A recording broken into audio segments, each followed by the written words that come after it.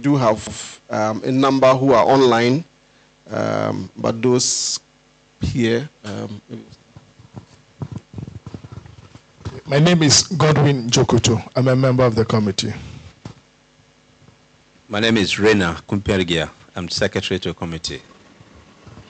Ibrahim Tanko Amidu, a member of the committee. And I'm Isi Ansa, also a member of the committee. Thank you. I think for those in the room, we would hold on when you are speaking or you want to ask a question, then you mention your name. But I would also like to especially acknowledge the presence of Honorable Ayiko Otu, former Attorney General, former High Commissioner to Canada, who has, I think, unofficially become a co-opted member of the committee because he has been with us throughout. Yes, we are grateful. Also to, so thank you very much for coming. Today's session builds on our discussions yesterday, also continues. The focus for yesterday and today is on local governance, decentralization, and chieftaincy. We had a number of very interesting discussions yesterday. For today, we have Dr. Emmanuel Akwete of IDEG. He would be the first presenter. We have Mr. Anchi Busiako. Yeah, I know there's one before Kweku. Yes, Kweku and Busiako.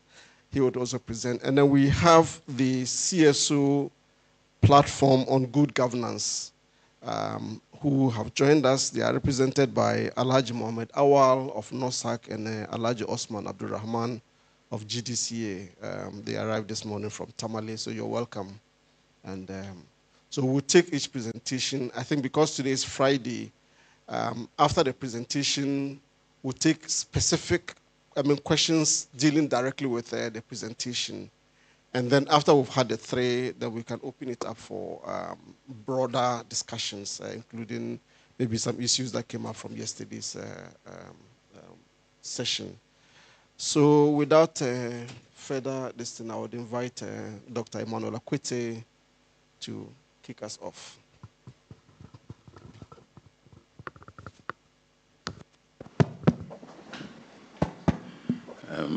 So we are looking 25, 30 minutes. Yeah. Okay. Thank you very much. I almost said, okay. Is it all right to say acting chairman? We are not disposing him. I mean, it's just.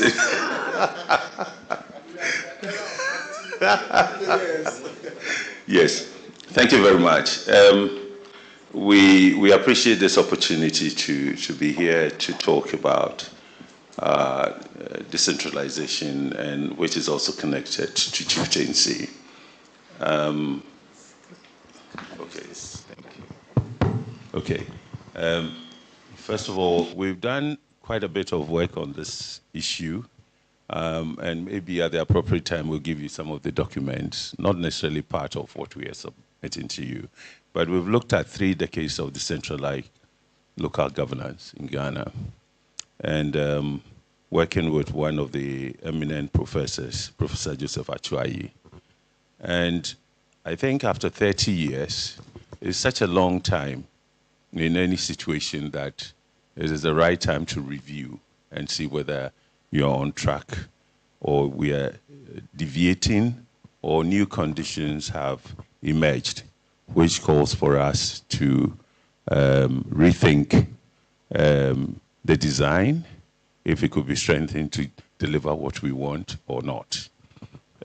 So in discussing the local governance as it is, decentralization as it is in Ghana, I think for us it is important to, first of all, consider that the Fourth Republic is what we call a hybrid democracy, hybrid multi-party democracy, in the sense that party politics is confined to the center, and in terms of elections, and when you come to the local, parties are prohibited or excluded, although the reality would tell a different story, but that's what it is formally and legally. And 30 years is such a long time that we felt strongly the decentralized local governance system we need to look at. I would, because of the time I have, I would exclude the background of the colonial times and so on, and just look at the period, this decentralized local governance system we have, where we have. The policy framework of the centralized local government is largely provided by the 1992 Constitution and the Local Governance Act 936 of 2016, although the local government system was established initially before the Fourth Republic, 1988, and then we moved into the constitutional era under the Constitution, and certain changes also occurred. But one thing that has been consistent is that it is an important part of government, because that is where policies and other important things are implemented to bring about the transformation or achieve the goals we want. And in that case, after 30 years, we first have to ask ourselves the design that said parties should not be involved at the local level, has it delivered what we wanted? Or have we come into a situation where we're beginning to see that this system actually created, preserve an authoritarian system and one that is multi-party based? Authoritarian in the sense that if you look at the practice, the president who is elected on multi-party elections and installed has full control over the executive arm of the local government system. If the idea is that he then could fully have full control and use the machinery to achieve his goals and so on, the 30 years on, we are told that it hasn't really worked the way it was conceived, and that the problems we are having today is that informally, unconstitutionally, or illegally, the political parties are there. The assembly system makes that very clear. And also, actually, we designed it to operate as a one-party local government control, because the people the president works with in local government, if you look at how the MMDCs he appoints strictly from his party. I think President Kufuor tried opening it up to other parties coming in, even if albeit in individual designations. It didn't work. So the president has full control over the local government system. And for us, comparing it to other countries where presidents would have to deal with local government, but not appointing everybody because parties get in and they're also elected and so on. Our system has been tested for 30 years, and we realize that actually the parties have gotten in. Assembly elections now are financed by parties, and parties make sure that they take on the positions. Presiding members strive and fight chief executives appointed by the president, and with a whole lot of issues there. This is one of the challenges that has emerged over time. We've also known that the institutional framework within which the parties work, the so-called the sub-district structures, have not been taken very good care of. It hasn't given us the strong machinery we needed to make sure that the reason why we excluded parties have been realized. Development goes everywhere, and our quality of life is improving, and so on and so forth.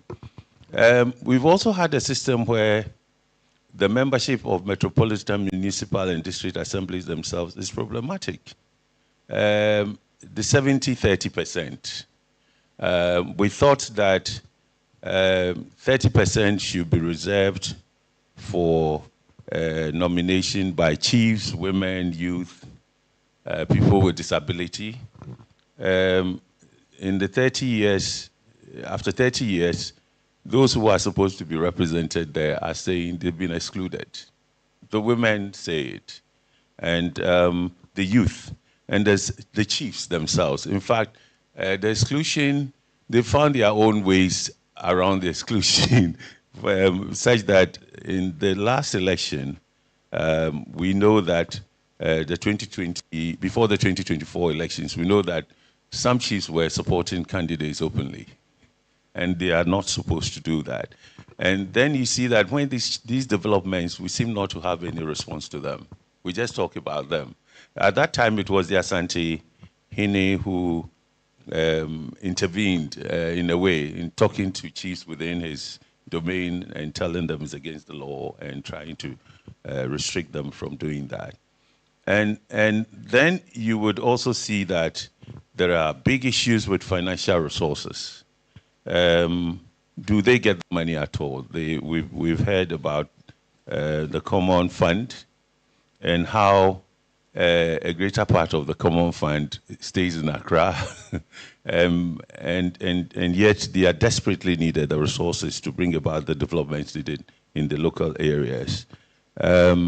Is even now, towards the elections, we were hearing stories about the common fund and how it was being used in Accra and all that. So clearly it tells you the systems haven't worked. Now, the idea that if we excluded political parties, institutions will work effectively has been proven wrong, because despite the exclusion on paper, there is clear evidence that the governing party controls the system. The MMDCE issues only one party monopolized, and the assembly, where we've also seen that is a matter between the two parties having their sponsoring their candidates, and therefore controlling. Sometimes the stalemate is quite serious. One of the reasons why we thought we could keep the parties out was that the state was going to find resources to sponsor candidates into assemblies. And I think they did it for the first year, 88, 89, but by 92, 93, the challenges were clear. And we were trying to find money, they were approaching NGOs and so on. But these days is boldly demonstrated that the state has not been able to mount, or the Electoral Commission for that matter, has not been able to mount the platform which independent candidates were to use to tell communities why they should represent them, and so on and so forth. So we've come to accept it now. The only difference is in elections, what makes us feel the parties are not involved is that we don't use their symbols, but the colors are used, you know. And we've also heard about a lot of tension in the assemblies across the board between the two parties. I mean, there is an NDC caucus or there's an MPP caucus, and this is all affecting the delivery of the goods that local government should give and the quality of life that should go on, the economy that should grow. And so in this 32 years, we're now getting to 33, the issue on the table is that the parties are involved informally, unconstitutionally, illegally, but there is no action towards them. And we strongly think that it's created a certain confusion where we are now seeing more serious political conflicts. In fact, it is affecting national level elections because violence in elections take place much more in district areas than they do in the city. And when you look at it, it is not just the traditional conflict, chieftaincy issues and so on, but vigilantes are real. And they control certain areas and they even threaten themselves and so on. So at the end of the day, the question is 33 or 32 years on, have we achieved the goals? Has it united us? Because we said, let's exclude parties so we are not divided. Has it promoted a quality of life in the districts where the economy is strong and people are finding jobs and meeting their aspirations? It is not. And what more is happening that is not really helping us? It is the fact that monies for the districts, development, we also saw the inflow doesn't go. Then you have the situation where you are looking at the government's presence, the security structures, okay? And you are told that, first of all, opposition parties, many of whom we do not see in the area, are excluded. So if you take DISTEC, yes, it's the police and other security agencies, but you wouldn't see party in opposition, NDC for that matter, when they were being brought into that system. And maybe the lack of jobs, the quality of education, public services supply, and so on, the levels at which after 32 years, no one seems to be satisfied or applauding that, yes, we've brought about a transformation. But the divisions are not just political. We're also seeing the communal angles of it. And we seem not to be able to handle this. I think for me, the fear I have is that West Africa is now, the context tolerates democratic politics and coup d'etats. And we have neighbors. And when soldiers, citizens drift towards soldiers, the same reasons that we set up the system to make sure our citizens' needs are cared for, economy is growing, good drinking water, sanitation, and so on. We've not appreciated them, we've not achieved them significantly. And that there are also those who think that some of the youth, young people who can't find jobs and so on. Last 2 years, or was it last year, the attempt of the educated ones, the elite, to get to Jubilee House, Julobi stuff and so on. But earlier on, the youth had actually sought to engage the army more than they had engaged political parties. And they are the generation of the future. They are going to be the future leaders.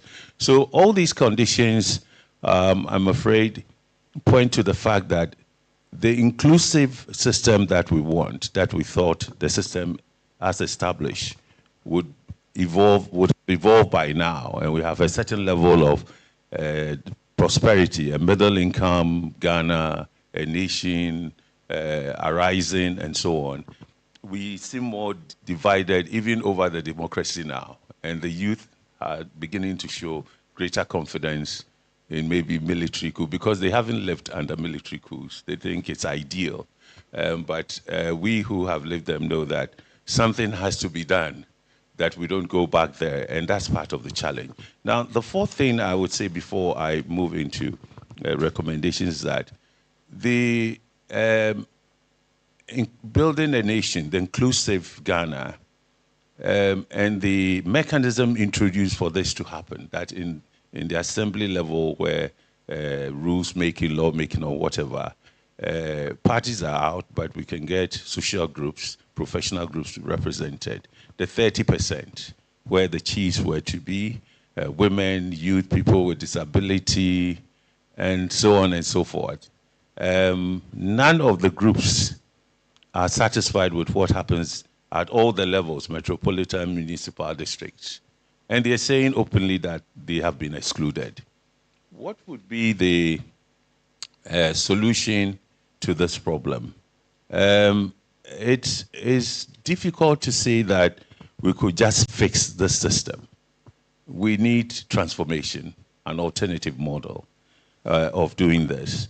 And unfortunately, we have put ourselves to say that Ghanaians really don't like political parties. and because of that, we have to find a way in empowering the current state of the decentralized local government, which says that, we should exclude parties, but the institutions will work, the monies will flow, the district chief executives would be accountable to the appointed government, and they would meet and they will work together for everybody's interest, the security apparatus and all that. Nothing is functioning to the extent that assures us of the stability of the system going forward. And there are concerns here. So if I generally would look at why I say the current state of decentralized is weak, I think for 30 years, this is what, there is incomplete political, administrative, fiscal, and economic decentralization. And this has caused the re-centralization of the system. There is slow progress has been made in the realization of the goal of the free and just society, which is the principal idea, the aspiration of the Chapter 6. And the political, economic, social, educational, and cultural objectives of the directive principles of state policy of the 1992 Constitution has not been realized in spite of the country's status as a lower middle income. I think we attained this status around 2010 or so, yeah. And halving of poverty hasn't occurred. In fact, CDD Afro post-election data 2022 would tell you that support for local government is dwindling. Although they were also clear that the level turnout in voting, and so hasn't changed, it's still low. It's stagnated at 35% or 34% throughout the period of the Fourth Republic. And we have also situations where poverty is spreading, the public services that will be delivered, water, the health amenities and facilities. In fact, when they were asked, the respondents, I think less than 50% had confidence in the local government system at the district level and below in what they deliver. The constitutional rules for decentralization vested nearly unfettered power in the president to organize and control defining traits of the decentralized local government, such as appointment of metropolitan, municipal, and district chief executives, Article 242D and Section 201-21 of Act 936, which is the latest and probably the current Bible, around 2016. This is what really everybody looks. There is also the creation of new districts, Section 112 of Act 936, which is in exercise of Article 2412 of the 1992 Constitution. I wish I wasn't quoting this. Because not many people would. But the creation of new districts, the appointment of 30% of the members of the metropolitan, municipal, and district assemblies by chiefs and other categories. We are told that all of this has not worked. So what is working, and how do we make them work? Between 1998 and 2015, voter turnout in the local elections, which is non-party based, has consistently been low. It ranges, in fact, now it stagnates around 35%. If you compare that to the national elections, it's only last year's elections that we're told we dropped to 60 something, but otherwise we've been around 75, 80, and very high recognized. But there are trends that we should be worried about. Between 1998 and 2015, voter turnout in the non-party-based district elections has been consistently low. We're told that, I've said that, but I wanted to give you the statistics, ranging between 33% and 41%, as against between 75 and 85% of the presidential and parliamentary elections, which involves political parties. So it raises questions whether really we could say that local areas, citizens, majority of Ghanaians who live in those areas really do not want parties to come into local government. I think we need to interrogate that seriously. The appointment of the Metropolitan Municipal and District Chief Executives and 30% of Metropolitan Municipal and District Assemblies have tended to undermine the accountability of the officials, the local government service people. And they seem to be more accountable to the president. But I think for President Akufo-Addo in his term, he complained a lot about how conflict at these levels prevented him from delivering his goals or achieving his goals. Indeed, in his first term, the conflict between the chief executives and the MPs were so serious that he devoted a lot of resources and effort going around the country, especially then the majority leader, to see how best there will be cordiality between these people who come from the same party. But also he proved that on some of the research done, that the demands from various local groups for chief executives, promotion chiefs, religious leaders, powerful chiefs, and so on. So there is some confusion and some chaos in the system, but it all shows that we are drifting more towards violence, dysfunctional institutions, and we are not being able to satisfy the needs of the people. So at this stage, then, we could say that decentralized local governance, that excludes the political parties, has had some benefits. It's improved. In fact, Ghana, compared to where we were in 1988 and where we are now, has transformed a lot and developed a lot. But that's not satisfactory enough. Conflicts of frosty relations between members of parliament and then DCEs, Metropolitan Municipal, is pretty high. Members of parliament, the MMDCEs lack tenure of office, just like in contrast to what the MPs have. MPs are elected by the people, and the president appoints the MMDCEs, and we know the politics of how within the party itself changes occur, and those who sponsor them and the preferences they make, and sometimes the president has to yield to those things if he's to get the peace for this work to be done.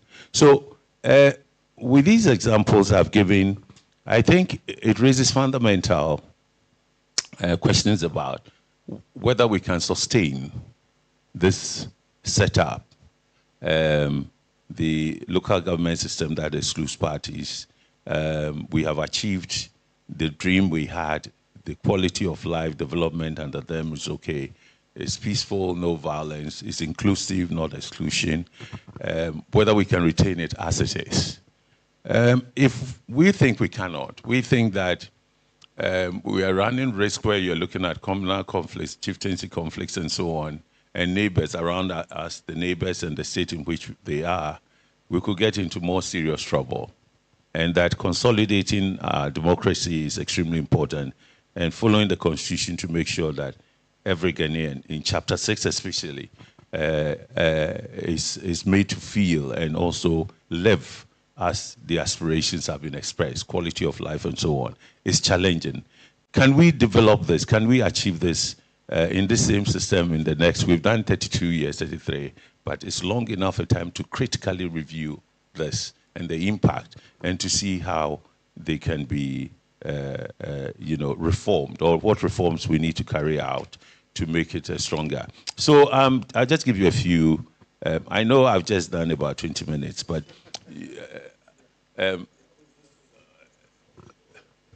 oh, you've taken some points from me by talking, because I had to listen to you. So listen. So we are looking at transformation, a structural transformation.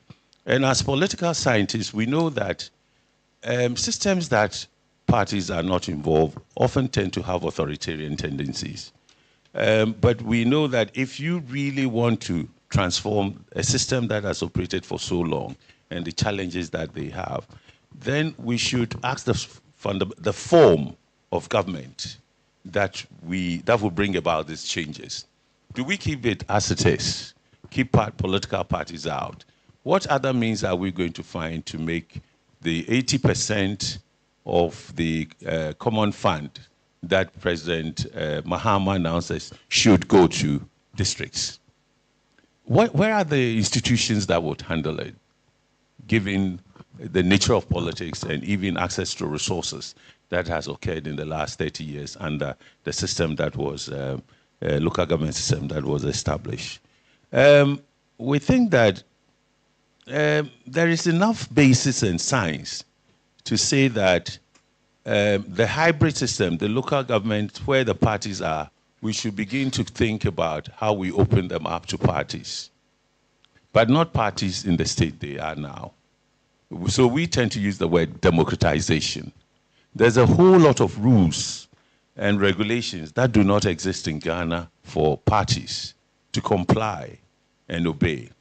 So we have a number of, I know Friday or maybe Monday we'll be talking about political parties, but we feel strongly that we should look at, first of all, how to minimize the destructive impact and excessive spending that is going on in the local areas, but is more geared towards party elections, and citizens are not getting what they need to do that work. We are proposing that we should ensure a substantial increase in the District Assembly Common Fund allocation and disbursement at regular intervals through the year. So in that case, the President's position is supported by us. But unfortunately, the structures to ensure this, given what is happening today, do not exist.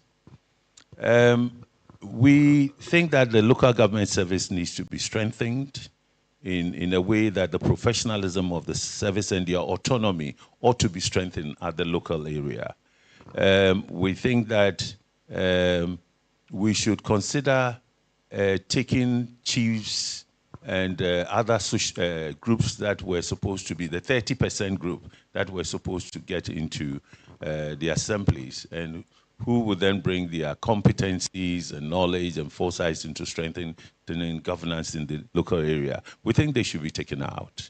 And rather, a Council for Local Development and Governance should be established for the chiefs. The chiefs and the experts, they want to work with them. But the chiefs must have a right to be accounted to by the assemblies, including even the chief executive in this body. They should be able to attract citizens from the area with different competences who they could work with. They should be able to have meetings with the assemblies and the chief executives and to be able to understand the development trajectory or ideas or needs or priorities that should be set. I think most of our chiefs now are so well educated, and some come from the UN and world global business and politicians and so on. And many of them are finding their ways to be chiefs.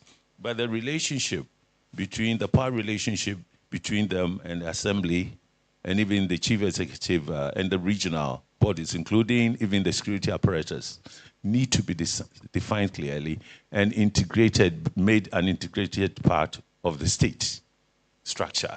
So this council means that then the 30%, we don't need chiefs there. We also don't have to bring our top experts who have retired, top civil servants, economists, engineers, they worked in the UN and so on. We don't have to get them into the assembly, but they can work with this Council for Local Development and Governance so that they are working with the chiefs, and the chiefs can hold members in the assembly accountable. They can have meetings with them. But fusing them as we did, I think has weakened effective governance in the place. The chiefs truly feel excluded. So it becomes political. Who goes into the third?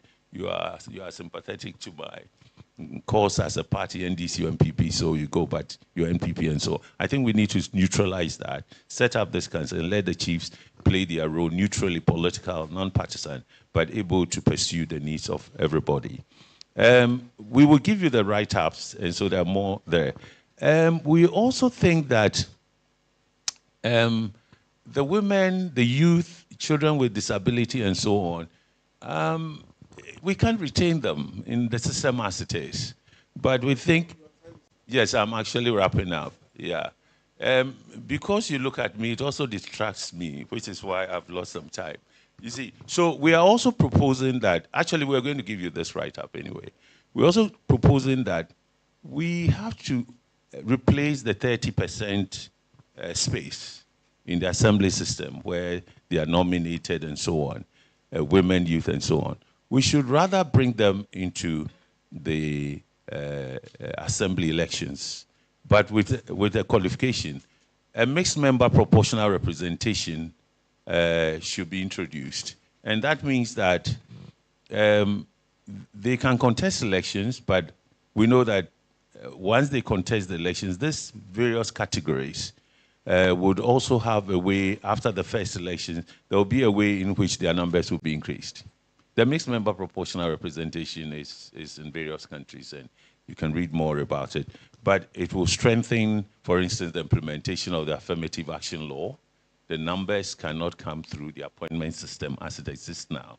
But if you introduce the youth, people with disability, and various categories we've interviewed and engaged, the blind and so on, you see people so knowledgeable with such competence and experience, but there's no way they get into the assembly. So the assembly needs to be reformed and made election, and the mixed member proportional representation.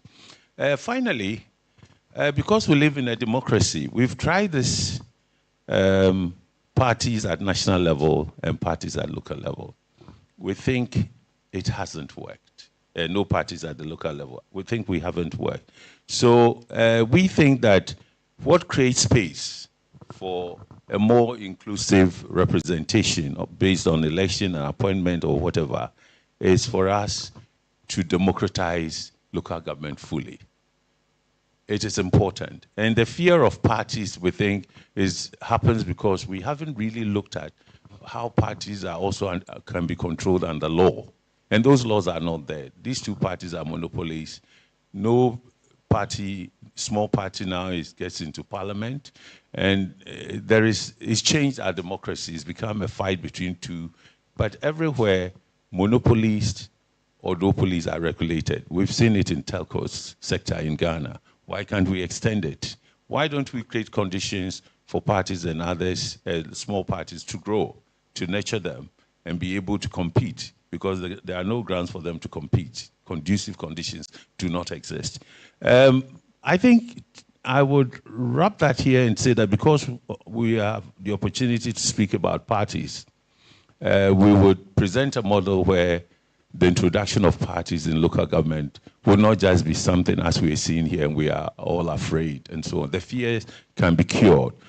For example, an independent multi-party democracy and constitutional reform commission can be set up to take responsibility of parties. It's not the EC. If you take the EC, there's no state agency taking care of parties. So, but in other countries, they have. So we have this. We also think that if parties are going to do well, we need to create a fund for them, not to contest elections, but in the interval between elections, parties must have the capacity to input into public policy and hold research, support them. President Kufuor, after leaving office, also spoke highly about the need. But this is what happens in all democracies. In the British system, every year parties talk policy, not elections. And they are sponsored by the Westminster Foundation. You see that in the Scandinavia. You see that even in the US, parties have access to resources to research or bring researchers in. So their think tanks are not financed solely by them. So it is important that we learn from others. And if we can set up these two, adopt the mixed member proportional representation, have the Council of Local Governance, Local Development and Governance, we would begin to see that life in the rural areas will begin to change. The economy would grow. It's part of Ghana until we transform our rural economies and so on. We cannot say Ghana is a middle-income country and is rich in. We wouldn't fulfill the goals of the directive principles of state policy. I'll end it here, and you could tell I acted within time. Thank you very much.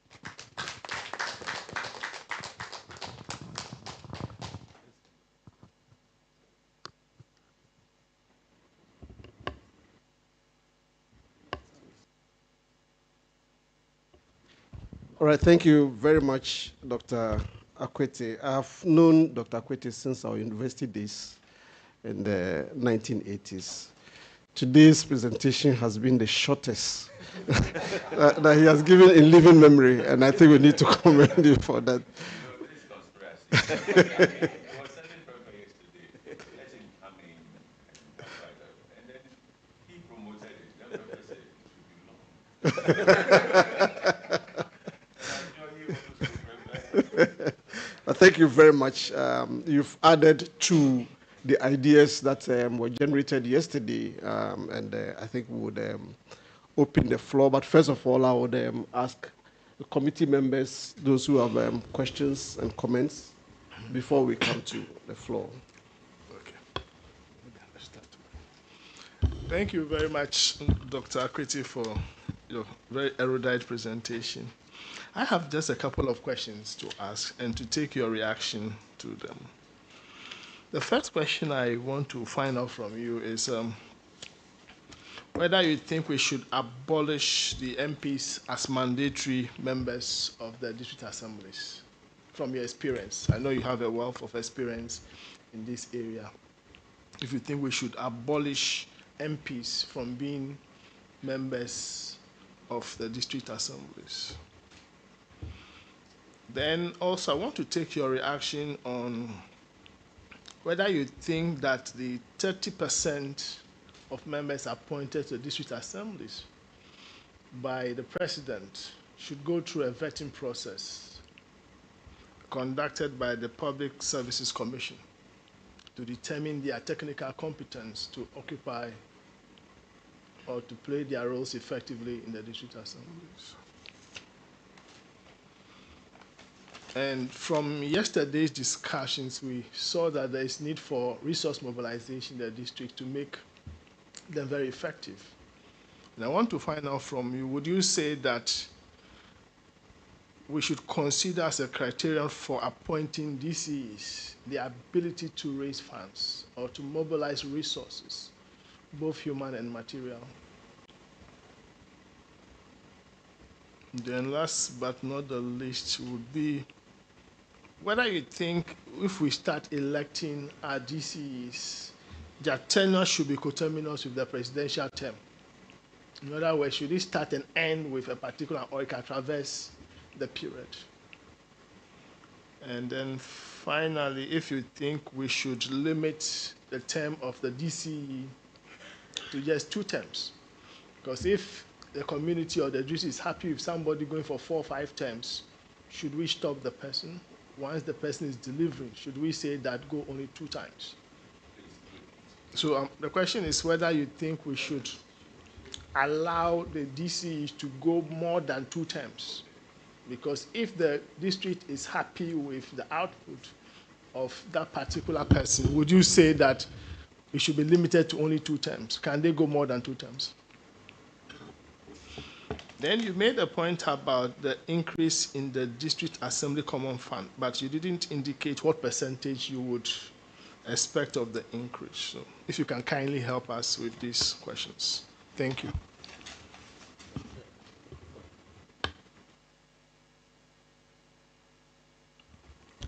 Thank you, Chairman.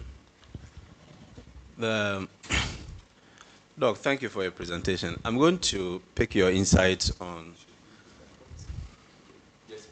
the first question of election of MMDCs versus on political lands versus election on non-political lands. I'm going to pick your views on that. Most of the districts are almost coterminous with our constituencies as we have them now because of the nature of the creation of constituencies and the districts. So they're almost coterminous in terms of boundary and all. The character of a district is almost of the same character of a constituency. Now, I've seen the argument made that electing DCs or MMDCs on partisan or on party basis would allow small parties to put in candidates so they can grow. You know, if they're able to, the point is that if they're able to put up candidates in specific municipalities or districts, and they're able to succeed in electing them on the smaller party basis, then they can grow and increase and become more competitive as political parties. Now, the question I have is that in terms of our parliamentary election system now, doesn't that offer the same opportunities for these smaller parties to compete? For instance, if you are CPP, and I know that CPP used to be competitive in the Bolgatanga constituency. So even when they didn't put up a presidential candidate, they were able to put up candidates in Bolga Central constituency and win them, despite the existence of NDC and MPP. So that opportunity exists. So I do not see the argument that the electing them on party basis is the opportunity they will now have, because they already have that opportunity. What would be your response to that? Because that opportunity exists.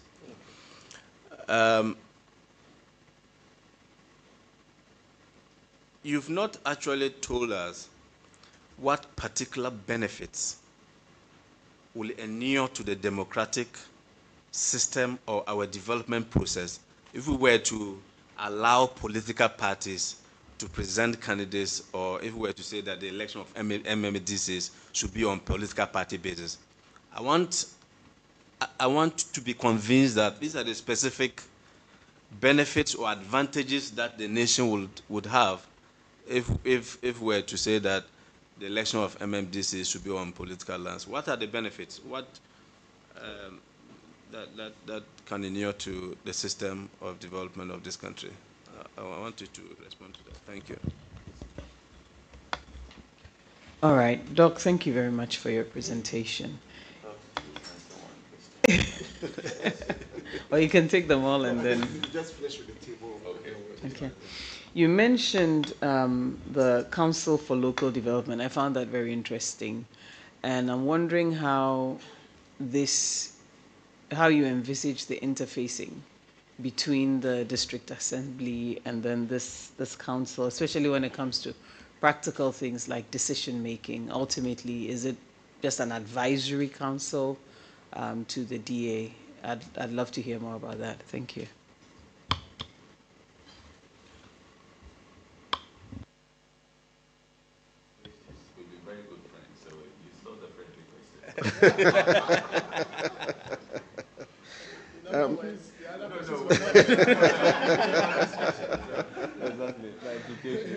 I think just building up on Prof. Esi's question, we've had a number of submissions around the effectiveness, non-effectiveness of the Council of States, and quite a few issues have come up. And so when I heard this, your council, my mind went to Council of States, and I was wondering, are we trying to replicate the Council of State model at the local level? And if so, how do we ensure that all the big issues that we've heard about the Council of States are not replicated at that level? So that's one. The second is in terms of who appoints. If you mentioned generally chiefs, then along the line you included, experts and etc. Who appoints? What based on what criteria would they be appointed? What kind of role would they play that would be different from what the assembly members would play, or the assembly in session would play? Because my understanding is that the assembly advises, it approves, it does, etc. Wouldn't this be a duplication of what the assembly itself would be doing?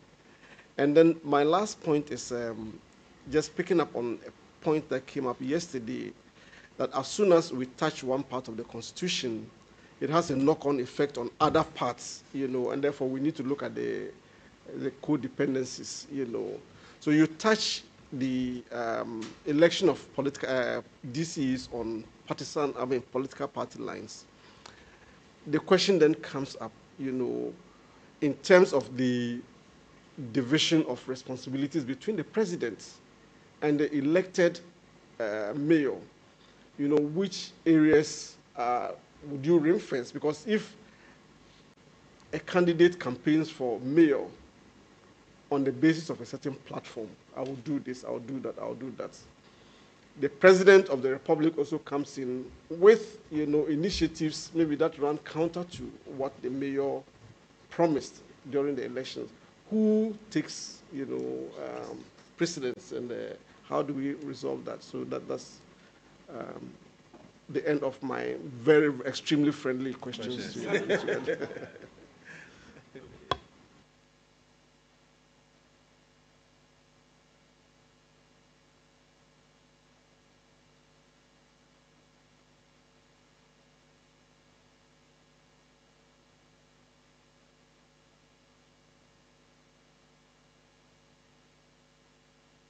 Her leadership, Sophia Adinira, is on the line. She wants to ask a question. So, yeah. Yes, yes, they have. Yesterday, Charlotte. So, your leadership, the floor is yours.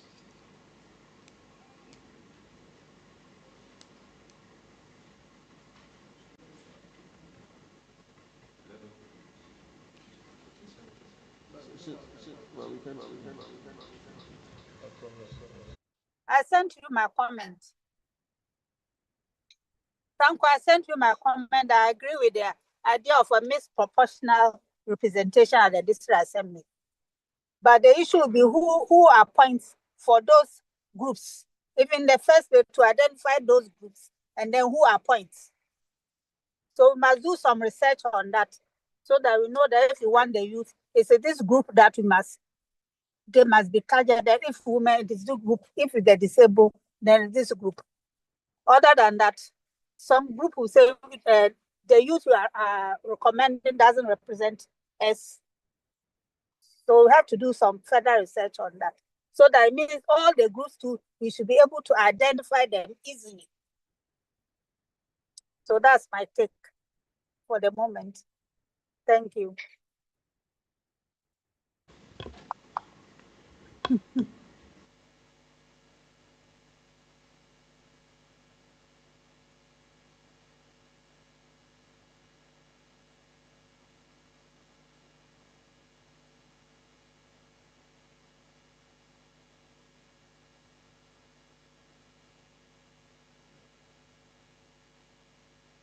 Okay, thank you very much for the questions.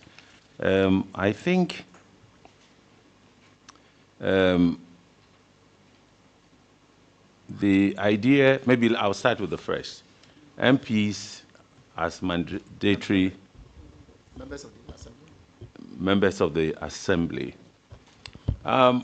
Well, I think the system we innovated, which we've operated now, is unique in its own ways. But if you elect assembly members and you also elect MPs, they usually tend to be from the same party in the existing systems I'm talking about, not in Ghana. And they have a way of working within a party framework. The strategy there is. And the MP, they depend on each other because the mayor will depend on the MP to, when they need resources, it's Parliament that makes those decisions, and they will bring, there's a way in which the party gets involved in coordinating them. So you don't see the rivalry or the tensions that would usually occur because they operate within the party, and the party has rules. They meet often, they strategize, and so on. In the case of Ghana, I think the parties, I don't know how the parties work with them, first of all. And MPs are like, or the people at the assembly level are like autonomous. Okay, if they are affiliated with a party, it is only the governing party that probably would meet them and so. But we learned that there are MPP and NDC people in the assemblies. What influence does the party have on them? I think the party tends to have some influence on them, although it's not open. Okay, because if it becomes very open, but everybody knows that the system as it exists today is likely that NDC would be in opposition, but would have people in the assembly quietly, and sometimes they negotiate. And I really haven't thought about, or haven't encountered a situation where the MP has to go there to make it so obvious that the party is playing its own. But I think there are informal engagements. I think the parties do influence them. First of all, the parties finance them these days, and they have to listen to certain rules of the game. But they don't make it, because the law says you are not formally in there. They have different ways of playing that. In the developed countries, in the countries where multi-party politics are in local assembly, the parties are stronger. They define what needs to be done, what you represent, except if you are independent. And even independent MPs sometimes need support to get their policies or their proposals through. So there's a lot of caucusing and trade-offs, and if you do this for us, we would also support you on this and that. Here, we haven't introduced that system for a long time. But I think if we agree that we are opening the system, I think MPs, as mandatory members or members of the assembly, and the law says you shouldn't be there, and you having to do things quietly. These days it's open. I mean, the assembly people do not hide their party affiliations. But there's no law, there's no policy. And so they do it, you might think it's illegal or unusual, but nothing has happened to them. So unless we change it, and it's very clear that would an assembly controlled by, let's say, an opposition party, and a governing party that needs their support, maybe given the situation in parliament, they trade, they meet, they discuss. There's a certain flexibility, but parties are involved in all those because you can't act against the party. So if you know that the opposition part needs your assistance and so on, if you take the parliamentary system, this is something that you would have to be directed, that yes, is our strategy and so on. Here we say they are not, but they are involved. But I really don't know. It will be open and more structured and more if we open the system. Now they have to do it nicodemously and even claim that they never did it. So that's, yeah. This is better than that. Sorry, this. Is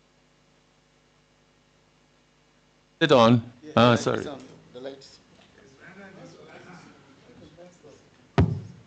Okay. Mr. Chairman, it appears that the question which was asked is based on Article 242. Article 242 provides that a district assembly shall consist of the following members and be the member or members of parliament from the constituencies that fall within the area of authority of the district assembly as members without the right to vote. That is what is asking, whether you think they should be abolished. This particular thing should be amended so that they are taken out.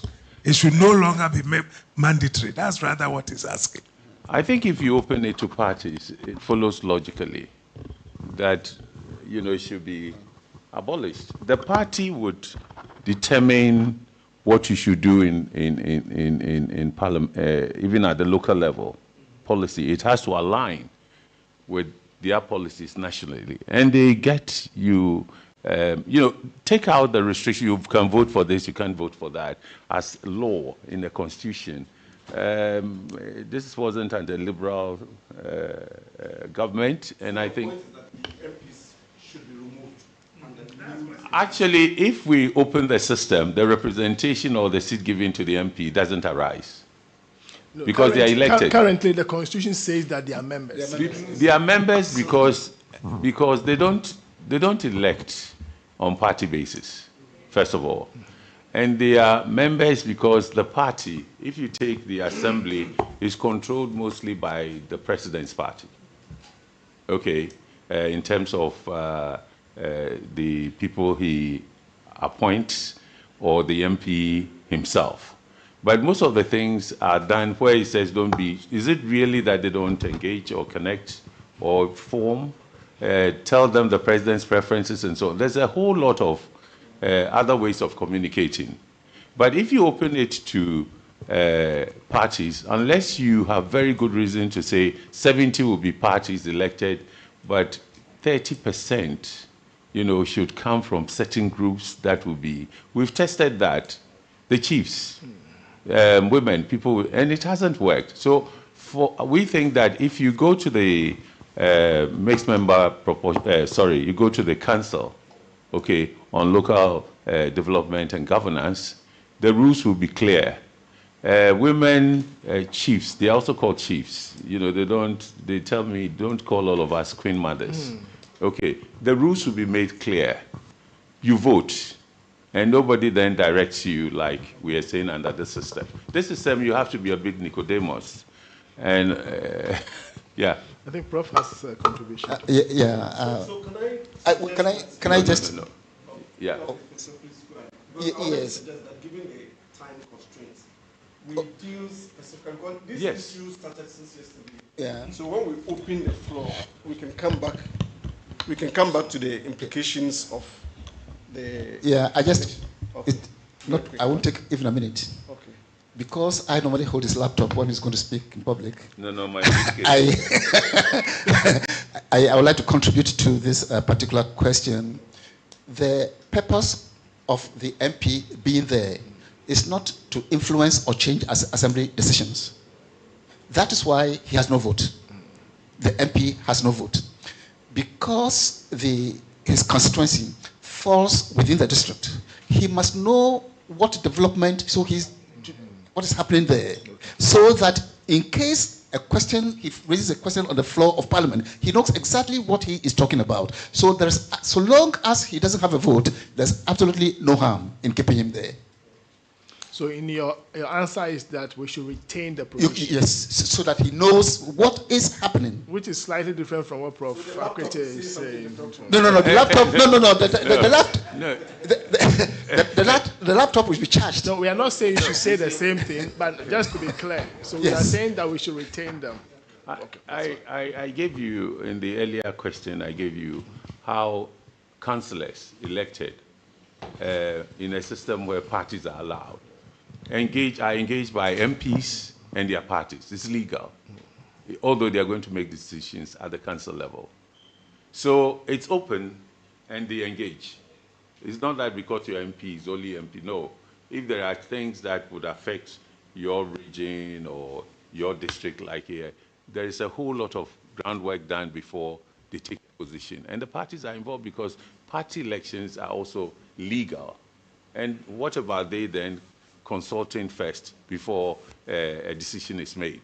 This one is peculiar, where first you said no election, but the MP comes, the MP doesn't have direct yes, but you're thinking about the decision, yes, it's in Parliament, and so I think it was done to just make it possible for the system that is really a bit peculiar to work well.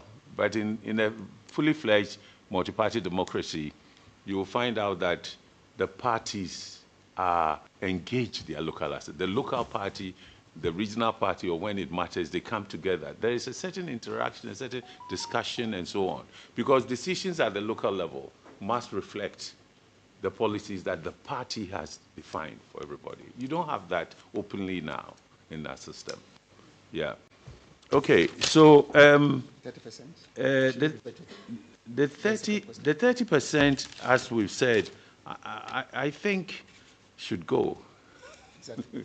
That's why we said create a separate entity. Yes, the mixed member proportional representation will work it out because you have a certain, by law, a certain number of women, if you meet a certain first voting and whatever, would have to go in. It's not like every time you are doing the first vote, second, no. You got this, you are the majority in the local elections, And the law then says, then you can add this number because they just want to make up, close the gaps that we're having now. Now it is not like that. And the chiefs will tell you they are frustrated. The women say they don't even know, they are not consulted, but people are appointed. The chiefs are saying the same. Okay. As for the youth, I don't know. They are a bit disillusioned that this system didn't create for them. But if we look at what happens in other countries, like the Scandinavia and even Nigeria, you will find out that the party relationship is not detached from local and lower levels. They are involved. They are only structures to those who make policy, but the needs must be transported along the various levels. Yeah. Resource mobilization should resource capacity to raise funds should be qualifications. I think in a party system, the budget is part of, includes the DCE, but the district's needs, and you would have access to that. But you could also raise local resources, and there are clear rules. The technocrats at the local level have so much power to do many of this. The TCE, in their case, the mayor, is seen as a policymaker. But he's not so involved in the machinery, the details of things. He makes policy. Just look at the US system. They want to raise a certain level of funding to do something. The budget is not enough and so on. They are going to raise funds in a rich country, people who come from the districts or firms doing business there or philanthropies and so on. They will say that, yes, this should be done, and it's going to be done by this. He will launch the program, and he might use his influence with people he could talk with and so on. But really, the operational things is not involved. You know, it's left to the bureaucracy to handle it and account to him, and then he would. So they don't go, they are political leaders, but the bureaucracy does the work of once the policy has been decided. Here, it's sometimes very difficult to see how the MP has all the powers and could go, the MMDCEs. There are MMDCE MP conflicts, even from the same party. And all these things, they have had the experience, so they work it out. Okay, I thought you said we should stand. Yeah, if we open up the system, it will be opened up in the way that the resources that go to districts will be at a certain level, you know it openly, and the role that common fund plays might not be needed at all, because then disbursements will be made directly. But if anything, they have representatives in parliament. In the budget. So if I understand you, we don't need to show evidence that the particular DC has the ability to raise funds or other materials for development of the community. Sorry. If it's an independent candidate, but if it's part of a party, the party structures are up to the local and they influence it. What you're going to do is not independently you. So let's say that they are elected on non-political party basis. Okay. For example, would you expect that that person should show some evidence of the ability to raise funds and materials for the development of the area? Oh, yes. You said they should, elect you, but you work with the structures. You see. So if you are independent, for instance, and you are going to work in an assembly or that is, has strong parties, you would have to negotiate well to get your things approved. They will trade off. They will do certain deals. So it's not something that you can just say, well, because I'm independent, I am saying you should all go this, because they have to approve you. But you don't need to show evidence that in your past vocation or experience, you have the ability to raise funds. That is even done before you become the mayor, because the party would vet. Usually it's not a monopolized thing that somebody nominated you and said, they are going to elect for you, they are also going to elect you within the assembly. And the parties will back you or not. Sometimes you would know you win because party A is supporting you and has assured you that all the members would vote for you. You know, but if you are going to really say, I don't need the parties and I'm going to do everything, I think it will be difficult because you depend on the vote in the assembly and the parties split between the parties. You might not have to do all this depending on your relationship with the governing party. Independent candidates are really not opponents of everything a governing party has. But you have to convince the independent, and there are trade-offs. There are clear trade-offs. Otherwise, you wouldn't influence anything because usually you could be the minority.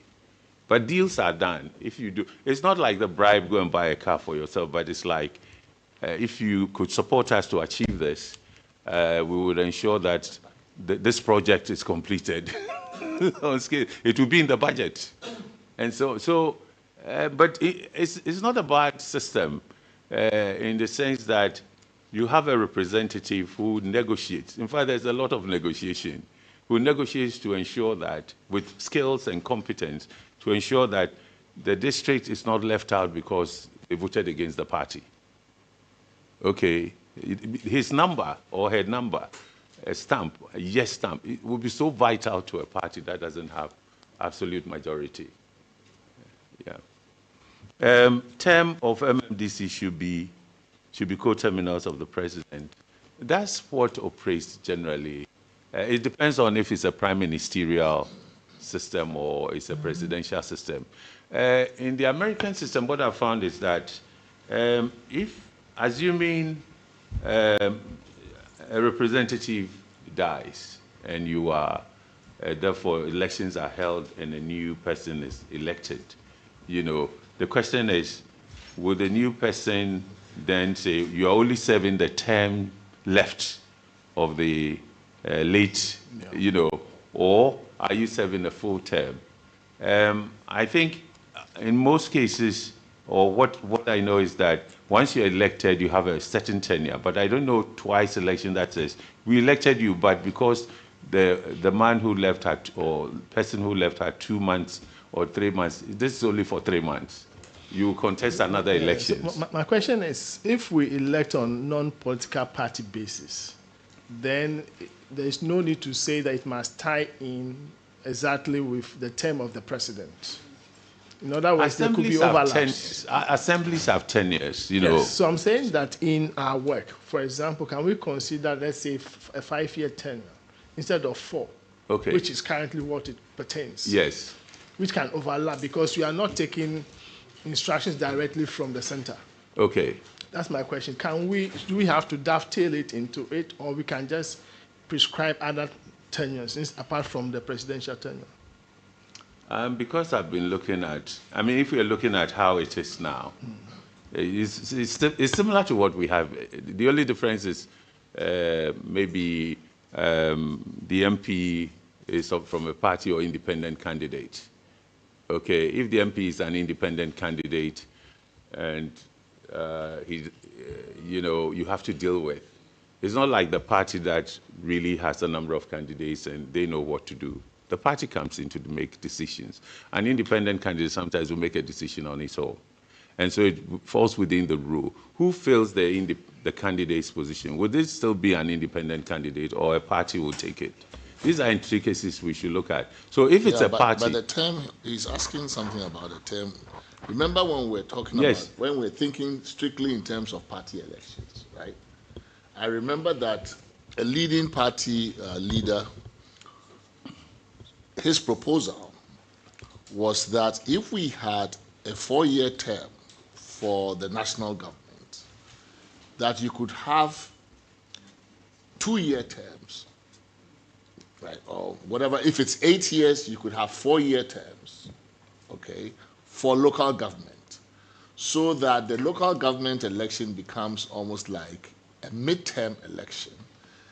That's like you have in the US, where you have the presidential term is 4 years, but the House of Congress, the lower house, has 2-year terms. And those elections become a referendum sometimes on the national government because they are all the same party. So for example, with Trump as president, the Democrats are looking to the next congressional election, which comes up in 2 years, to judge public reaction to what Trump is doing. So this leader, a Ghanaian political leader, his view, which he shared with me, was that if we were going to keep doing this on a party basis, then the 4-year term would be punctuated 2-year increments by local government elections, at which elections Ghanaians would have an opportunity to almost express a certain opinion about the direction of government. So the term issue is relevant, right? I mean, it doesn't have to be coterminous with the term of the president, and so it's something to think about in terms of, you know, if you do it on a party basis, which is your preference, then there's this other interesting benefit that we get from doing it not coterminous with the national government's term, so that people can use those local elections to express a certain opinion about national government because they are the same parties that are vying for power. Yeah. So I think it's relevant, I mean, consideration to think about. Yes, but the way I looked at it is, you have a 4-term, you passed on somebody. No, as for that one, it's not okay. A big deal because not in relation to somebody passing. Please, because could you put your? Okay. You know you were not here. No, but so it's not in relation to that at all. Council, Mr. Manangasanami. But no, I'm the chair. So I will instruct the chair how he should do his chairmanship duties. No, I'm not doing you should be very careful. I thought he would finish. This is contempt of courts of committee. No, I thought he would bring it up so that you. No, but I think you're answering. I mean, he's not talking about the term being punctuated by the death or something. Maybe that question is relevant to whether or not we elect 2 people on a ticket, right? Because if the mayor were to pass, and we didn't have a deputy mayor, for example, what would we do? Would we have another election to elect a mayor? But if you had a deputy mayor, he or she could step into the shoe. So maybe that makes the case for having a deputy elected together with the mayor on the same ticket. Yes. When they're elected, right? Yes. So it takes care of your problem about, you know, who completes the term and all of that. So it's not a big deal. Sometimes there will be no election for a new person, isn't it? Because the deputy, yes. Sure, of course. But where elections have to be held, maybe let's say in the 2 parties are neck and neck and closer to, elections, would you then say that you will still contest election to determine who takes that seat? But it is strictly for up to the period that a new election has to take place. Elected, it would extend to, it will have a new tenure of 3 or 4 years.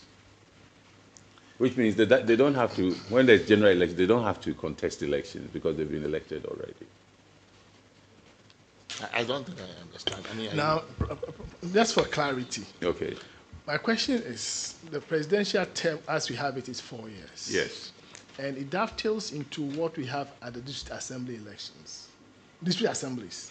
And I'm asking, if we go with a situation where you can elect on non-party basis. Non-party. Independent candidate. Yes, I prefer that. Then the term of the district assembly should not be coterminous or dovetail into that of the presidency. In other words, it can traverse. Let's say we can have a 5-year term for the district assembly, whereas the presidential term is 4 years. It should not necessarily match. Can we consider something of that sort? I haven't really come across much of that. Yes, but I think the fixed term, at the moment, if you look at the 4-year terms, they are 4-year terms. However, there are people who midterm are elected, or even elections in the last, somebody dies, they come in, and they would, depending on what the law says, they will continue. And so there will be some elections that will not always align with the national because of the way this is. No, in the current system, it will align. No, I mean thinking that to say that local government, you could have a longer tenure than the presidency, I don't understand why it should be. Yeah, why should we do that? But you could understand why it could be shorter. Yes. Sorry. Right. I mean, if as one of the presentations I did from the IMCC, part of, because we're still a unitary state, right? And the local government will continue to implement at the local level the national policy, which presumably is the government's policy. In addition to their own pet agenda or priorities at the local level, they'll continue to implement national policy, which at the national level is set by the president. So if you have a term that goes beyond the president's term, it's a bit anomalous. This is why you never see it, right? But it is possible that you could have a term shorter than the president's, which happens often, where, new elections. Yeah, where, if the president is 6-year term, we cut the local government one into 3-year increments, and they do it, so every 6 years you do 2 local governments, right? I mean, I'm not saying that that's what is ideal, but it is a suggestion that I have heard from a leading political figure who said his idea of local government election was to play a similar role in Ghana as midterm elections play in the US, where you have a 4-year term for the president, but 2-year terms for the House of Representatives. And that opportunity is used by voters to send a message to the party that controls the presidency about how they feel about the direction of the country. Would there be use in Ghana for doing something of the sort? Not coterminous terms. I think these are new situations. Once we do the reforms, then we'll look at how they'll fit in. But as it is now, I like the midterm power that is given to voters to express their views. But you're talking about a federal system. But it doesn't have to be federal. Yes, but if it's the unitary system that we have, what I'm not certain about is, would we allow by-elections where winners' tenure extend, are valid, and therefore go beyond the limit, the last year of a system, a presidential term, and so on. I haven't thought about it much, but I think we're a unitary state, and maybe America being a federation, we don't look at how these things would work much here. But it's an idea that probably needs to be thought through. I'm just not sure about its merits, whether somebody should be elected. But of course, if somebody passed on and the candidate, new candidate, and the constituency say, this is the person we have, shouldn't it always be a 4-year term that you have? Those are things that I think we may have to decide on. So you could be elected just for a 1-year term, and then you do another competition or election when we move into a general election kind of situation. I think there's a lot of money involved, sure. And it will discourage that. But in the federal system, I am inclined to think it's possible to do that, but not in a unitary small state like this and so on. So you can do 2 elections. The party will have to find money to finance it. It might not be your individual trying to find resources to do that. There are times parties will come in. Okay, I don't know if... I have questions. So you're done? No, he's not done. Should I? There are 2 other questions. The term, okay. Yeah. Whether we should limit it to 2 terms for the DCE, or we can have more for the DCE. Maybe if you find we should him to be working hard and producing the results, why not? Yes, what would be the justification? I think we should, if we open up the system to parties, we should try it as, if it's a general election that is held, the problem I have is that if somebody passes on. No, it's not passing. Why are you killing people? A very specific question about the term. Should we have a 2-term for mayors? No. The same way we have for presidents. Okay, I think what I would take into account why I think they should be held at the same time would have to do a lot more with elections, financing, and problems related to that. So they should have 2 terms. If it's 2 terms, they should limit them to 2 terms.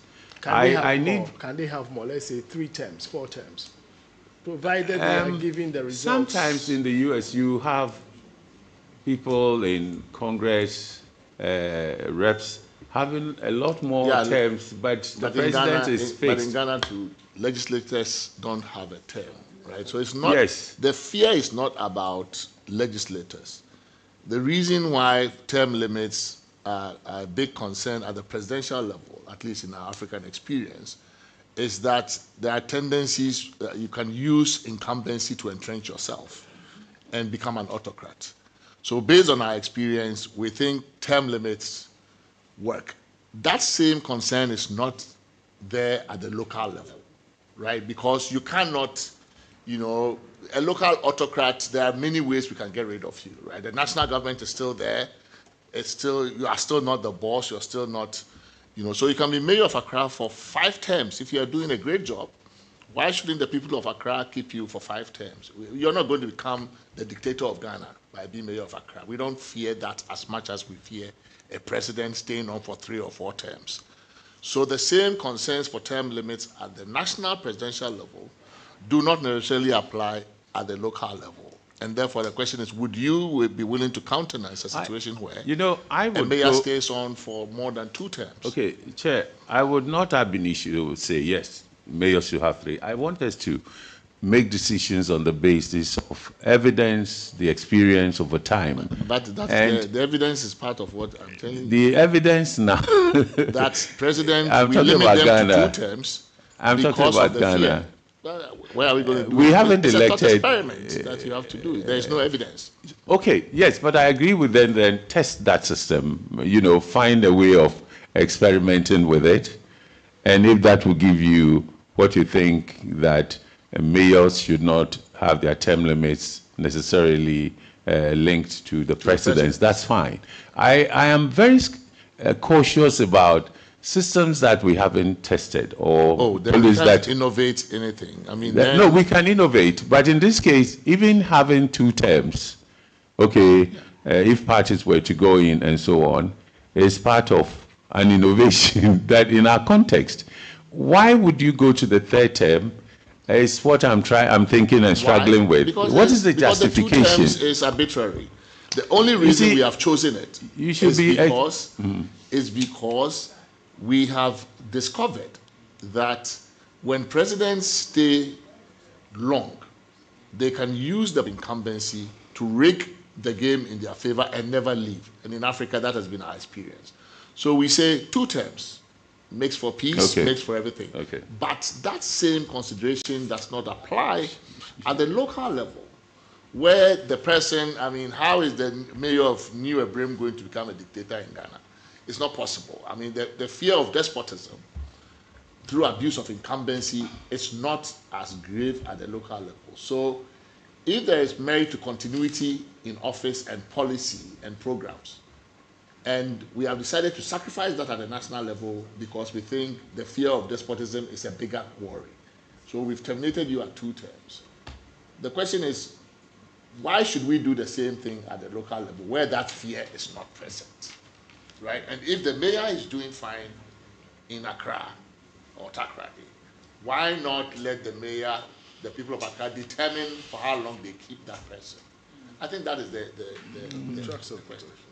Because the report of the 2011 Commission keeps it at 2 terms, right?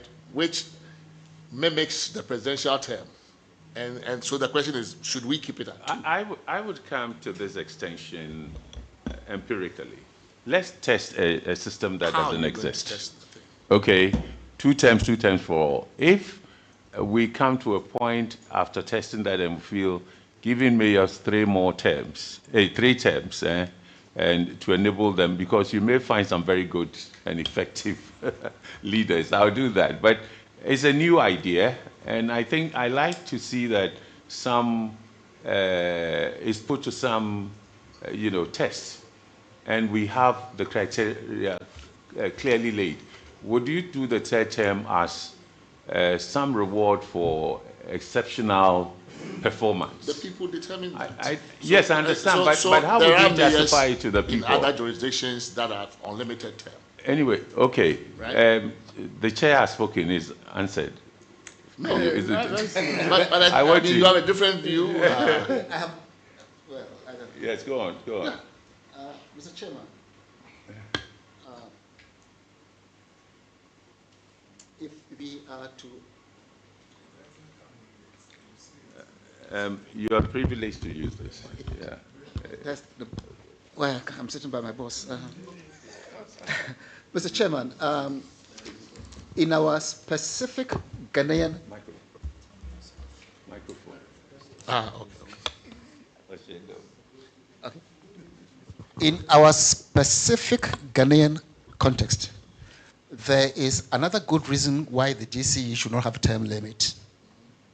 The source of the conflict between the DCE and the MP, one of the sources, is that a young man who becomes a DCE, if he's limited to just 2 terms, then he has to think of where to go next as a politician. He wants to go to parliament. And this has been driving the DCE MP conflict for a very long time. So if we removed the term limit on the chief executive, this conflict would be substantially reduced because he knows that he can run as often as he wants so long as the people are happy with him. Okay. The justifications are legitimate, and I think we should move on. Yeah.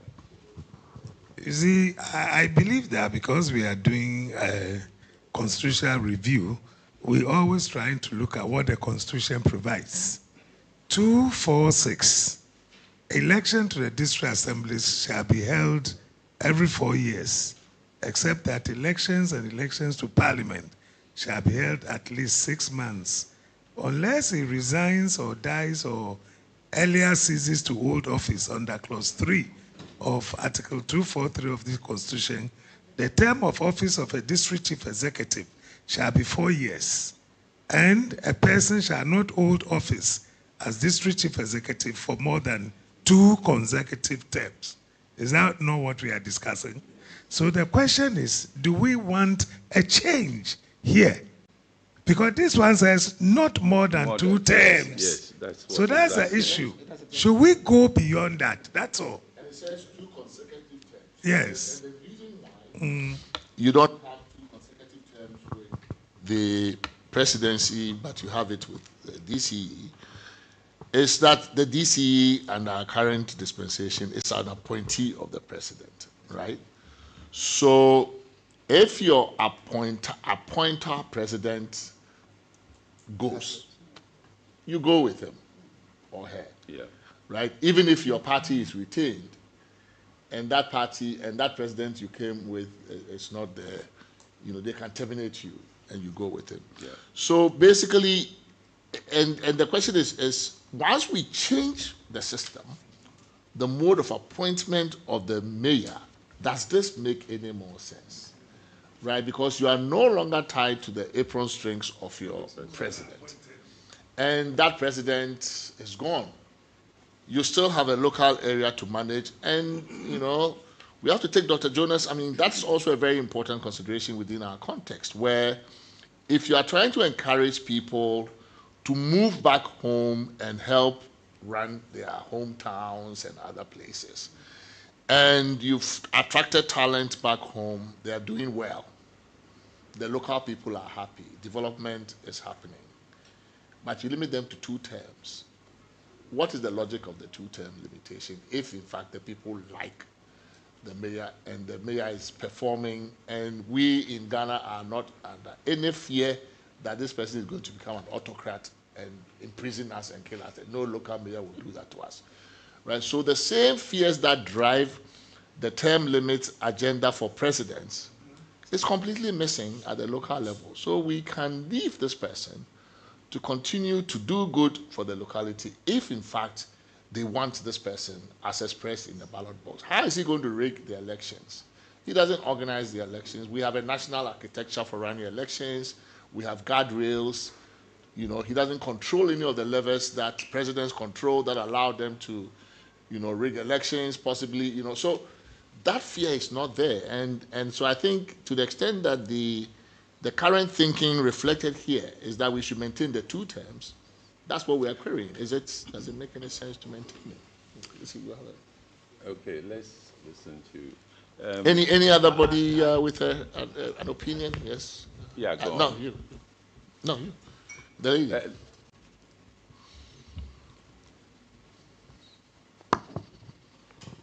Good morning. Yeah.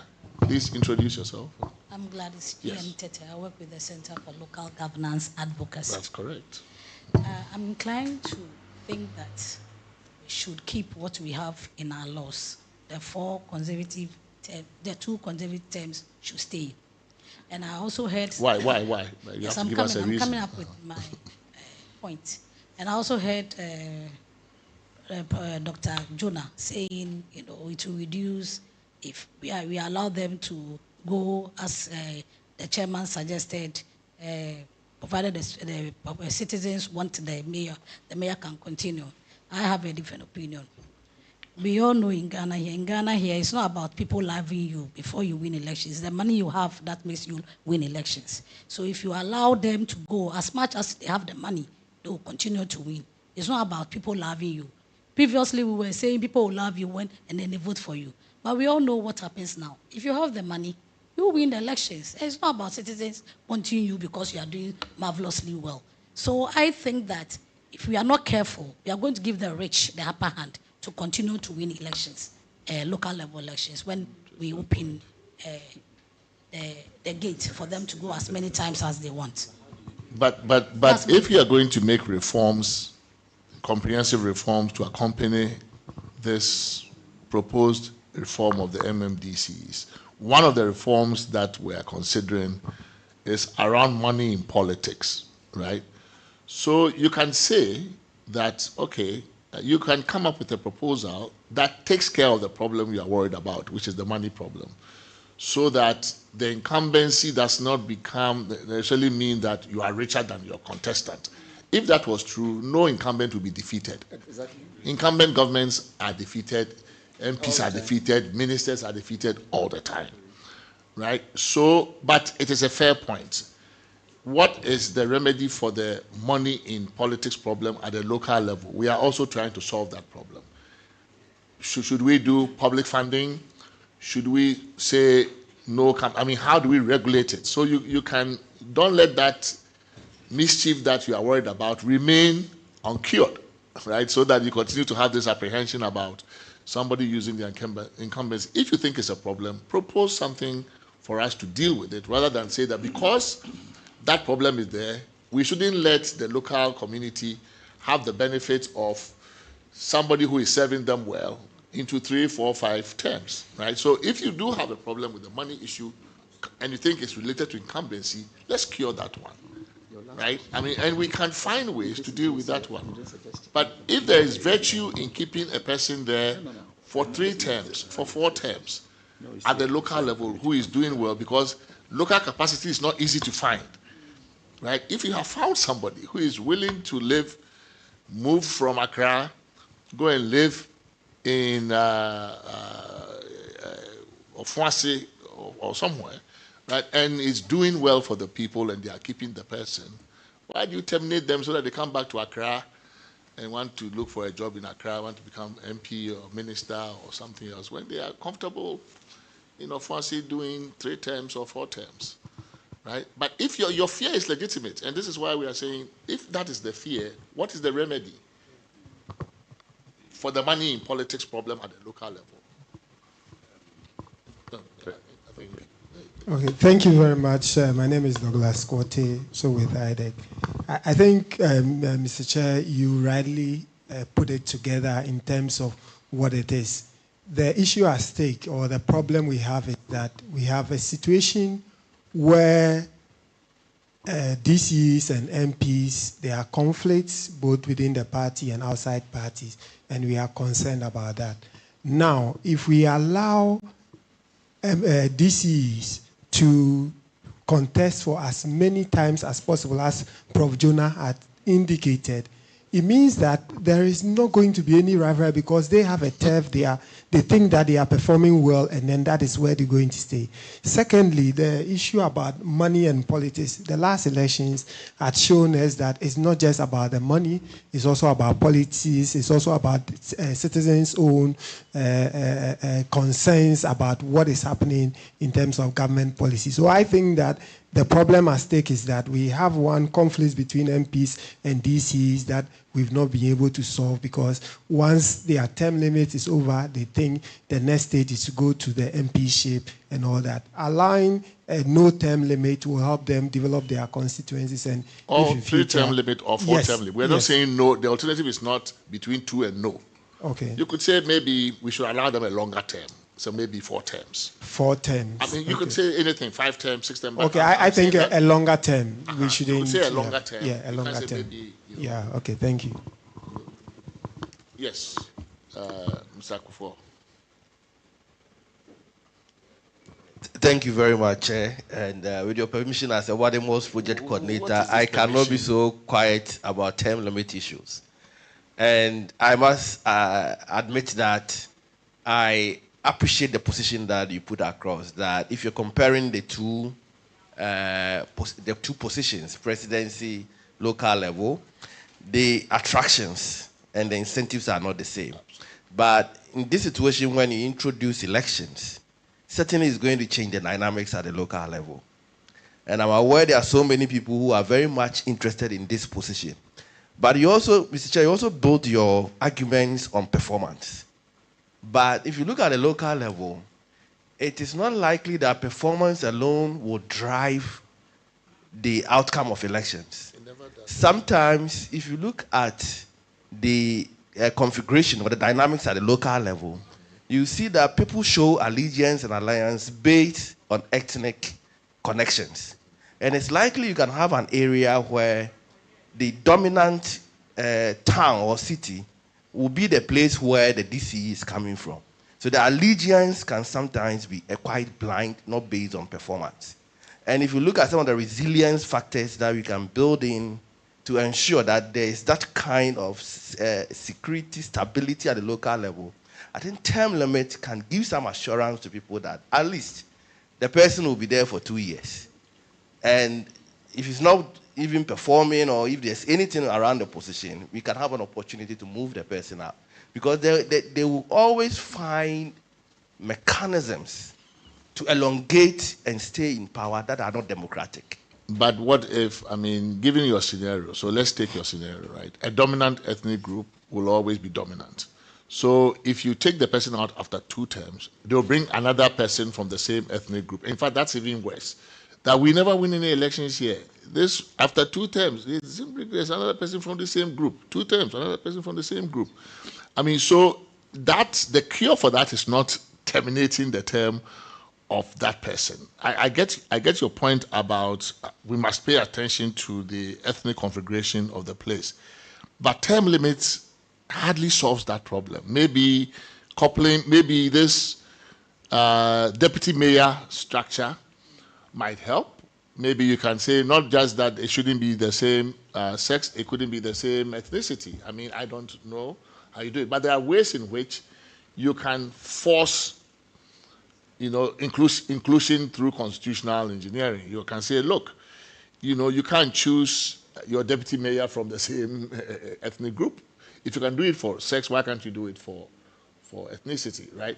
But the term limit as a solution to that is a bit dubious. I don't see how the term limit solves that.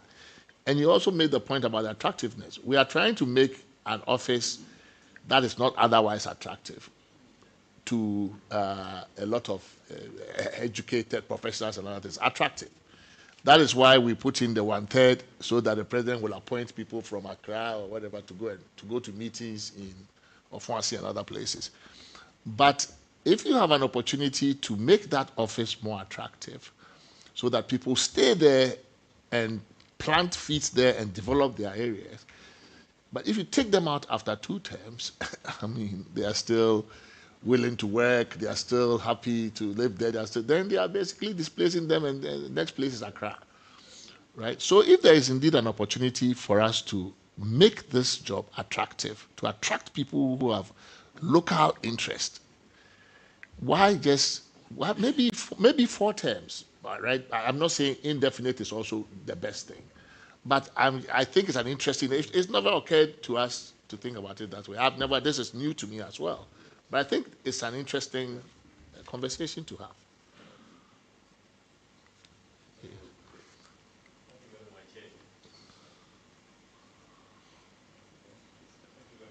Chair Mohammed Awal Al Hassan is my name. I'm with NOSAC. Yes, on this subject, I think that term limit is good for us. For me, except to say that I will not go for 2 terms, at least 3 terms. I will go for 3 terms. I've seen parliamentarians who have been in parliament since 1982, or is it 1996 now? Honorable Collins Dawda, 1996 up to date. The people still vote for him. They always look at his work, maybe his relationship, how he's relating with them, and then they make decision to keep him. There are others that they've taken out recently. So we are going to expand the stakeholder.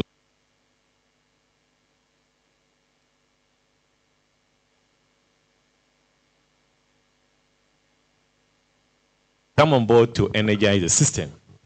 And also they have the responsibility to make sure they get quality to represent them. Otherwise,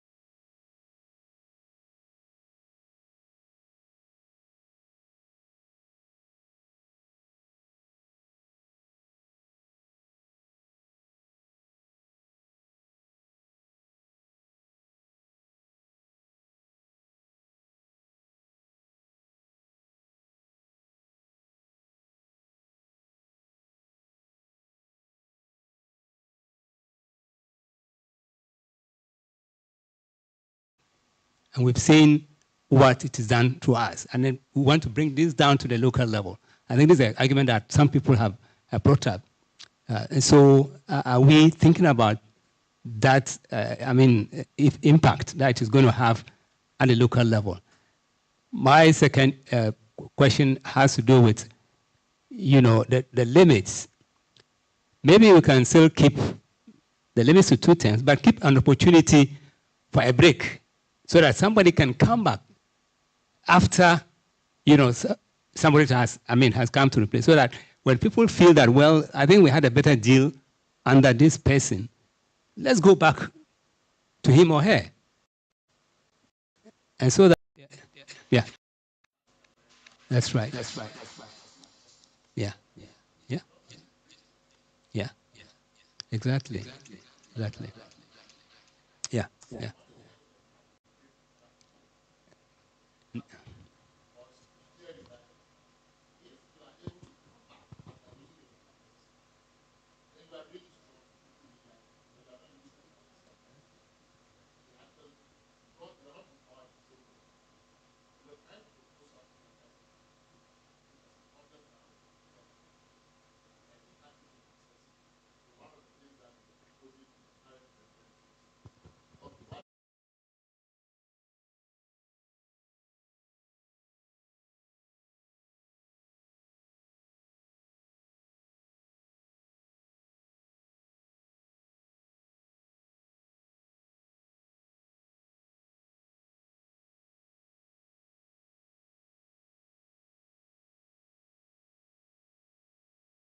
So he's refusing to agree to the change in term limits. And we thought that maybe what if we threw in this proposal?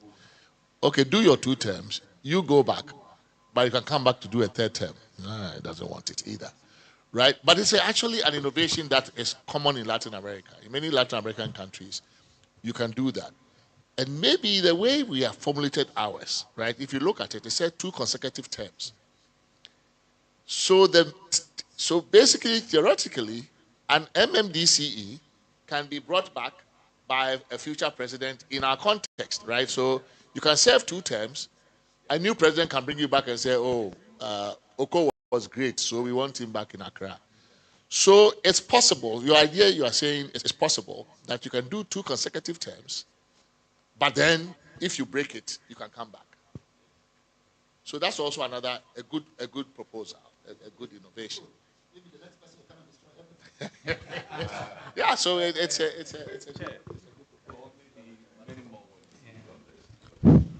yeah. Oh, well. No, I think it's a So I could.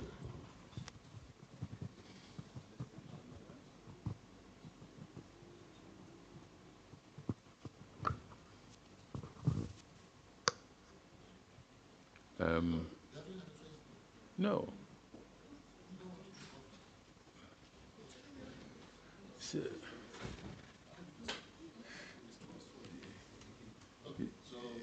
and I still have. Yes, but I still have my questions to answer.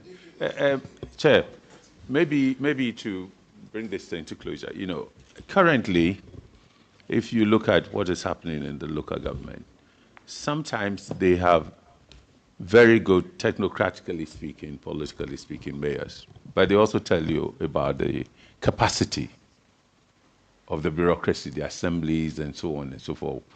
And I think it would be prudent if we also look at how to build strong bureaucracies, competence-wise, and the policies and so on, all of which has to be looked at. And sometimes we take our eyes off that. For me, it would also involve some money. But if I were to choose between a 2-term or 3-term for a chief executive, a mayor, and rather look at what investments do we make to build strong bureaucracies, professional, and they can speak truth to power, but they are the ones who actually deliver. You know, we face that challenge, and that's why I would opt for 2 terms. You can come back, that clause, but I think that we need to invest more in attracting the best into local government, because implementation is a problem. Getting the results is a problem, the way the system has been. And most of the time, it's not the politician who delivers. He directs, he's a policymaker, and he's able to steer them to give what. But they leave them behind. And they are the ones who really bring about the changes. And there's a problem with that as well. So my emphasis when I said 2 terms was more to then shift and say, how do we build the bureaucracies so that we can have consistency, not because a mayor had a 3rd term, but because the bureaucrats, the technocrats have a capacity to deliver and it's making an impact.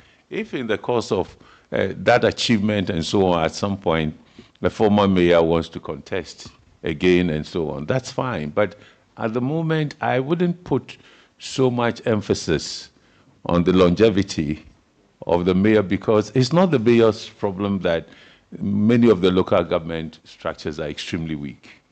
And if his person is what delivers it, I think it even puts us in greater danger if that's why he gets a 3rd term. I think we should see how we balance the 2. And at this stage, innovatively as we are moving there, I think I'm also very interested in how we build the bureaucracies, the machinery. Yeah. I still haven't answered all my questions. Okay. You will talk some more before you have lunch. Don't worry. We will not feed you in the morning.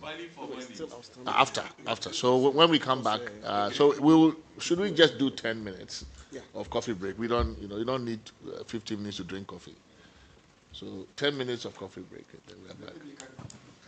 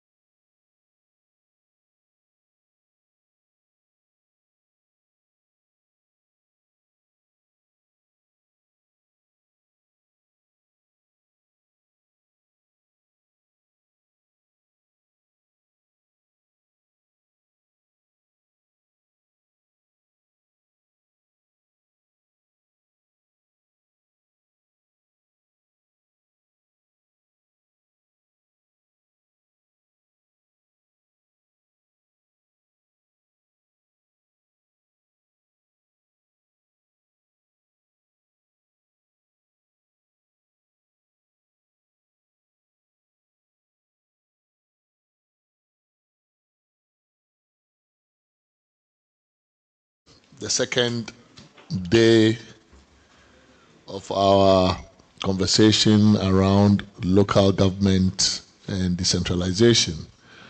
We heard this morning from Dr. Akwete, long-standing advocate of constitutional and other institutional reforms in the local government and decentralization sector. And we've had some vigorous, robust exchanges and reactions. A number of interesting issues have come up, at least even the short conversation that I was privileged to hear and participate in. We've had conversations around the term of office of elected MMDCEs, whether to make them coterminous with the term of the president or whether to free that term to go beyond the 2 terms and other issues of that kind. We will have a presentation next by, it will finish. We will have a presentation by Mr. Kweku Nchubu Asiako, who wears multiple hats. Today he's in his capacity as a citizen who has sent a submission to the commission. He's a public commentator on a variety of issues. We also have the privilege of having him as our project coordinator for this exercise, but he will be speaking strictly in his capacity as a citizen and as a public commentator on governance issues. Once he's done with his presentation, we will have a round of reactions before we go for lunch. And at that time, Professor Akwete, of course, can go back to some of the issues that he also raised. We don't have a lot of time, so let's have him do the presentation, and then we'll react, and we'll come back after lunch for another. By which time, other participants, we'll have one more presentation for the day, but they've taken a break to go for prayers, and they'll be back later on.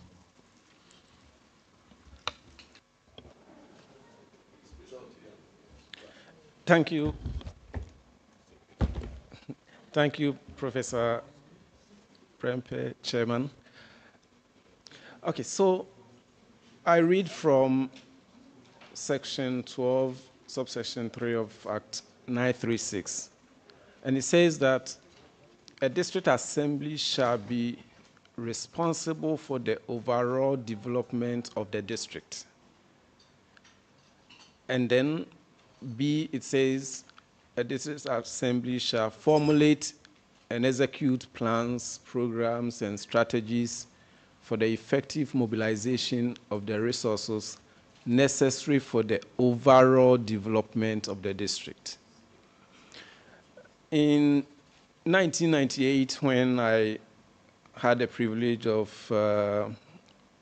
working as an auditor for European Union micro projects in the whole of Upper West region and some portions of then Brun Ahafo region. There were 110 districts across the country. Upper West region had 5 districts. Currently, we have 261 districts across the country. Upper West has 11 districts. While the number of districts created has more than doubled over those years, the pace of development in the districts has been painfully slow. I can ask a question. Is there one district in Ghana, the whole of Ghana, out of the 261 districts, that you can say has developed over the past 30 plus years? one district. Perhaps you may have a place in mind in Accra or Kumasi or any of our regional capitals.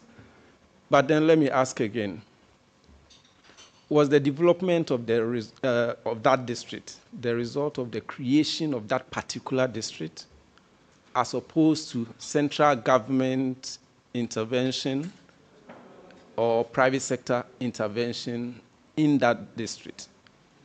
So I go back to the question, has there been a district over the past 30 plus years that has developed as a result of the creation of that district? Personally, my answer will be no. In Accra, we mentioned several places that, well, I mean, other speakers have highlighted, have high property prices or values, and the places are developed. You have good infrastructure, but overall, what has been the role of the district assembly or that district local government in that development that we have witnessed in those few places in, say, Accra or Kumasi that you can see are a bit developed? So basically, you have a place like Accra, a city with a population of about 2.8 million, with 23 district assemblies. And majority of those assemblies are really very poor. And with whatever resources that they have no chance in the next 50 years to become developed. We've had 30 years already, and what we see is nothing to write home about. Recently, I was listening to CTFM, and one of their presenters was presenting his own awards to district assemblies, and he said a place around Kaneshi, all the district assemblies that border that location, he's awarding them the filthiest district assemblies in Ghana. Now, I mean, we must be weeping that the national capital, Accra, has such locations that, I mean, a journalist has to award, I mean, this kind of award to our district assemblies. The thing is that we've created so many district assemblies without taking into consideration what even the enabling law provides, economic viability. Is it a wonder that most often the announcement of the creation of a district happens when a politician is on a campaign trail, and he would say the chiefs and people have made a demand to have a district, and then the announcement is greeted with fanfare. We create the district, and a lot of fanfare, a lot more fanfare, but beyond the creation, the announcement, and what happens on inauguration, no development takes place in the district. Economic development as we know it. Now, you go to other capital cities, even across Africa. You can name Dakar, Cotonou, Kigali, Johannesburg, other places, and you find, I mean, Addis Ababa, let me add, what you find there makes you weep as a Ghanaian. Because even when you step out of our airport, right after the airport, what you see around driving, into town is nothing to write home about. So the question is, what sort of development have we gained from the district assemblies that we have created? 261 of them. But we can do things differently. Of course, if we want to go or continue the way we have done in the past 30 years, then in the next 50 years, well, things will get worse, actually, in cities that are growing because you have a lot more pressure on existing infrastructure, which is not able to cope. But let's even ask a question. How come most of our district assemblies can't even manage waste? The basic of services that our assemblies were created to provide, they can't manage it and has to be done by central government. You can trace this poor, slow development to a lot of issues, one of which is the constant centralization of resources and the penchant for central government to award contracts right here in Accra on behalf of assemblies, district assemblies. We spend their waste management resources in Accra. Fumigation, common fumigation, assemblies cannot manage it themselves, and we have to spend it here. And it's getting worse and more disturbing. Property rates. Now, central government wants to dip their fingers into property rates. I don't know any country in the world where property rates are managed by central government. What else are district assemblies meant for? What else can they do on their own to generate revenue if central government wants to now manage it? But it's all about awarding certain contracts here so that a huge percentage of property rate revenue that should ordinarily go to district assemblies will remain with people with interest.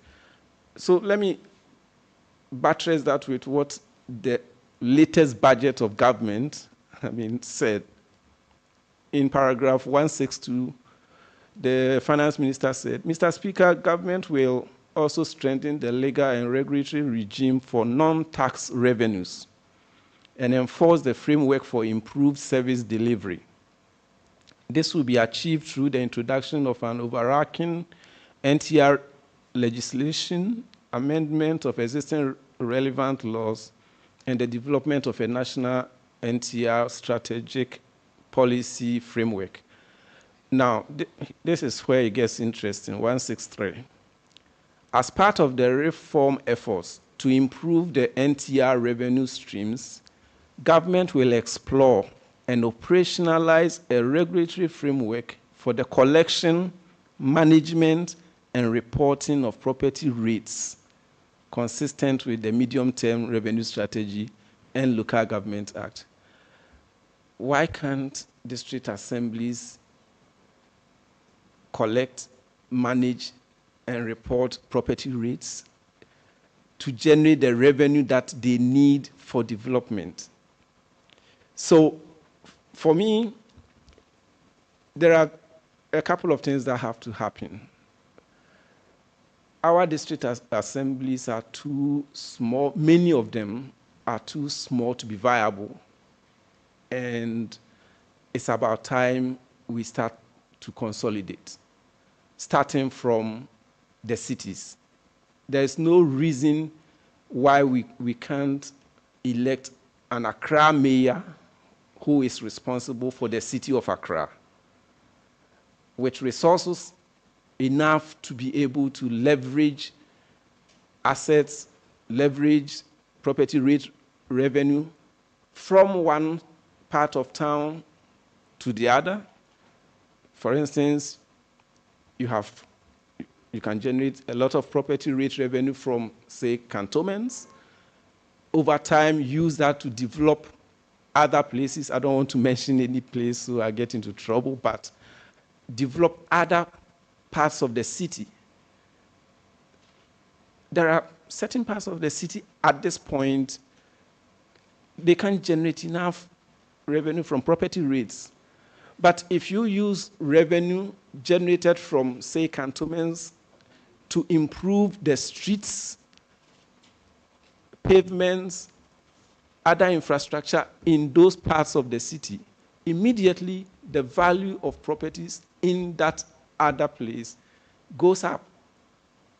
So it's a question of making investment in all parts of the city within the space of, the way I see it, within the space of 10 years, you could change the city of Accra, the city of Kumasi, and most of our cities. Let's stop what Professor Prempe has described as pizzification of our cities. We've cut our cities into small, small pieces, and they are all not viable.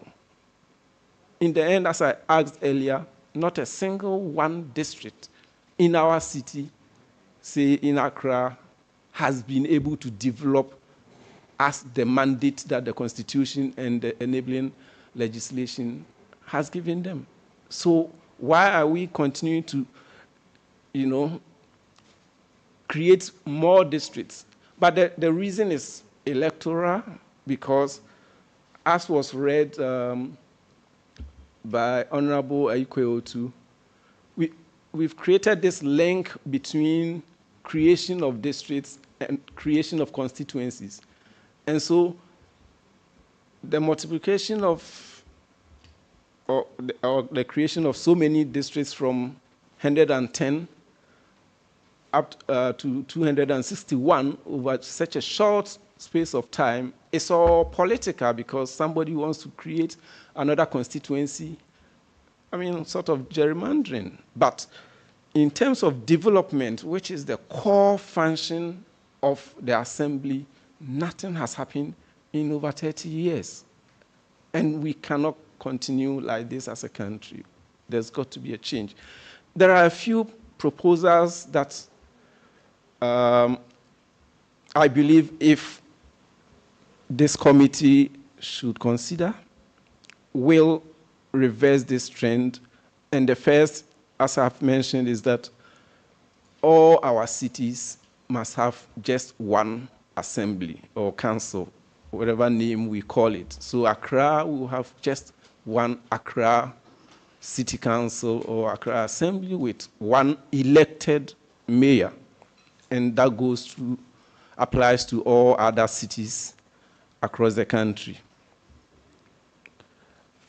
Once we are done with the cities, because this has to be a phased approach, we should be able to consolidate all the other districts to make sure that they are economically viable and economic development can happen over a short space of time. And in this sense, we must decouple districts from electoral constituencies.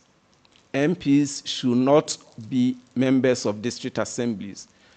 That ex officio membership has created a situation where even the Act also mirrors the provision in the Constitution. And so anytime a district is created, because a member of parliament cannot be an ex officio member of two district assemblies, you have to create a new constituency anytime a district is created. This is needless. It has just resulted in having too many unviable district assemblies, and development has not taken place. So let's decouple constituencies from districts. As we try to consolidate, of course, you don't want anybody to feel that they are going to lose out, so we can also then set the maximum number of constituencies to the current 276.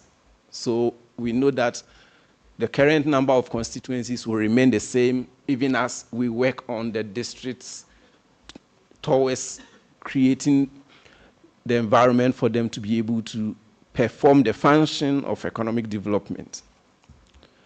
In terms of the District Assembly Common Fund, we can also say that the formula that is currently being used for the existing 261 districts will remain the same to make sure that, for instance, if you elect a Accra mayor and you have consolidated 23 district assemblies into one district assembly, all the resources from District Assembly Common Fund that the 23 would have received will go to that one new district assembly or Accra City Council, whatever name we will call it.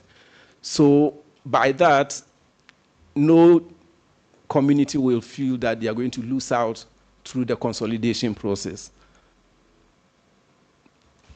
Now, as was mentioned earlier, one of the proposals is also to ensure representation, and so it is being proposed that each elected mayor should appoint a person of the opposite gender as his or her deputy, who shall have an executive role as deputy chief executive. And equally important, civil servants who are working for local government must report directly to the elected mayor or chief executive.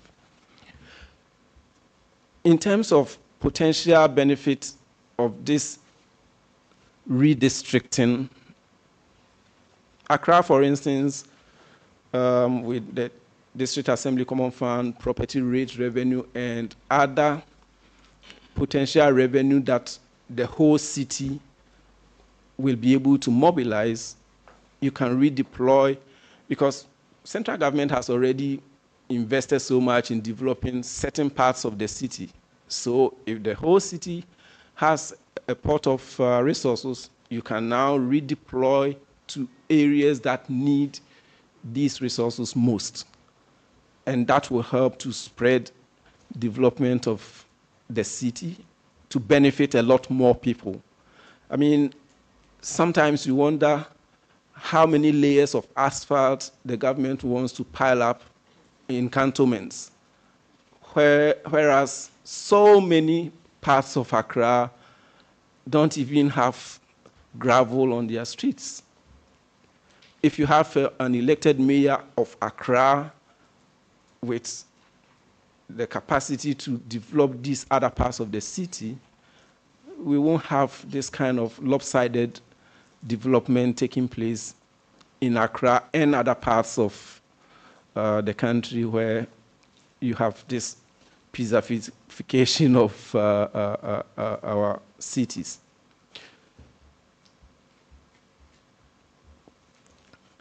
In terms of resources, Professor Kwame Jan mentioned that government should go for something like 15% of royalties in terms of mineral resources, as opposed to the 35% corporate tax. But there's something very important, especially for local communities where natural resources are exploited from.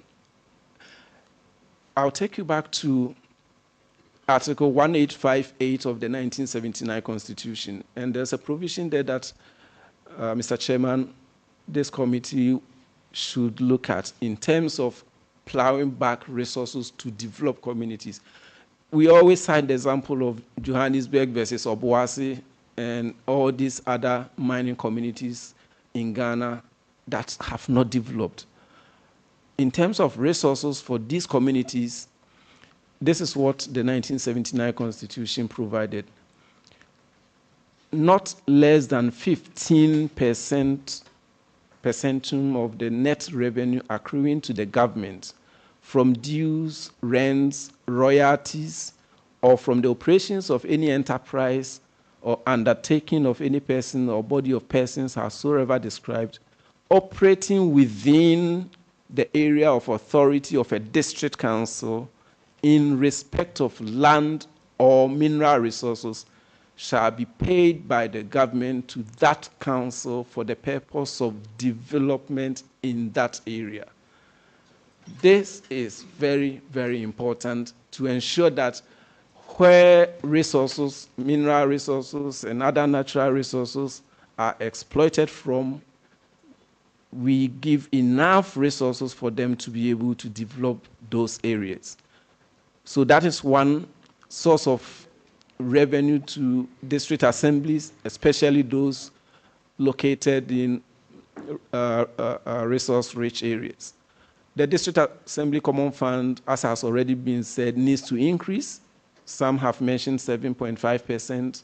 Why not higher? Why not 10?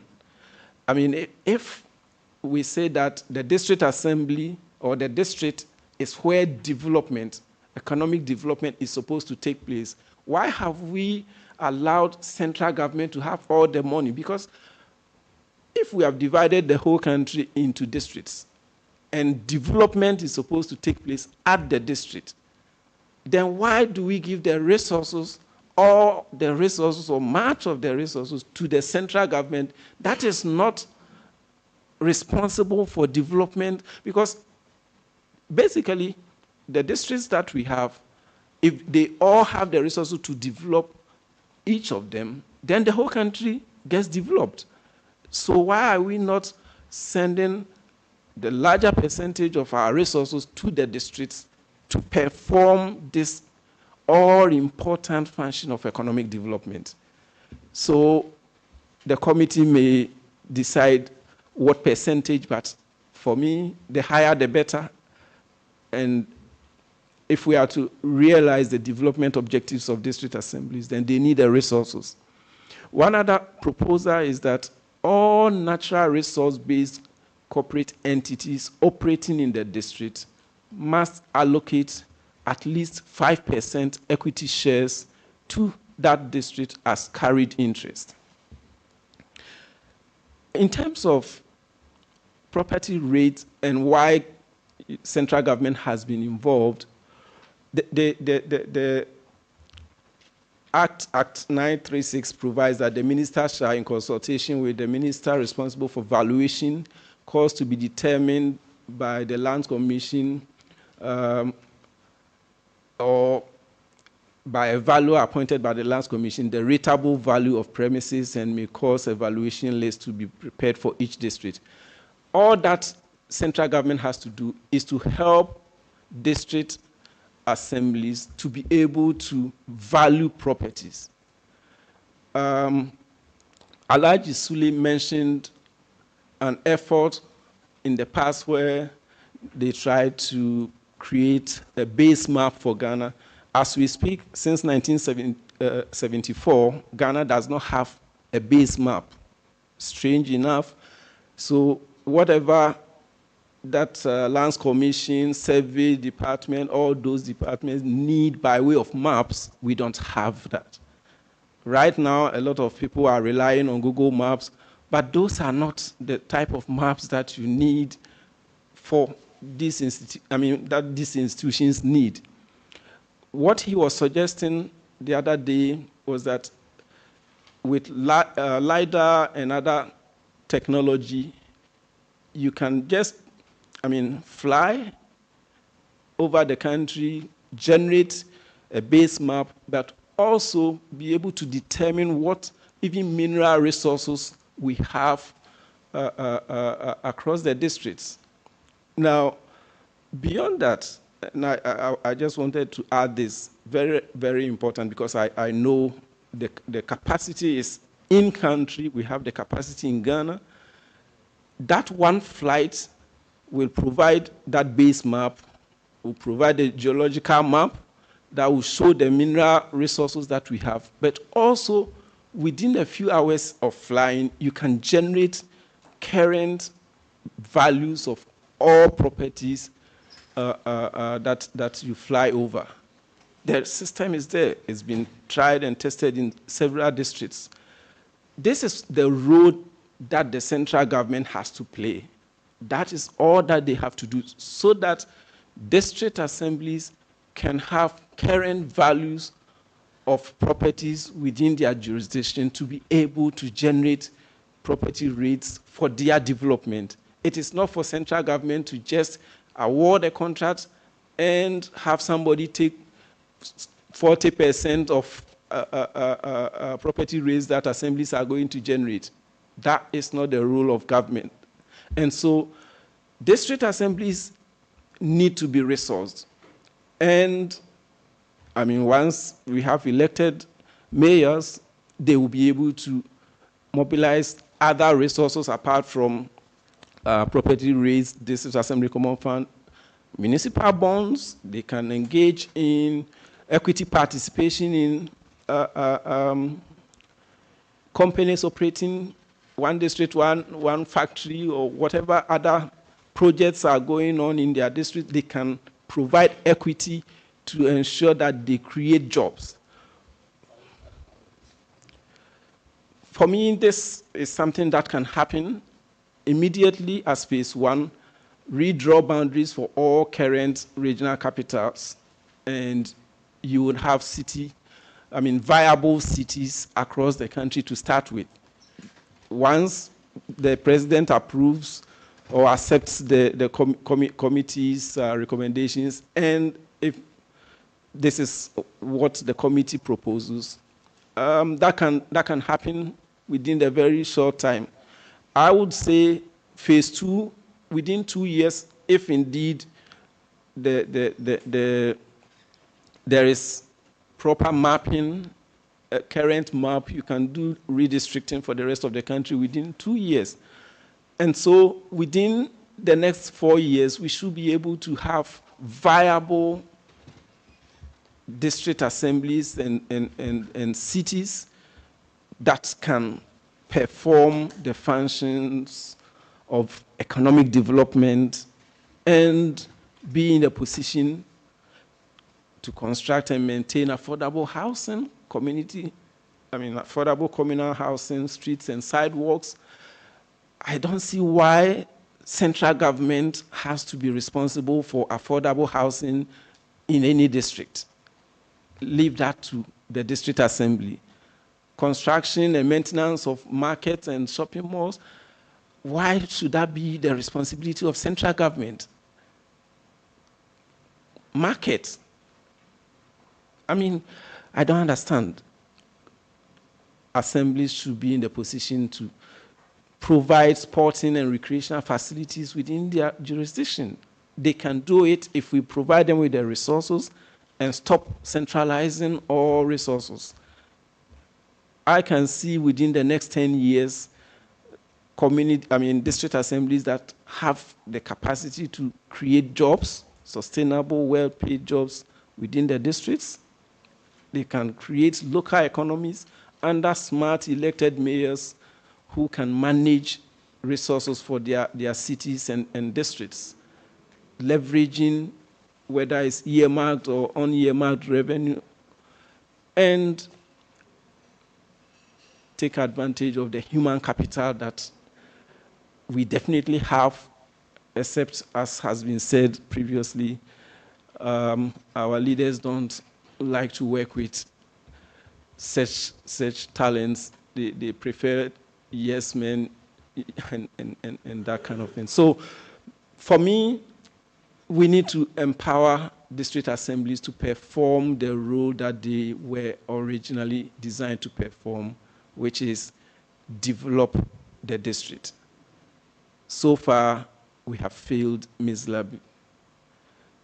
Mr. Chairman, I pray your committee will help to change the course of this country through local government.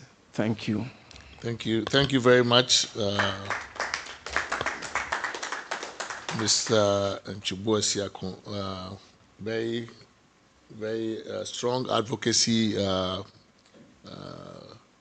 based on your idea of the district as the key lever for economic development, which is, of course, consistent with the Constitution's aspiration.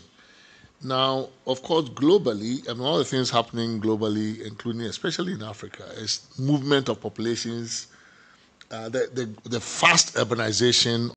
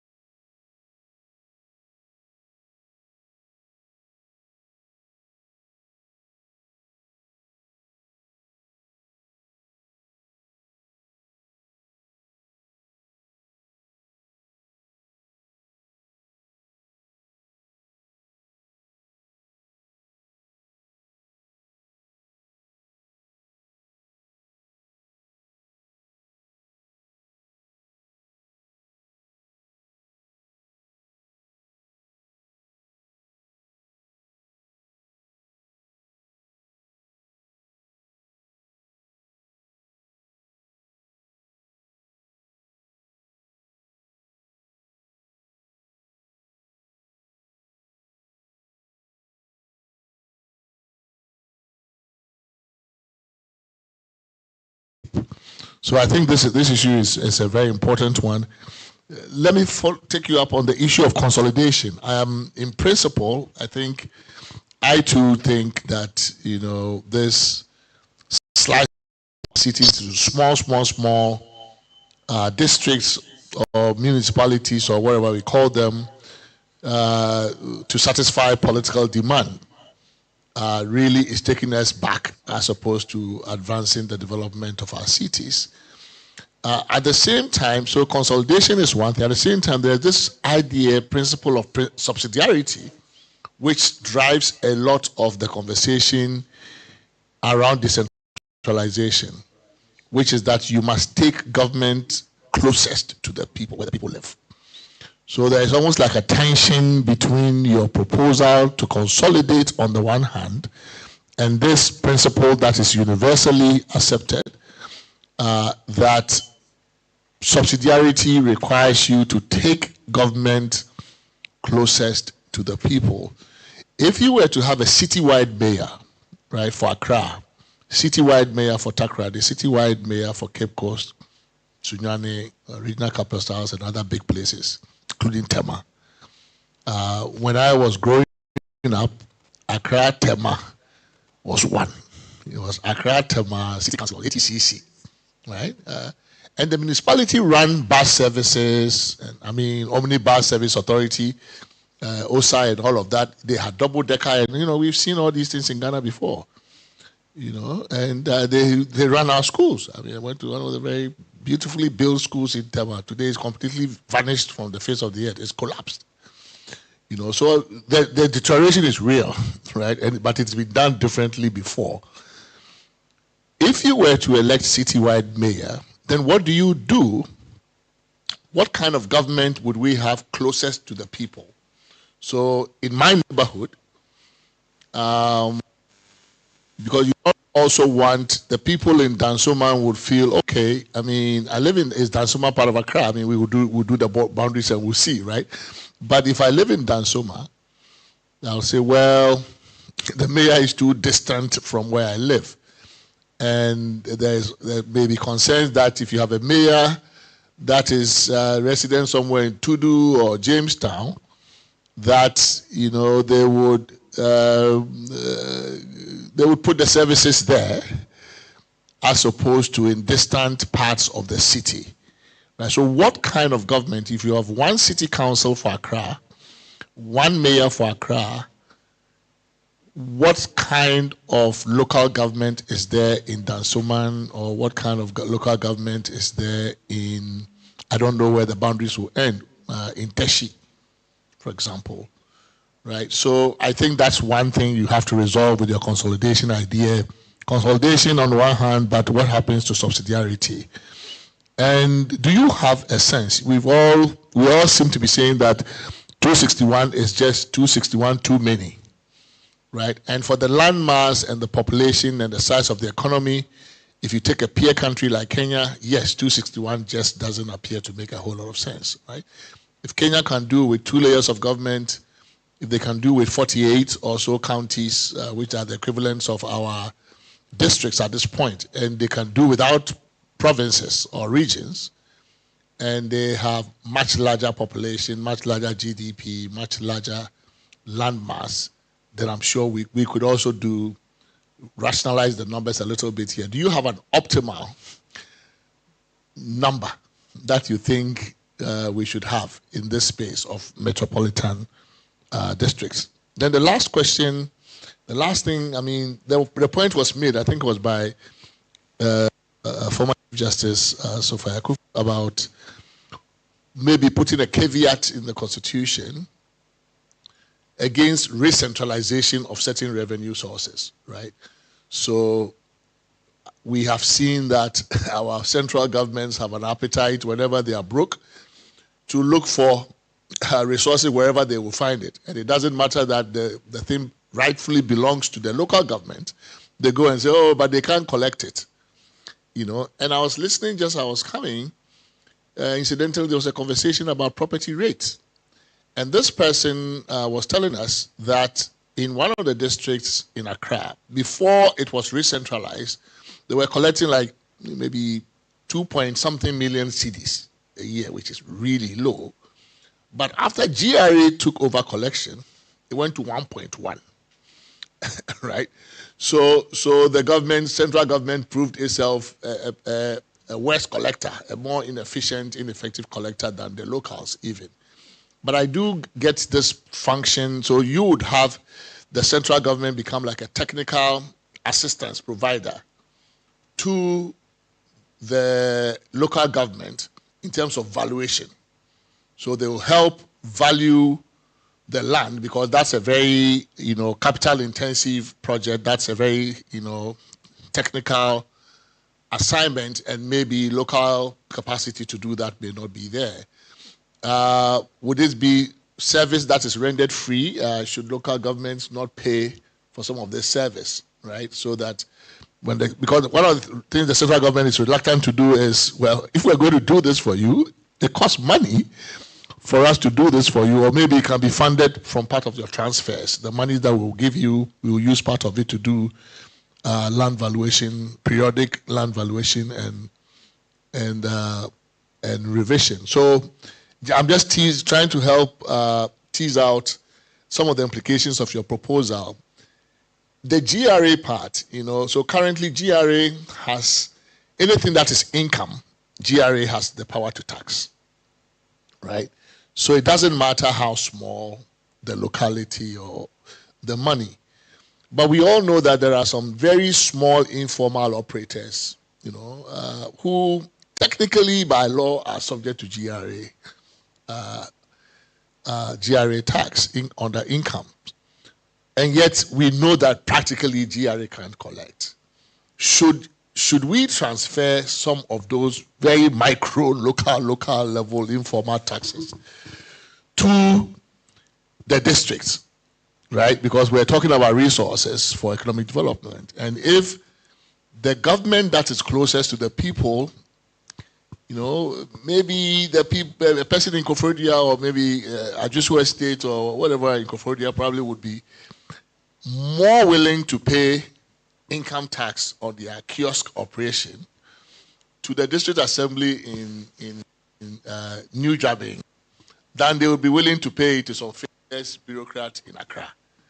And maybe there will be also a better incentive for the district assembly to collect that tax than there would be for the GRA agent, whoever it is, to collect. So these ideas, and maybe if you could react to them when you are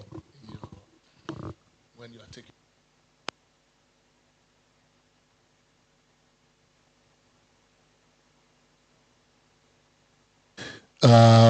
The chair of the National Civic Commission on or for Civic Education. I never know whether it's on or for. Is it for? National Commission for Civic Education, who will be very good partners with the committee especially when we begin to do our zonal engagements we expect that we'll have a good partnership with them when we start engaging the Ghanaian public on some of these things. But Ms. Katiadi, you are welcome, and we hope you enjoy your time with us here. So, member Dr. Esiansa. All right, thank you very much for your submission. One of the things that keeps coming to mind when I think of our engagements on land and natural resources, local government, data. Data, research, data, whether it's geographical, whether it's, within the various districts. And I'm just wondering, and this is something that cuts across, it's not limited to conversations around local governance. As we carry on, I'm curious if you have any recommendations regarding how we can actually gather actual real-time data for the purposes of planning, so that the DA, so that various leaders across local government actually have data that can inform on households, etc. So I'd be curious to hear what your thoughts are on that. Thank you.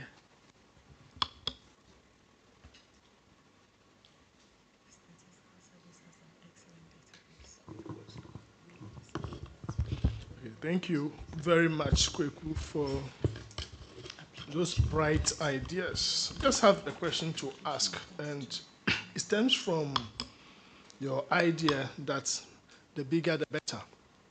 Because that's the sense I get from your presentation, that we should consolidate, put together all the smaller district assemblies.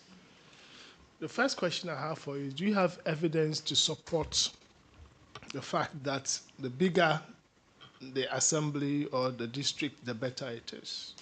Because I think there's something to be said for smaller districts as well. Because if you go back to your pizza idea, you will agree with me that the smaller the chunk, the better and easier it is to eat. So the bigger it is does not mean that it's easy to be consumed. And I think that there's something to be said for having smaller units as well. Because, for example, if you take the judiciary, for example, you have access to justice. So in every district, you are forced to provide a court, which brings justice to the doorsteps of the people. So there's something to be said for that. If you go to hospitals, if you don't have many districts, you think that one big hospital can serve that purpose. But the more districts you have, you are likely to have hospitals closer to the people. Now we have Agenda 111. There's a reason for it. And I can assure you that if you had one big district assembly, you are not going to have many hospitals. One will be enough in the thinking of the powers that be. Schools, you have one big school known throughout the nation. That may not serve the needs of other people. So that's how can we have things like schools under trees. But if you have a district, somebody is bound to keep his attention and focus on just that district. So I'm thinking that the bigger the better is not necessarily true. And as Prof just said, we had a bigger one, Accra, Tema, ATTC, city councils. It never produced the results. So I don't think consolidation per se holds the answer. Maybe go back to the model and look at economic viability, make sure that things work, enforce the rules, collect the revenue. Maybe how to go, instead of just simply consolidate. I don't think it's a panacea to all our problems. This is what I just wanted to share, and if you have further light to throw on some.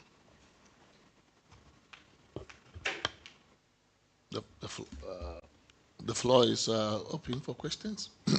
Yeah. Gladys, please.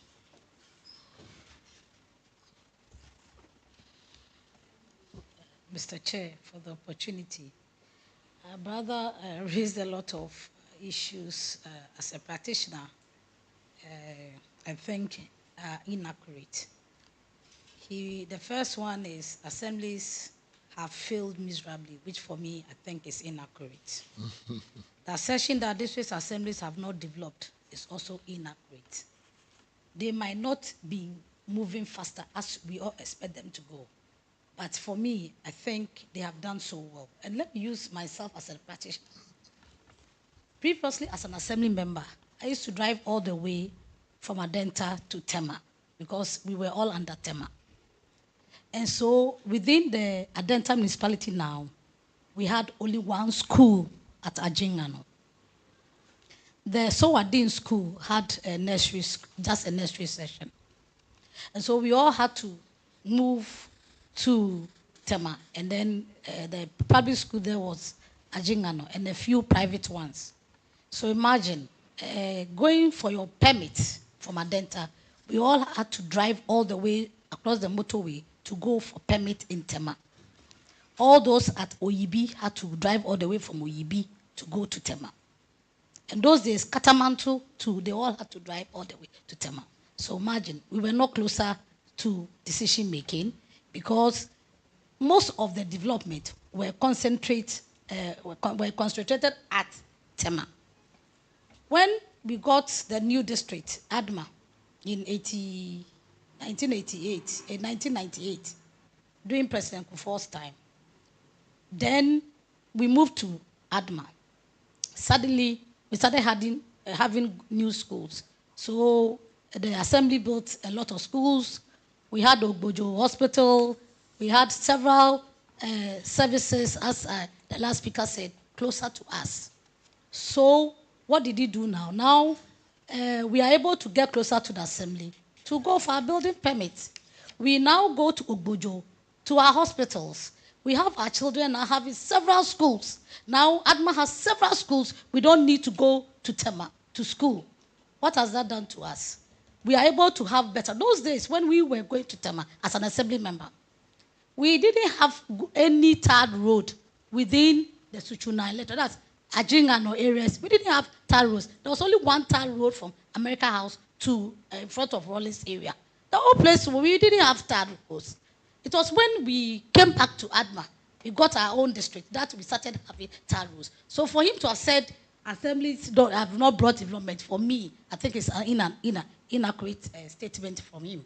And then for you to say they've not brought development, no, they might have their challenges.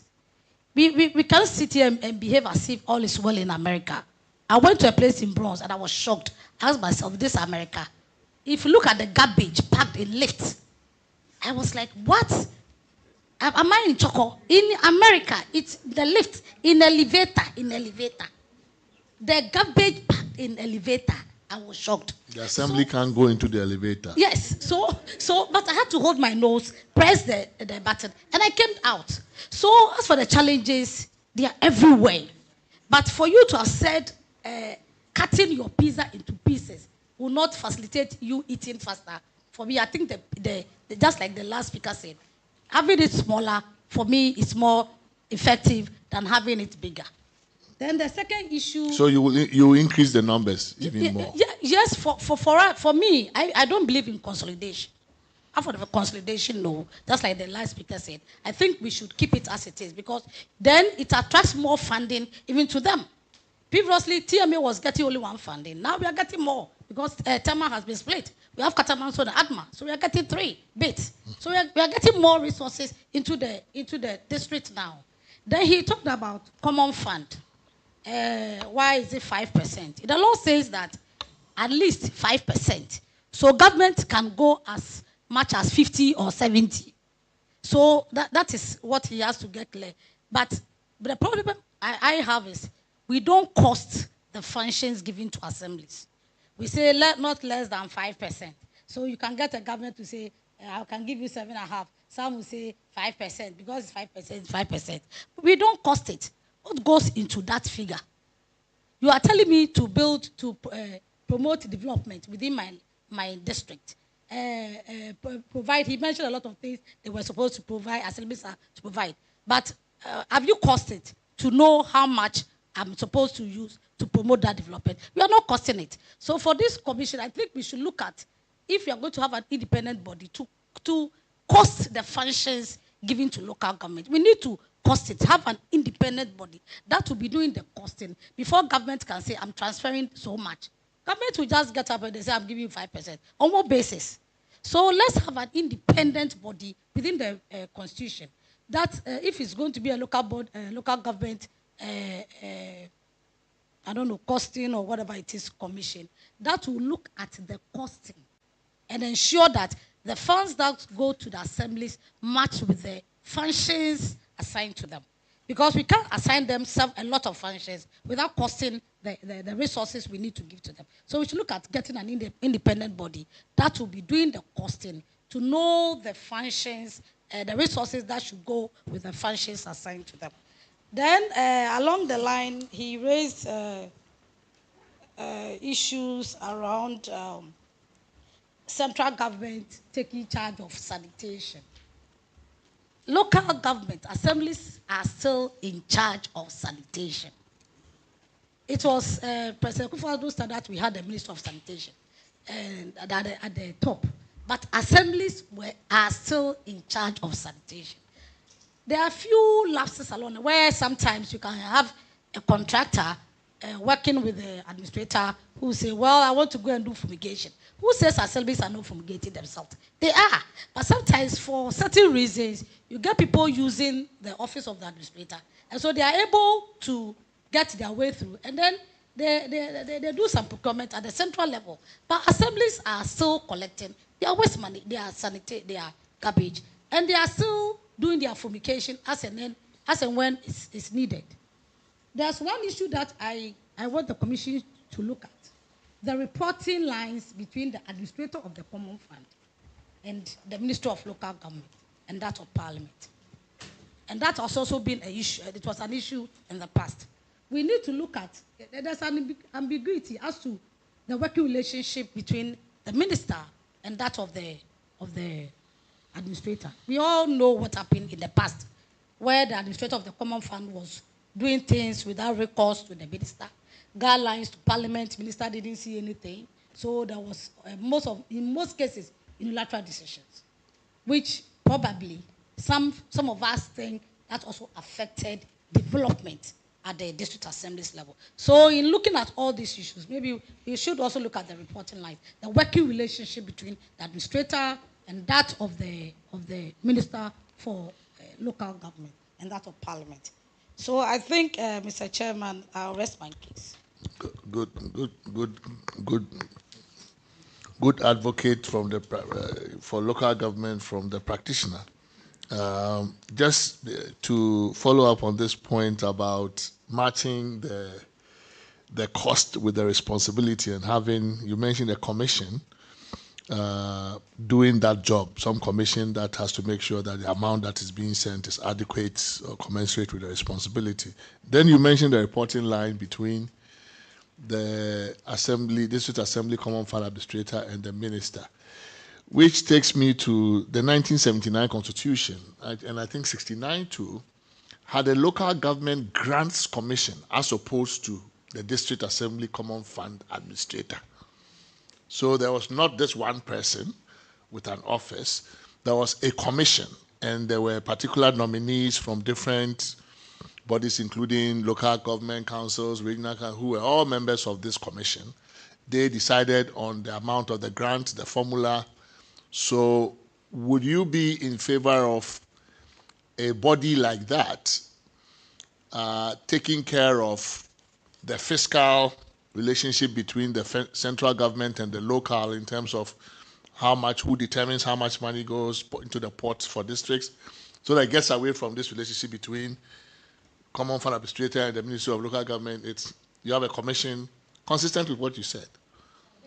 You should look at least go look at that provision. Unfortunately, I didn't carry my. I think it's in the 69. I had the 79.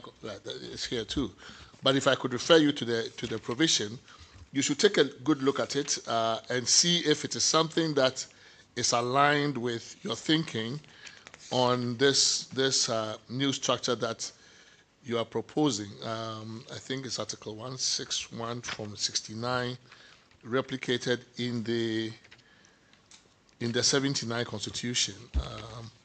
But even if I don't find it, I will give you the citation. Yeah, it was here. So in 1960, in the 69 Constitution, it was Article 160. So look at Article 160, the Local Government Grants Commission. And then it gives us the functions in 162, and then 163, the membership. One representative from each regional council, all of that is spelled out. And it is repeated in 79. So maybe that 69. 69 was where it first occurred, and then it was repeated in the 79 Constitution. So in 69, this is what it reads. It says, there shall be established a local government grants commission to which the government shall make available grants in aid to be allocated to regional councils and local government councils established by or under this constitution. It shall be the duty of the Local Government Grants Commission to determine the proportion of grants to be allocated to regional councils and the local government councils, to review such grants at intervals of not more than 5 years. The Grants Commission shall consist of one representative of each regional council, one representative of Ministry responsible for finance, one representative of Ministry responsible for local government, Ministry for planning, and 2 other members appointed by the Prime Minister in those dates. And the President shall, in accordance with the advice of the Prime Minister, designate one member of the Commission as chairman of the Commission. The 79 has similar provisions, but there they are even, I think they determine formula or something. It's more elaborate. So you can look at that and also advise if you think. I don't know. Why did they move from a body to a person? Right? So I don't know.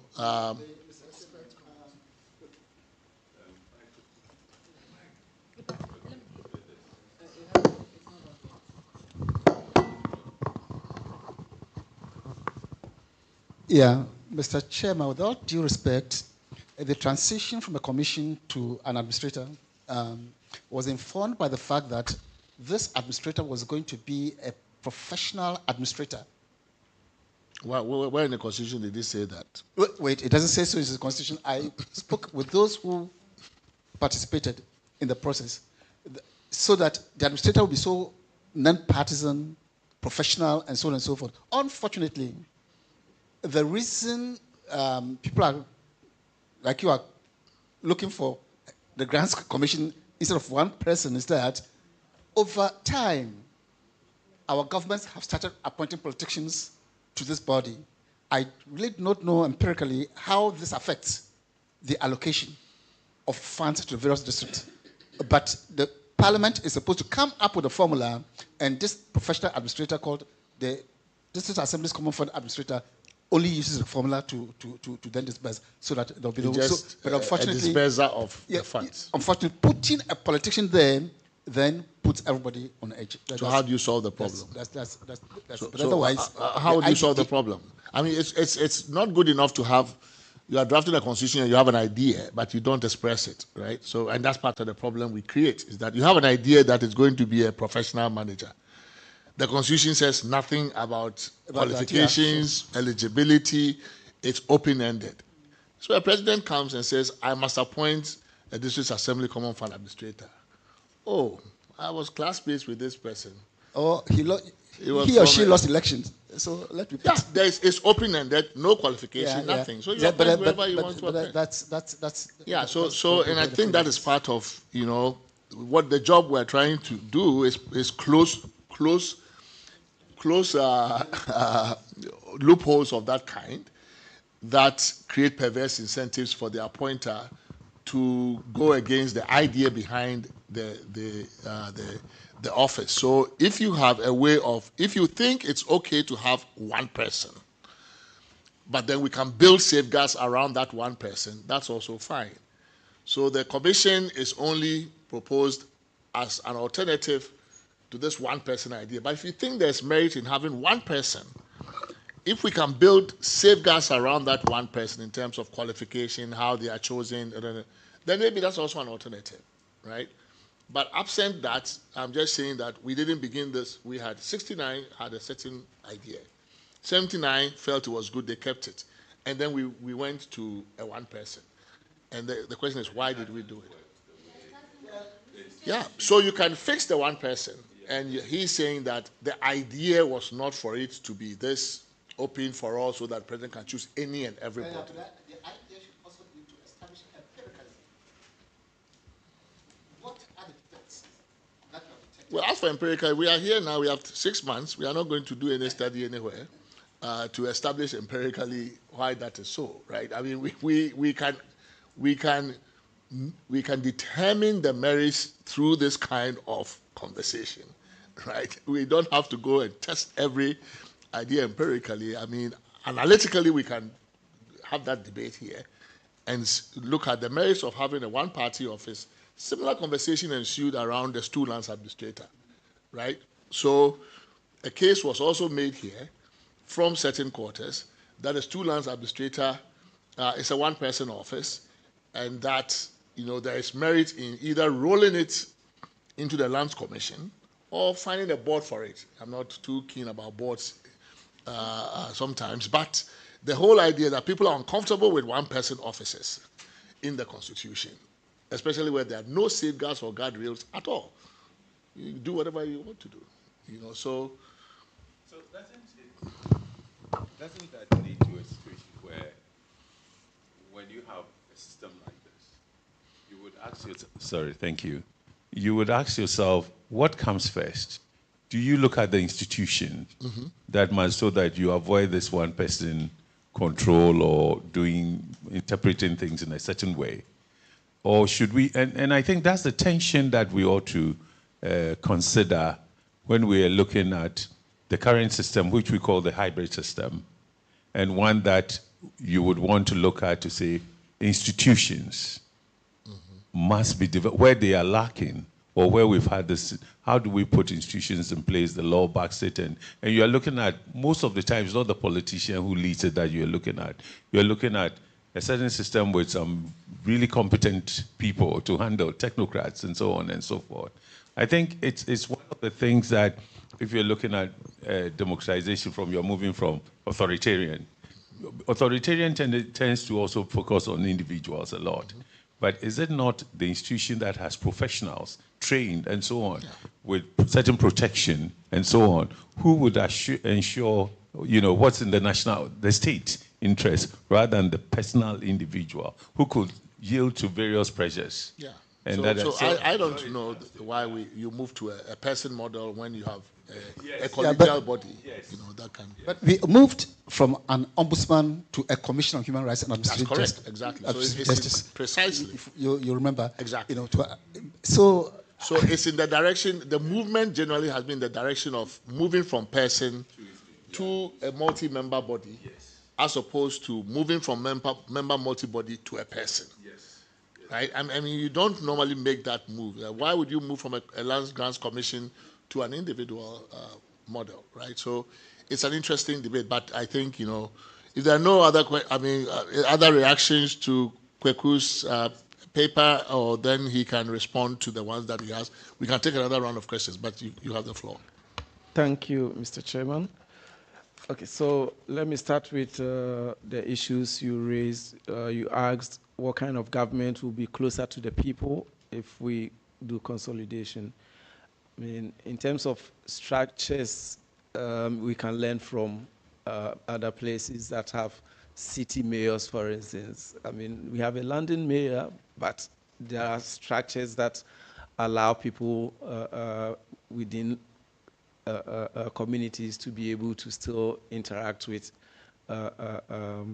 the city administration, as it were. A bit more specific. I mean, so we had, before Accra was, so we had sub-metros. We have sub-metros at the moment.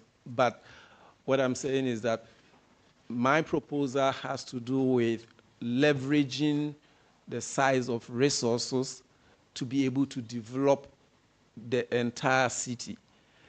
And so when it comes to services... So it's an economics of scale argument.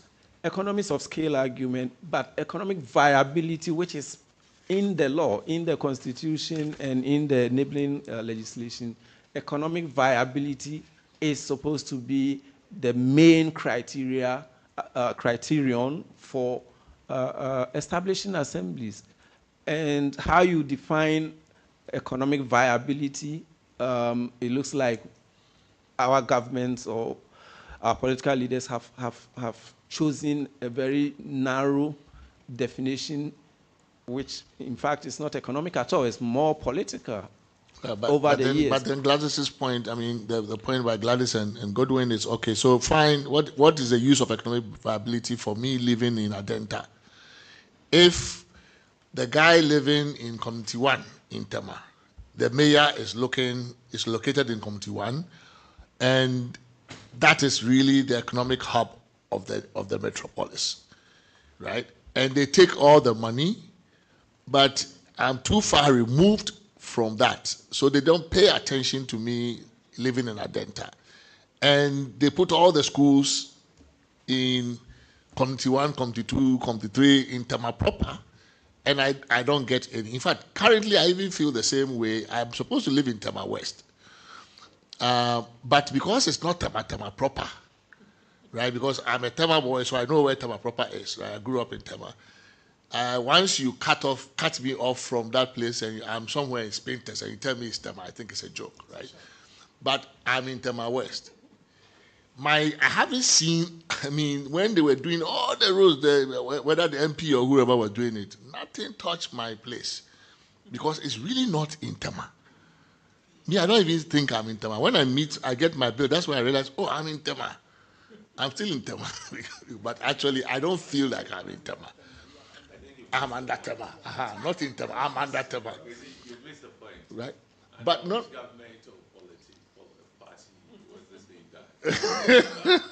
That is not. That's a separate question.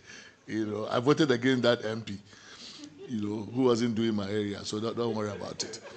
So I think that it's a valid point that to the extent that some people who don't feel at the center of the city, you know, feel they are too distant from it, what kind of government you place close to them matters, and how that government delivers and considers them part of the city also matters. So that's why I'm saying that you have to couple consolidation with subsidiarity and be able to come to a point where you say, yes, even though we have one city mayor of Accra, the person sitting in Dansomami should not sit there and feel like they are not part of Accra. And how do you address that challenge? Because I think that is what Godwin and Gladys are talking about.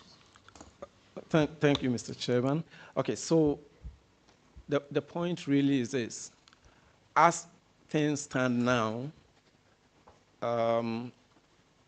living in several parts of Accra, because the resources are not large enough for these small assemblies, they are not able to perform that developmental function assigned to them. Now, if I'm a Accra mayor, Cantonment doesn't need pavements, but a lot of other places need pavement. So they will be, because I'm going to campaign to be elected anyway, so I'm going to be able to tell people in other parts of the city where the population is, what they are to expect from the mayor, from my administration. And for that reason, of course, in terms of structures, putting in place structures for people to be able to access services, that is not the bigger challenge. The bigger challenge is, are the resources big enough to be able to take care of the services that are needed in all parts of the city?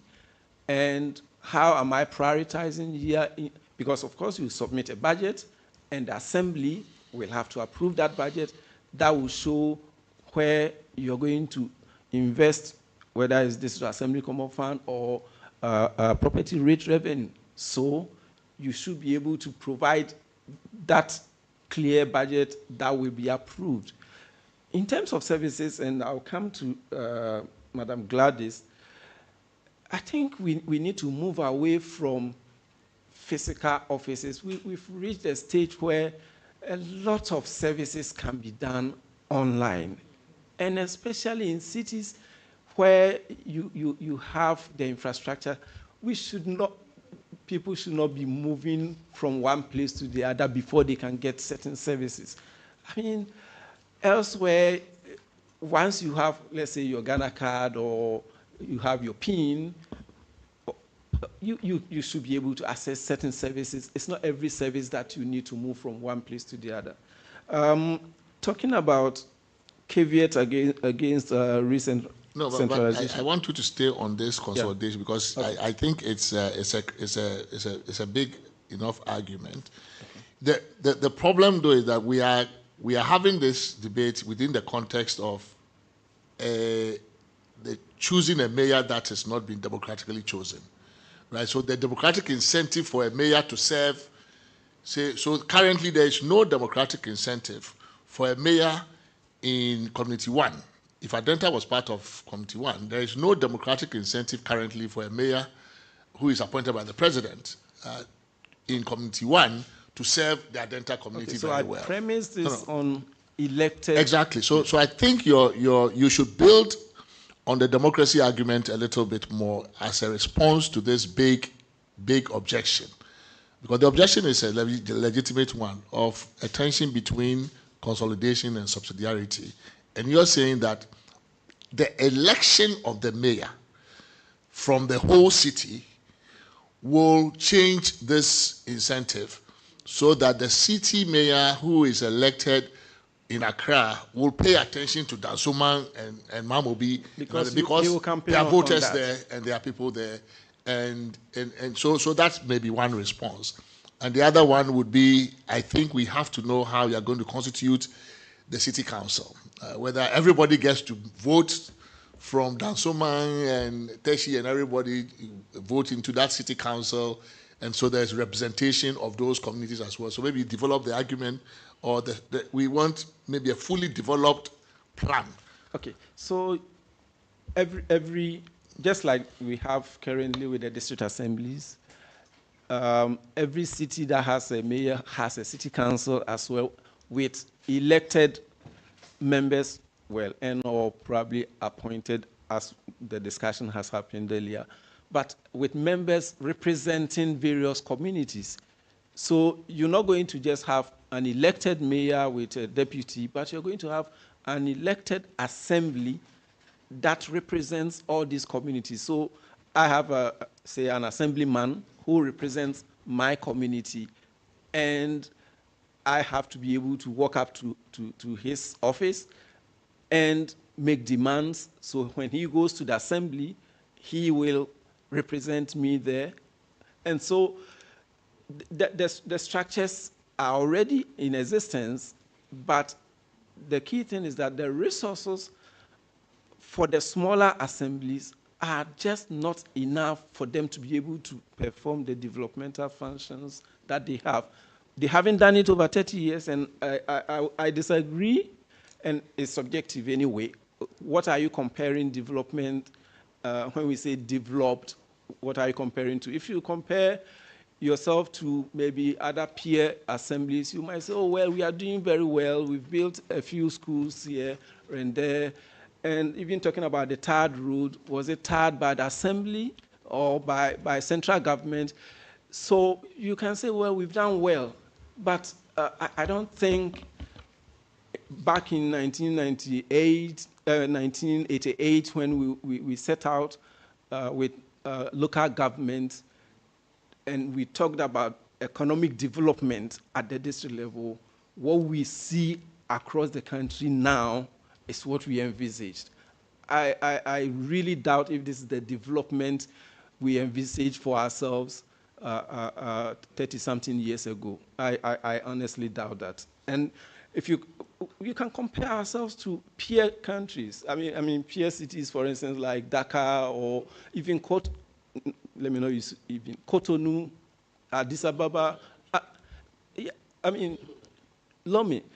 I mean, why should it be different? Why should the development of Accra be, inferior to some of these cities in Africa? We are not even talking about Western world.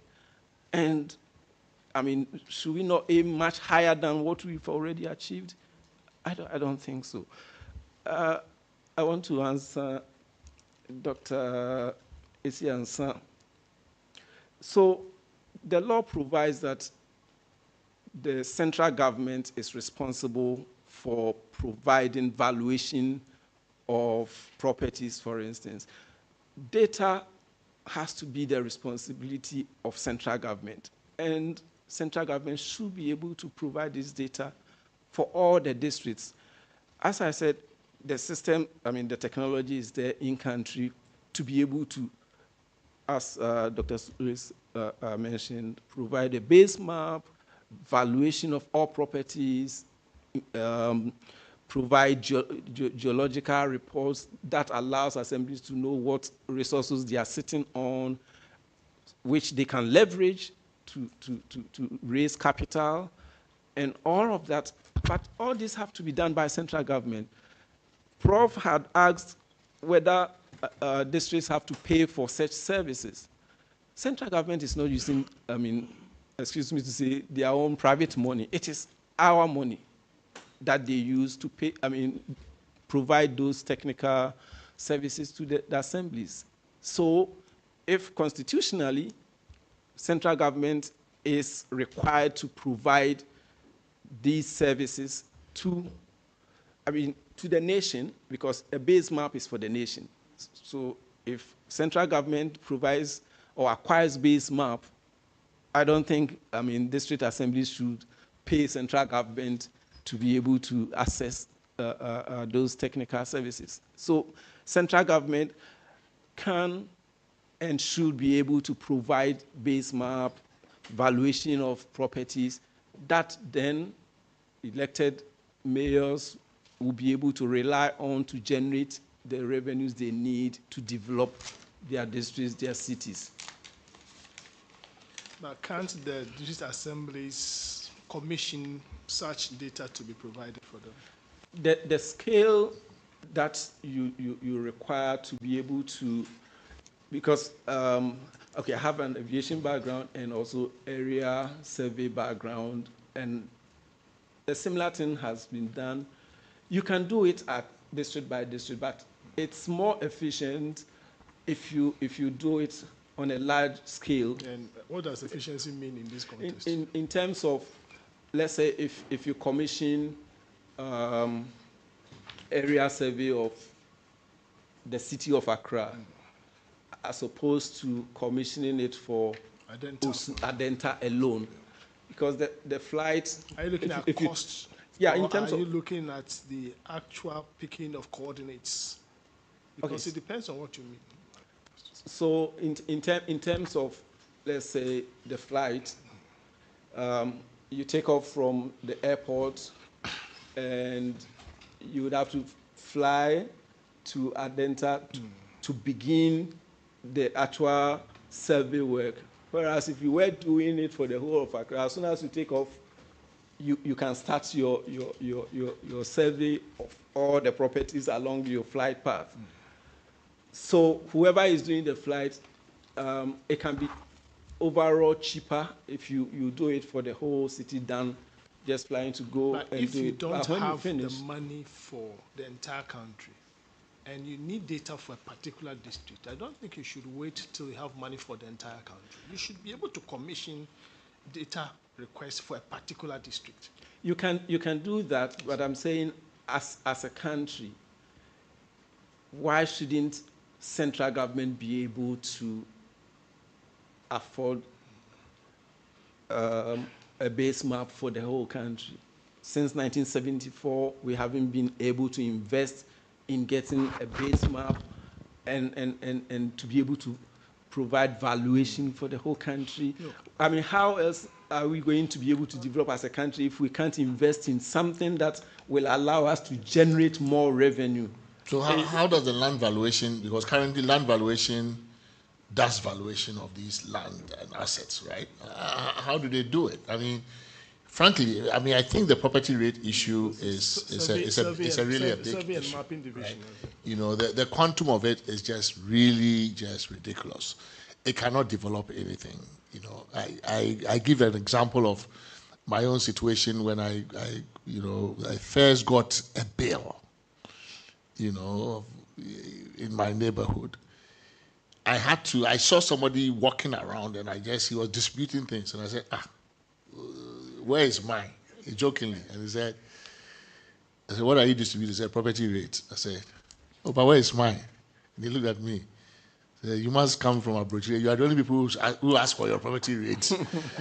I'm like, yeah, this is my house, but I need a property rate thing. He looked at it, no, yours is not included. I said, but I own this place. He said, you bring me the bill next time. The next time I saw him, he still didn't have mine. But then he wrote something on paper and said, but I can't pay you. Bring me proper thing with my name on it.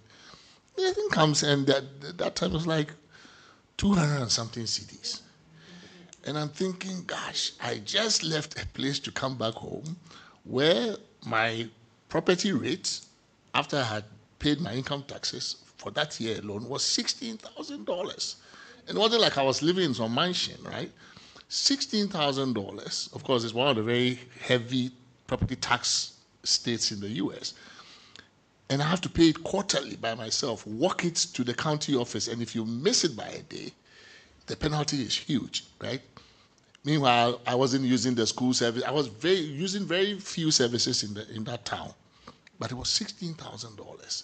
And then you still have to pay your sanitation for them to remove your trash separately, right? So you come here, it's 200 cities. What can it develop? It can develop nothing, you know. But and this rate was revalued in the US regularly. So the valuations are completely just ridiculous. They are too low, they can't develop any place, and we need to revalue. But it costs a lot of money to do this valuation, right? And the fact that you are unwilling to let local, if Accra, for example, has, we revalue Accra's properties, it can collect billions, actually, in property taxes, no question about it. Why shouldn't Accra have an incentive to pay the central government, at least for the cost, to cover the cost of this? I mean, I don't see what's the problem with having central government pay. Government has to do, you has to offer that service. At the moment, as Dr. Sule was saying, and I am familiar with what he was saying something that actually happened. Funding was secured for this kind of project. Whoever decided to, but the point I'm making is, even if central government had to borrow that $150 million that he was talking about and provided that to the assemblies, and if the assemblies even had to pay for that, that would have generated, from the time that this project was abandoned up to now, billions that the assemblies could have used to develop. Because central government is not just there for itself. It's there for all of us. So if central government knows that the assemblies need valuation of properties to be able to generate significant revenue that they are potentially able to generate, why has it taken all these years and decades actually for central government to do this? Everybody comes in and they want to start something afresh and try to source new funding, and it's something that has to stop. But the thing is, if in the Constitution, central government is required to provide these kind of technical services for the assemblies, then they will do it, because they found 150 million from somewhere which didn't get the job done. They will find that money, even if they have to borrow and later have the assemblies pay for the service. They have to do it. Otherwise, I'm not convinced we have developed over the past 30 years, as Madam says, but that's just what I think.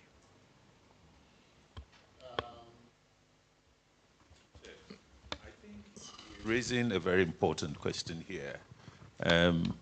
The the institution, the competence, how you get in, what you do, the laws and bylaws around which they operate, and whether it is also being done, but in our case, still property rates are low, or what you're contesting. And I think that's a fundamental problem. We will say local government service, civil service, but over the years, they've been run down by recruitment and all other factors. So it's a big thing to look at. Sometimes when we've used the term institution, that's what you mean that, in fact, we're talking about the civil servants or the bureaucrats and then the politician and who should stay.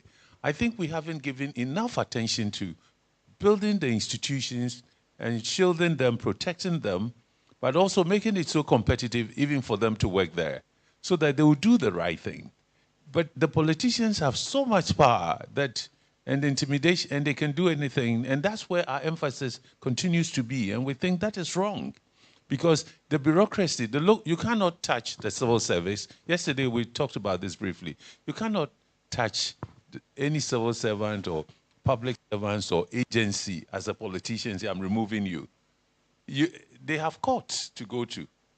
And we need to strengthen, yes, they can, here it's easy. So I think it's a place we should look. Okay, and I think the civil servants or other public servants, for fear or something, or they rather would yield to being friends of whoever is in charge. You see it in the ministries, they'll tell you. Somebody comes, a minister comes in. Yesterday we were talking about it. Those who want to change chief directors. And if the head of Public Services Commission or the head of civil service is not very strong, the pressure is too so much that they cave in. And those people sometimes can't perform. Then they operate outside the procedures, the standard operating procedures of the ministry, and nothing happens.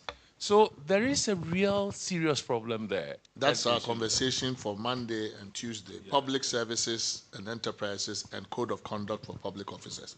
So please, if you are keenly interested in this issue that Akwete raises about building the public administration, actually, of the country at all levels, the public administration. I mean, that's a key part of this development story. I mean, no country that has gone from so-called third world to first or even second, none of the, developmental state success stories has happened without a good public administration or civil service. And I think that conversation is just as important and, in fact, closely related to this one. So even though we are talking about mostly electing political heads, really the function that backstops that, really those who really will do the work on a day-to-day basis is not the mayor. It is, the guys who run the city department, or whatever, planning department and all of those things. When you see the built environment in Accra the way it is, when houses are everywhere, they are not supposed to be.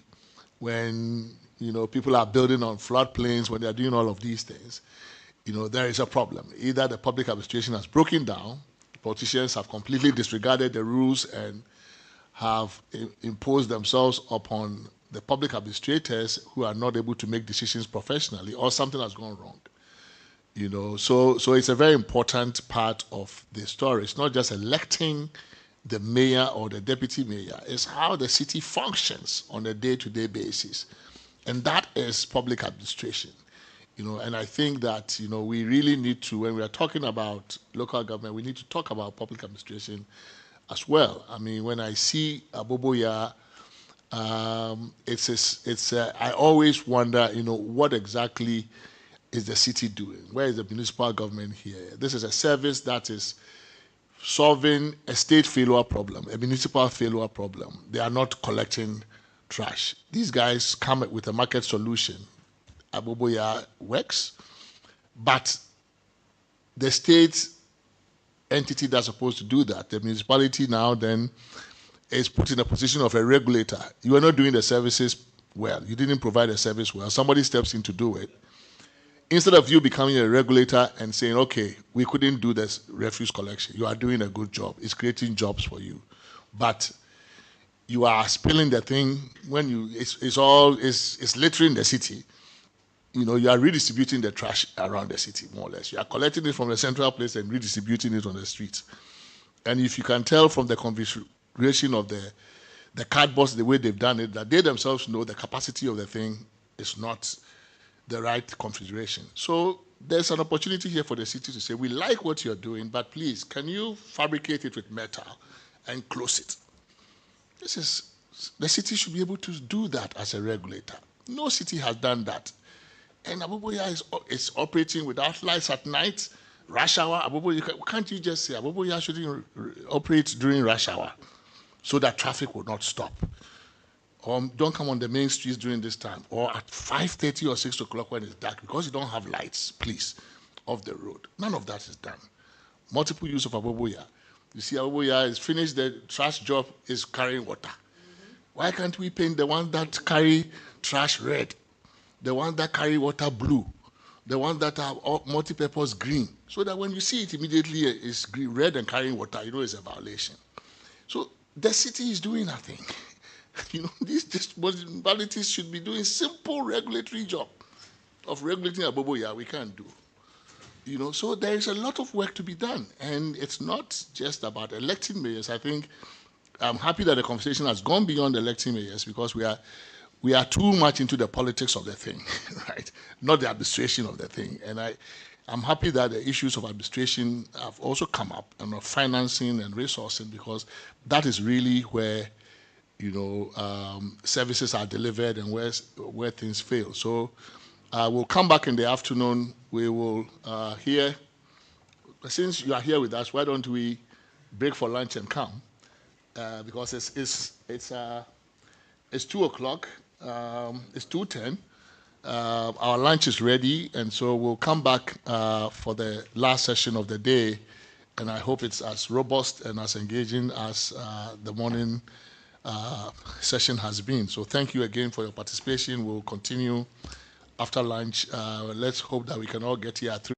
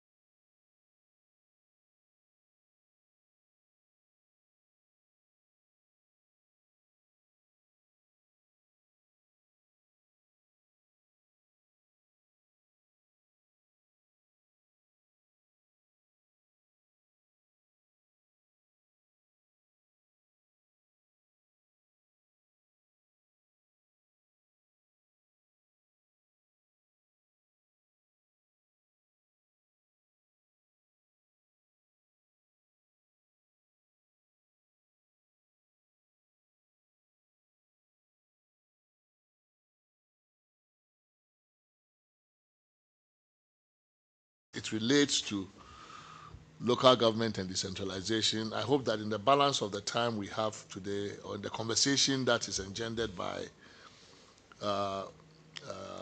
is engendered in the course of this session, we will have occasion to look at how all of this conversation affects the relationship of between the traditional authority and the elected assembly and mayor. It's one area we haven't explored well. It's also one area where I think there's a lot of fuzziness and unclarity. We have focused more on the relationship between the center and the local. That is important too. That vertical relationship is very important. Yesterday, we also talked about the RCC and the local, as well as the RCC and the center, whether there were questions whether we still need the RCC or even the regional mayor, regional minister. So some of those have been explored, but I think the horizontal relationship between the traditional authority and the district assembly has not been sufficiently explored. So in the course of our conversation, maybe we should also have time to talk about that a bit, because it's a very interesting relationship. But we will yield the floor. Who make the... We have the presentation, and then we have a present. Yes.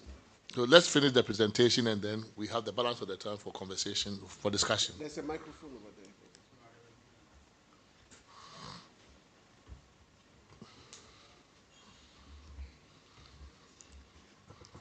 All right, thank you very much for the opportunity. As I said, my name is Osman Abdurrahman, and I work for GDCA. We're actually here as a coalition, a platform on good governance based in Tamale.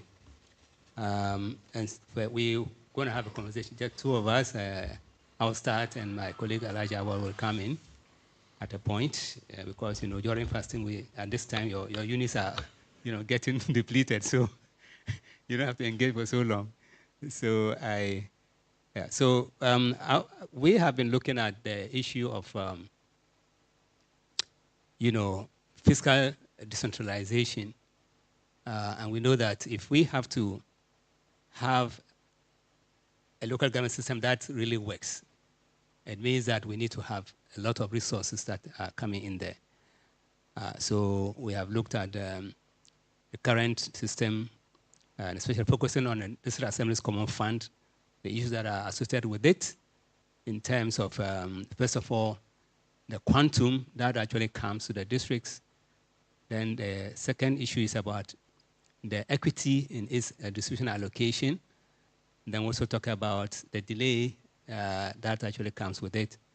And then finally, we know that a lot of deductions are made at source.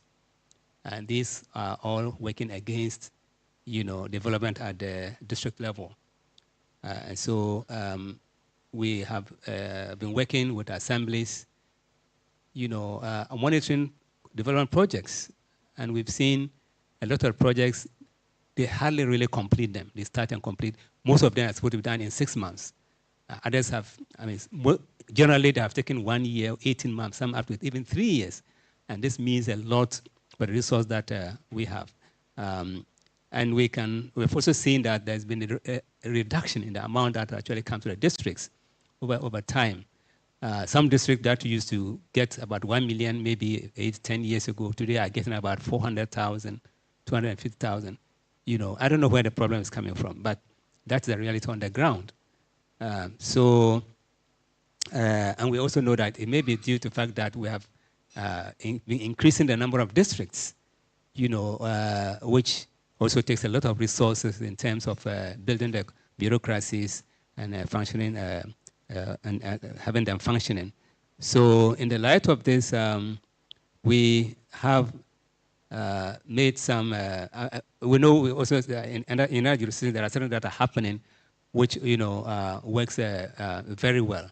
For instance, if you talk about the amount of allocation to the Assembly's Common Fund, in Kenya, for instance, today they had a constitution 2010 which has allocated 15% to what they call the Constituency Development Fund, and that has seen a lot of improvement of development at local level.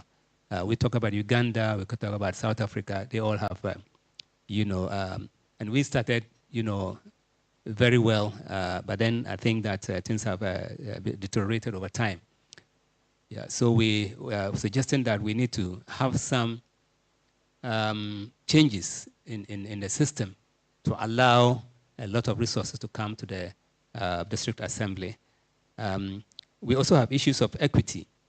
If you look at today, maybe take Accra Metropolitan Assembly or Tema Metropolitan Assembly, take Tolong District Assembly or Kumbungu, those are our areas of work.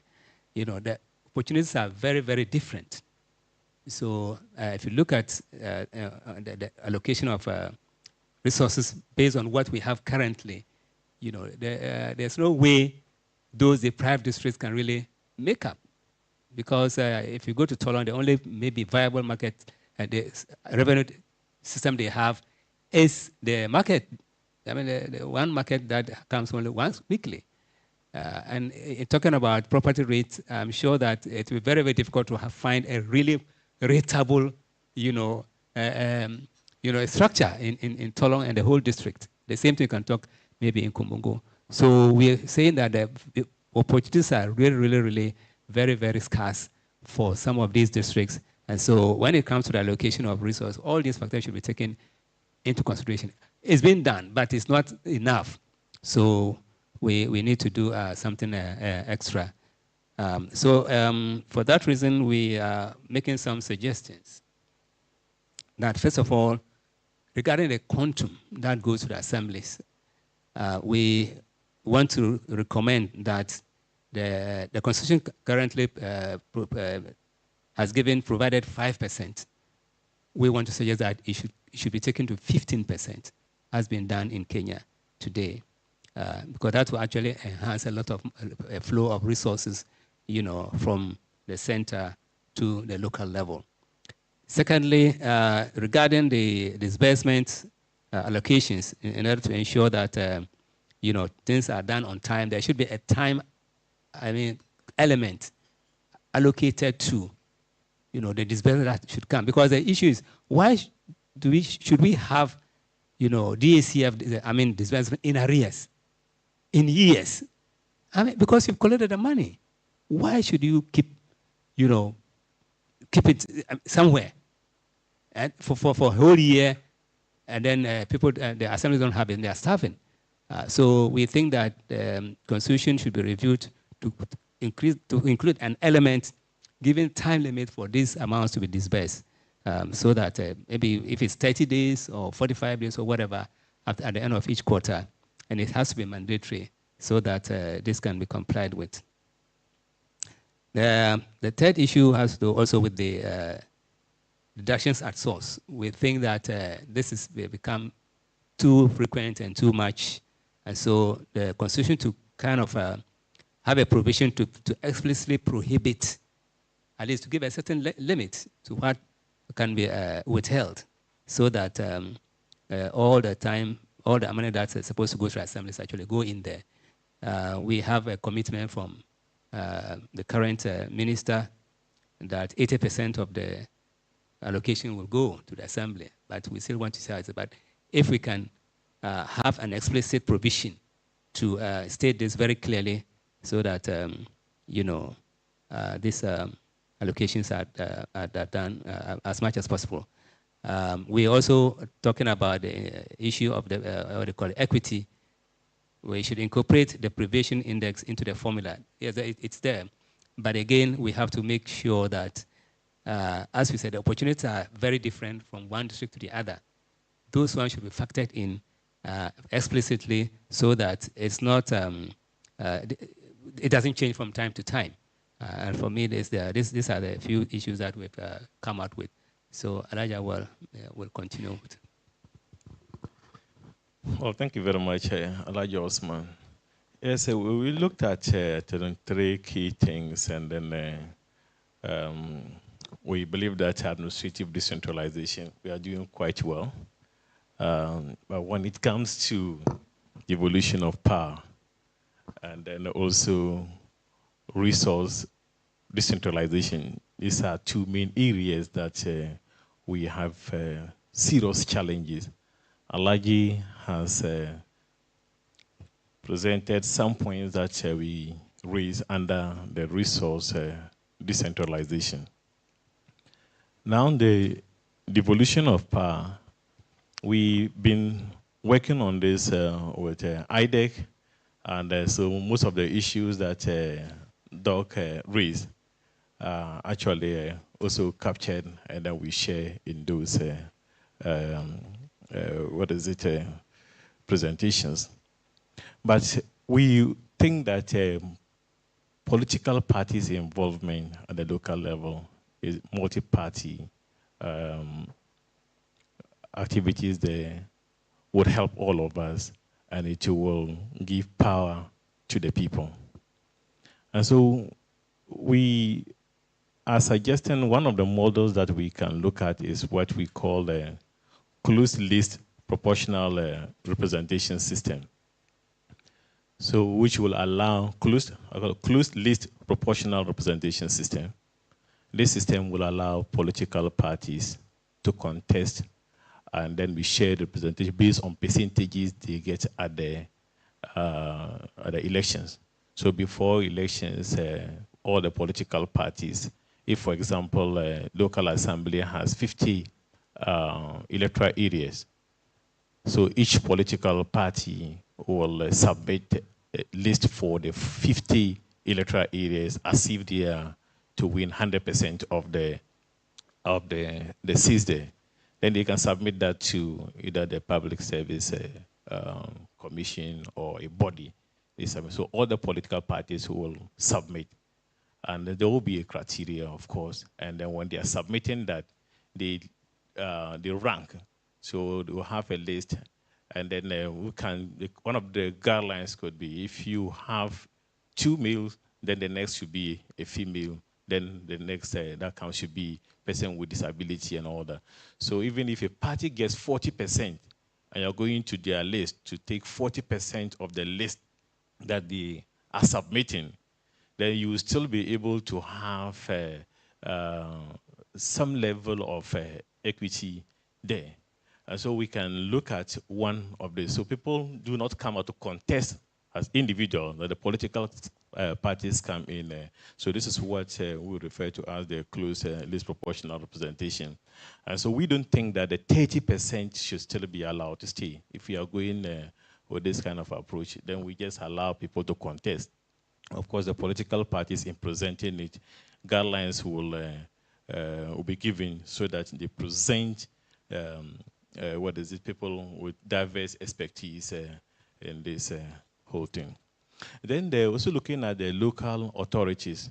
Yes, now we have a system where the assemblies work, to some extent they have control working with some decentralized department, but there are others who feel like they are not part of the assembly.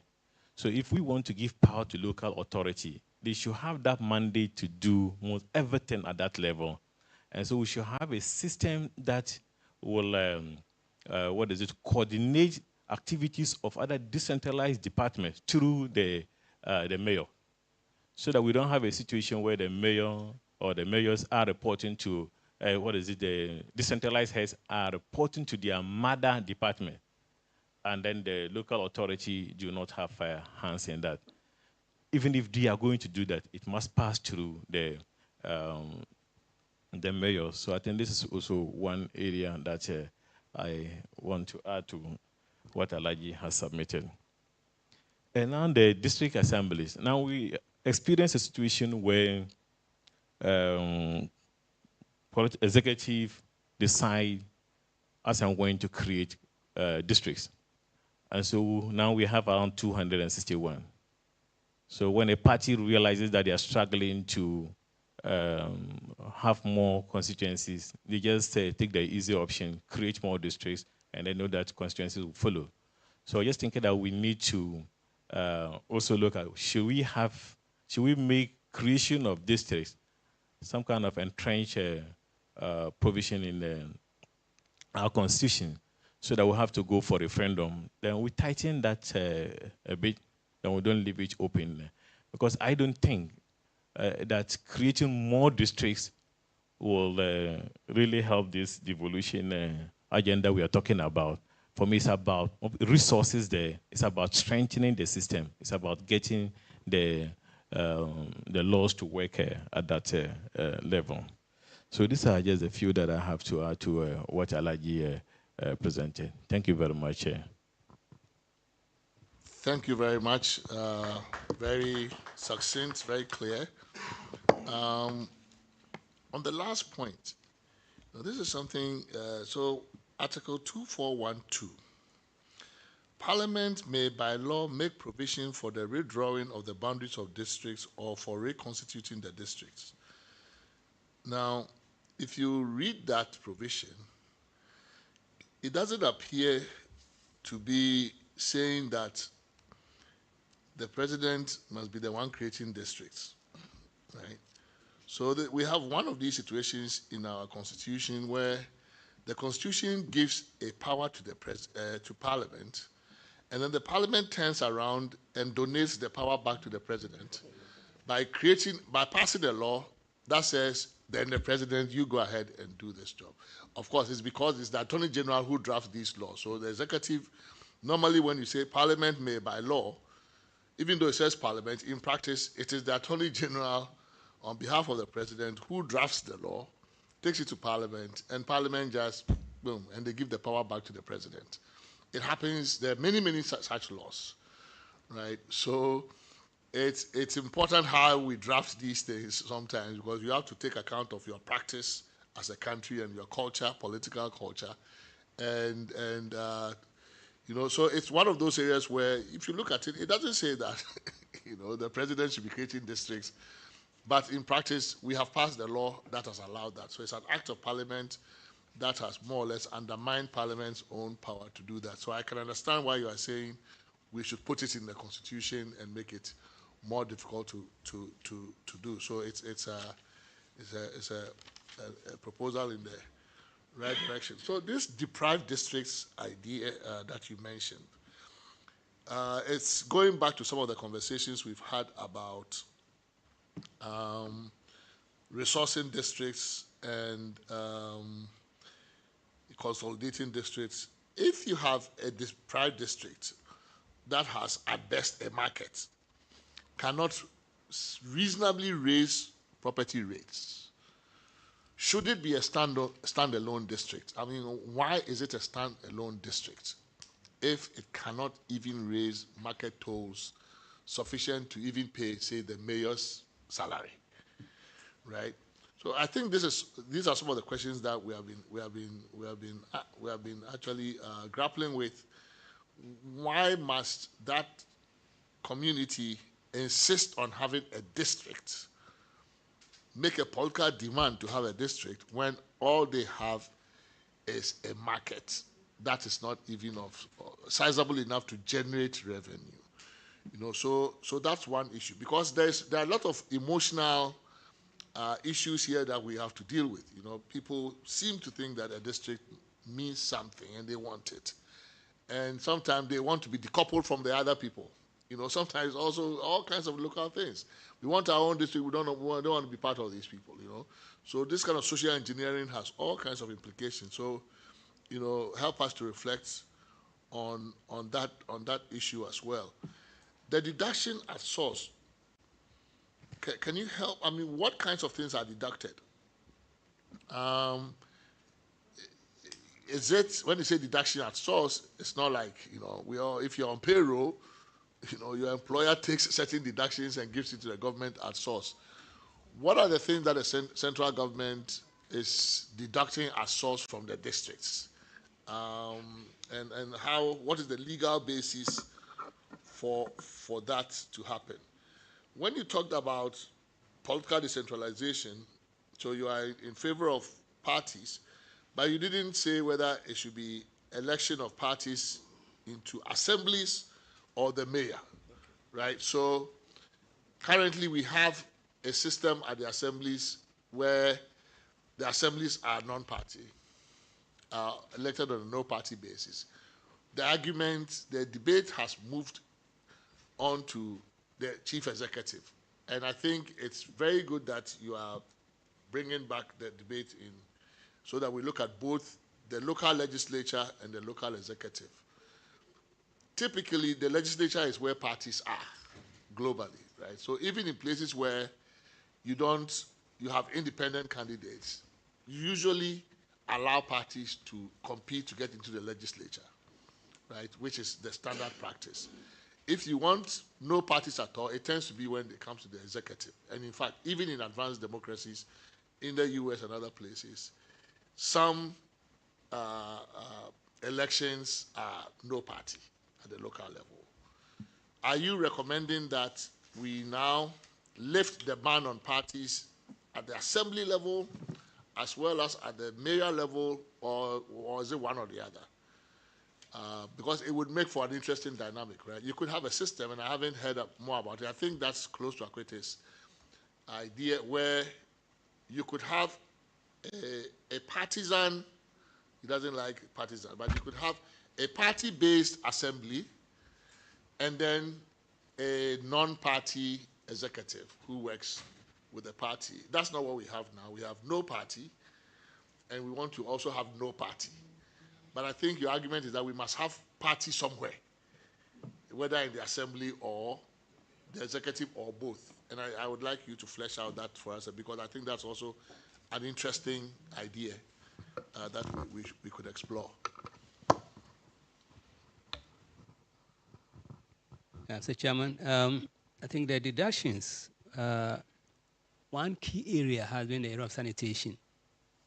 Yes, they have at source. Zoom Lion. Even if they don't do at source, they force the assemblies to sign contracts. And sometimes they even don't sign. In fact, I was talking to a director who came to the assembly to demand payment. He said, well, you can't demand payment from me because I don't have a contract with you. I don't have a contract with you. So this has been done, and that has been a very, very big problem, in the past. In fact, I think about 3, 4, 5 years ago, up to almost 50% of the transfers were actually deducted as source from Accra. But Auditor General's report, showed this, which is so serious. So, and they have purchases that are done, some of the purchases that they are not needed, and they just buy them and distribute. You take containers, or rubbish containers, they just buy them plenty and send them. And we also saw what happened during the COVID-19 era. You have contracts that have been done for spraying, which the law requires that if any design is to be done, it's have to be approved by the assembly. And then the administrator will go ahead and do it. But nobody cares about it. No, it's administrator. Most of the time, because there are a lot of things that are, and in fact, the assemblies are complaining a lot about these issues. You've seen projects that have been done from the common fund, and you ask yourself, how come? Because I don't understand how maybe Commercial Assembly will approve the DACF construction of, maybe, I don't want to be so specific because some of these things,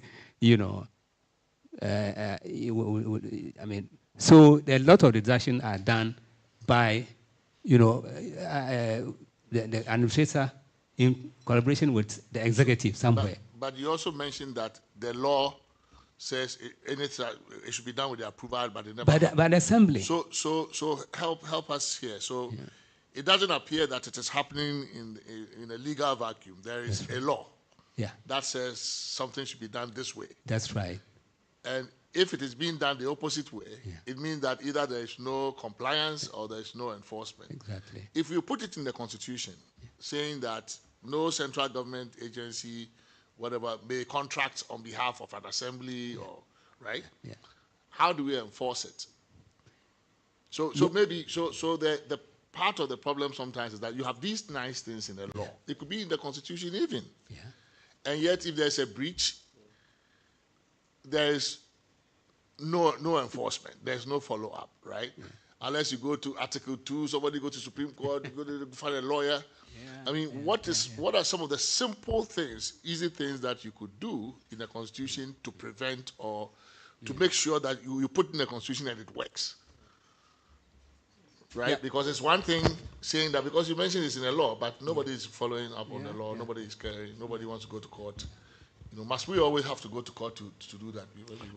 Mr. Chair, I think just on the point you just made, I'm thinking that shouldn't that rather be for us to include it in the Constitution with a prescribed consequence?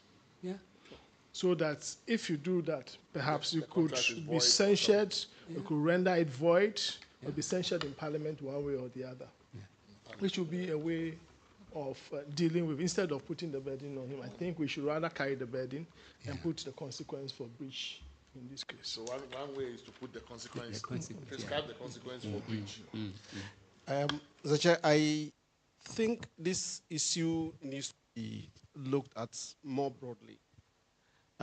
The earmarking the spending on behalf of the assemblies by the administrator and sometimes the minister, it's part of the bigger problem of the management of the common fund. You know, you have an administrator, I've not heard of a board. How does the administrator account for the use? I mean, I hear sometimes what do you call it? He or she submits a report to Parliament. I'm not sure about that. But within this room, we know that there is a certain scratch my back, I scratch your back thing, you know, in terms of the allocation of the MPs. Well, this we shouldn't call it MPs Common Fund, but the constituency's share of the Common Fund.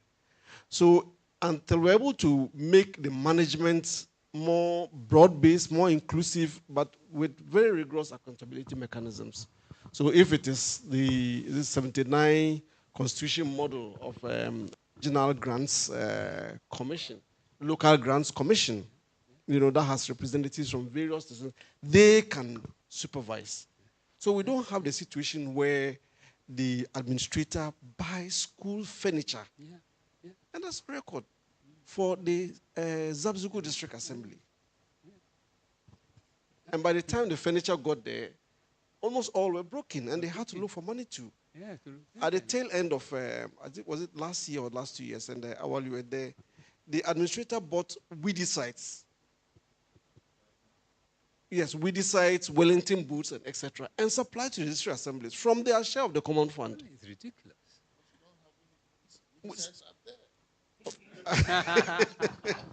And the thing came at the time when, you know, they didn't even need it. They had a list of who should get. The regional chairman should get this, etc. So I think there is a way that we need to look at the broad issue of the management of the common fund so that it's more democratic, it's more participatory, but with inbuilt accountability mechanisms. Yeah. Well, yeah, that's true. So please, you still have the floor. Okay.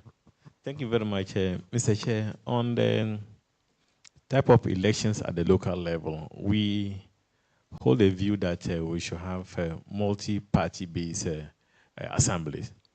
And we shouldn't have this, what we call a CISAWA kind of, authority or leadership. If it is going to be party-based, the assembly members should be elected based on political parties representation. The metro municipal chief executive, it should be in the same order. Sorry, yes.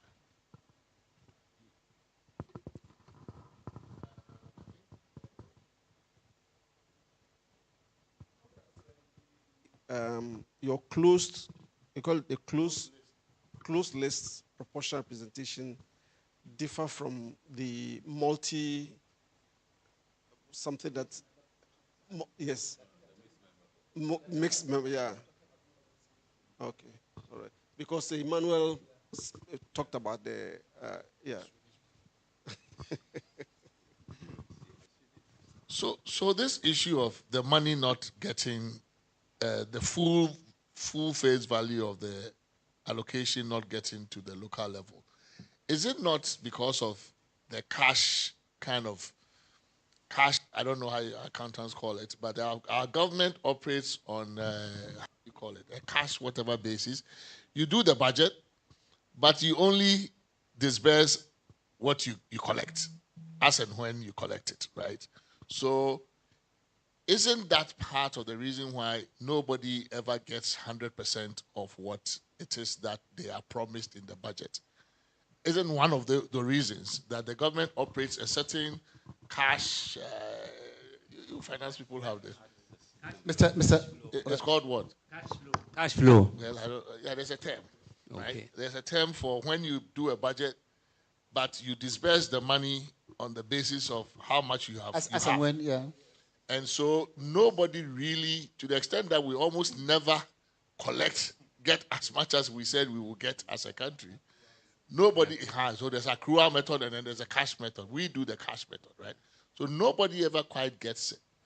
Is that not so? If you put it in the constitution that you must get everything that you are promised in the budget or in the district assembly allocation thing, one of the things about putting things in the constitution is you don't want to put things in the constitution that are so routinely violated that they become meaningless. Then you have really done a very bad job in drafting the constitution, because you want the constitution to be sacrosanct and to actually have bite. If people start, they say, well, it's not possible to enforce this because we don't have money. Is that part of the problem? I don't know. I'm just asking. Is that part of the problem of why district assemblies always say they never get the money? Well, it could be part of the problem. But the issue is that whatever, if the government even collects 100 cedis in every quarter, you're supposed to take 5% of that 100 cedis and let it go. Okay. But for months, and sometimes for years, the assembly never get it. So it's just an issue of, I don't know, habit. So the percentage, you are not promised a fixed amount. No. You are promised a percentage of the total revenue. Exactly. And I think this issue has gone to court, Supreme Court and all of that, but it's still not happening. Just because there are no consequences, you know.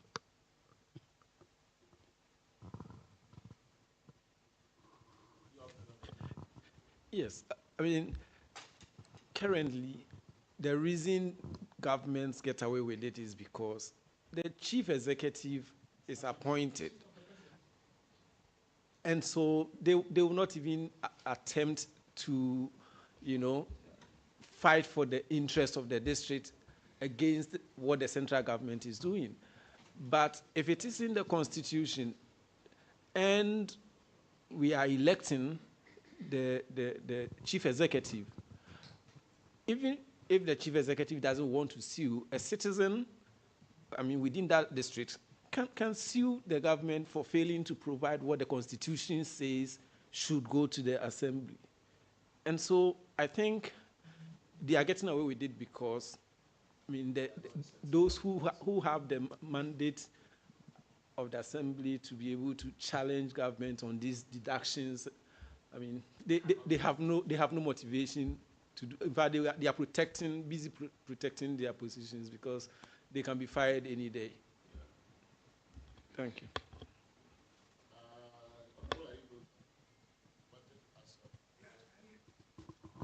Earlier on, I was thinking aloud that since we are looking at a constitutional review, maybe the participants, those who make presentations, should always tell us which area of the Constitution they want us to look at. And if it's something new, they should be free to say that we are looking for either an amendment or something new, that let's put this in.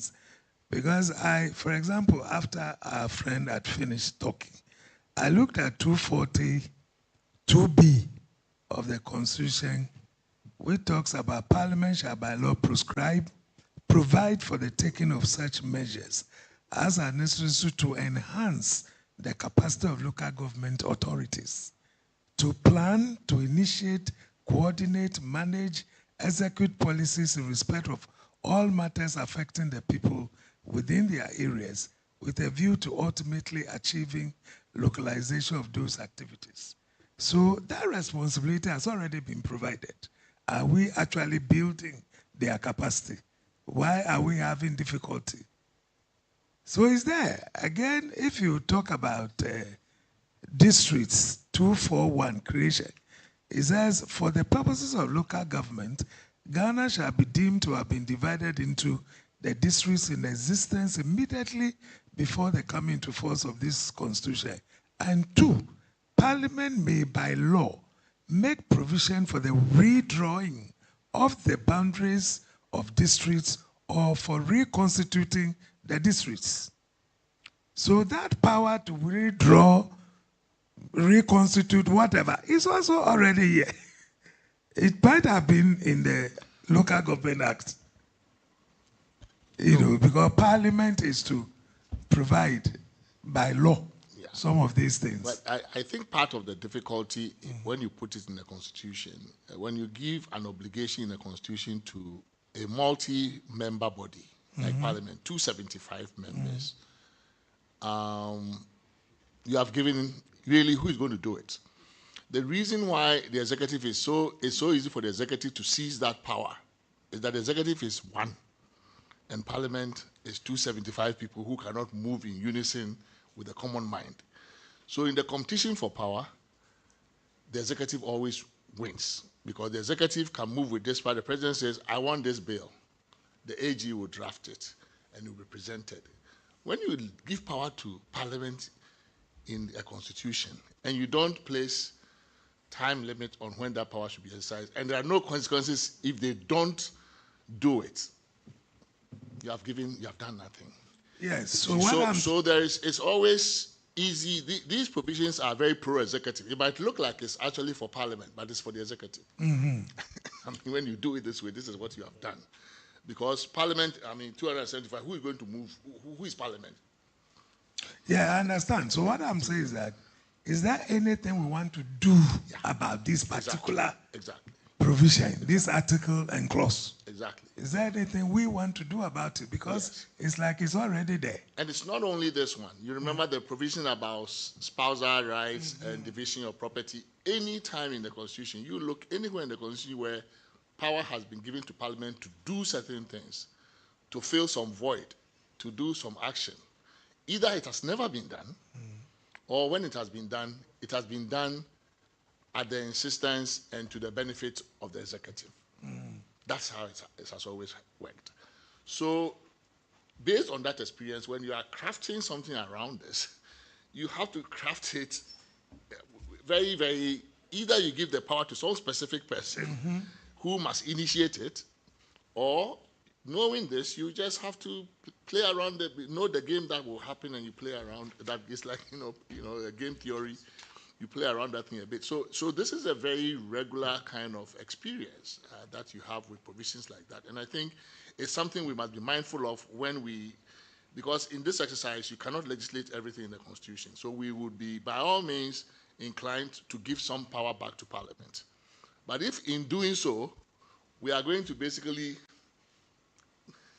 essentially undermine everything we have done, because either Parliament is not going to act or the President is going to seize that thing we have given to Parliament and take it for itself, then we must be mindful of that and craft the language and the provision appropriately.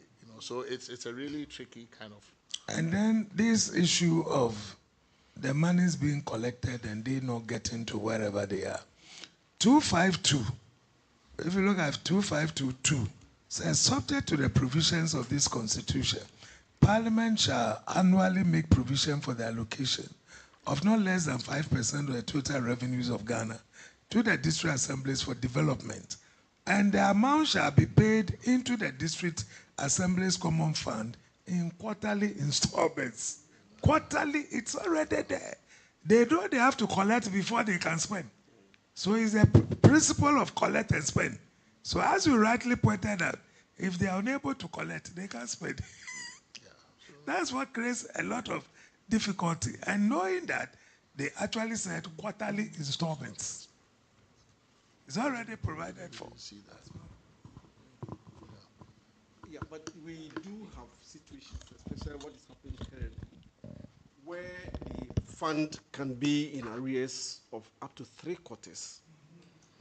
You know, so yes, the Constitution says in should disburse quarterly installments, but we currently have a situation where it's always, the earliest has always been about 2 quarters in arrears. But you do have situations where it's about 3 quarters in arrears.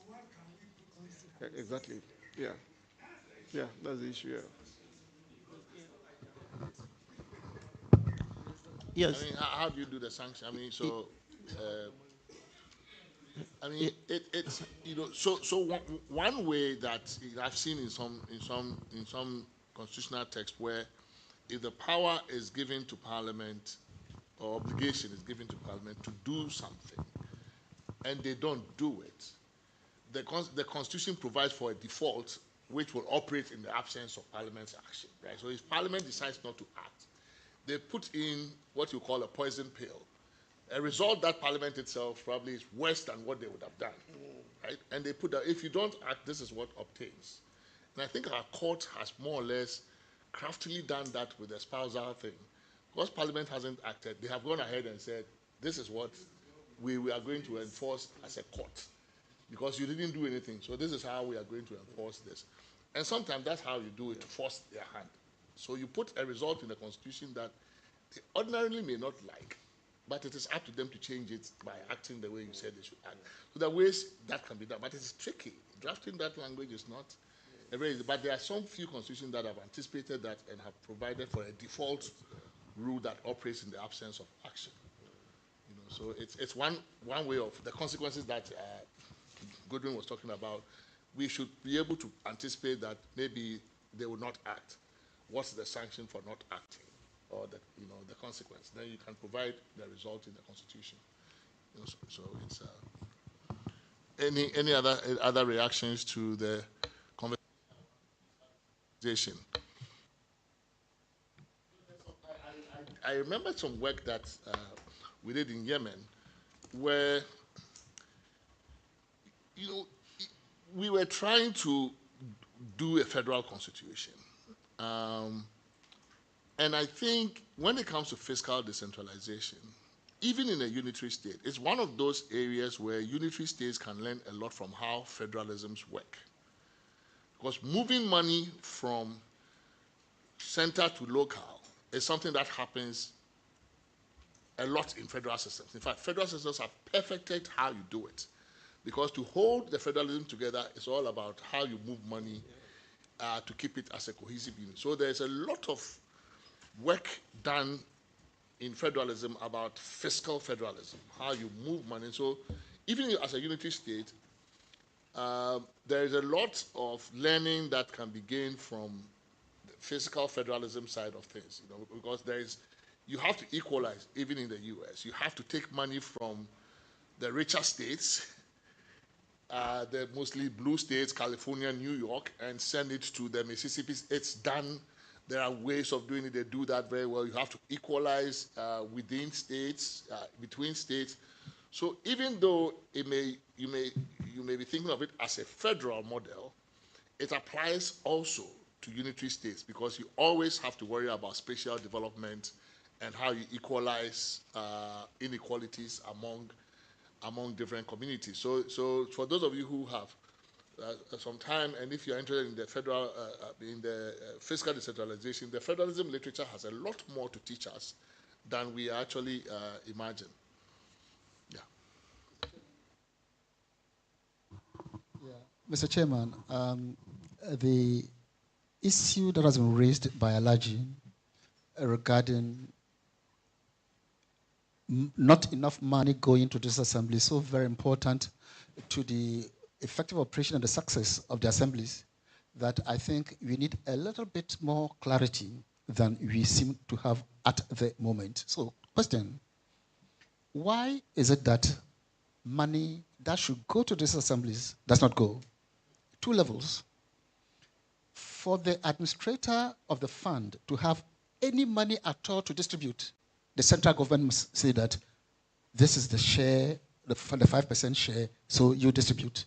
If the central government does not give any money to the administrator has absolutely nothing to distribute. That's one way in which money gets delayed or doesn't go at all. Second level, money goes to the administrator, but administrator then does what we call central procurement. On behalf of the assemblies, I have purchased tractor for you. As I have purchased this for you. I have purchased for you. Therefore, only 45% of your money is left. Get it. So if we want to craft something that will stop or at least minimize, we need to understand it fully. They lose money at two levels. Central government has not put any money in the fund, so the administrator has nothing to. Money has gone, but the administrator says, I have bought a tractor for you, I have bought television for you, I have bought pickup for you, so I am going to deduct.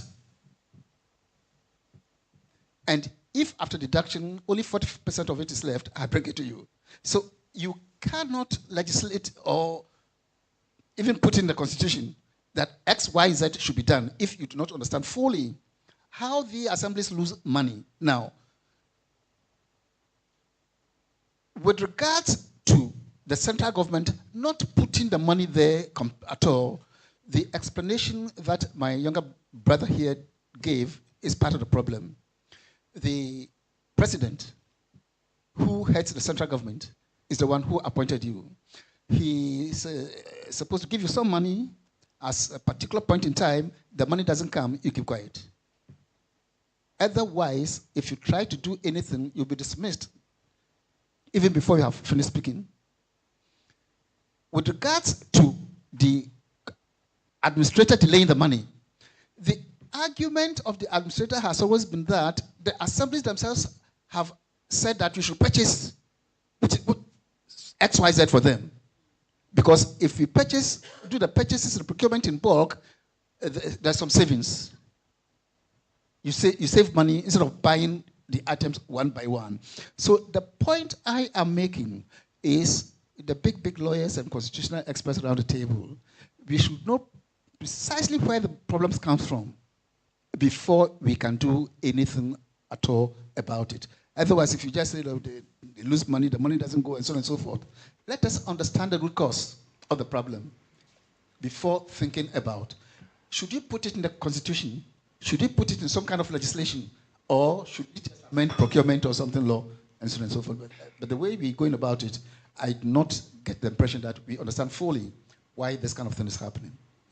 Mr. Chairman, please, I think on my part, I'm thinking that we should have a conversation with the District Assembly Common Fund Administrator. We can have a conversation with him. Yeah. Even though he's not here, there's no rep, it will make a lot of sense for us to have a conversation with him. Well, the process is open to all institutions that are affected by our work.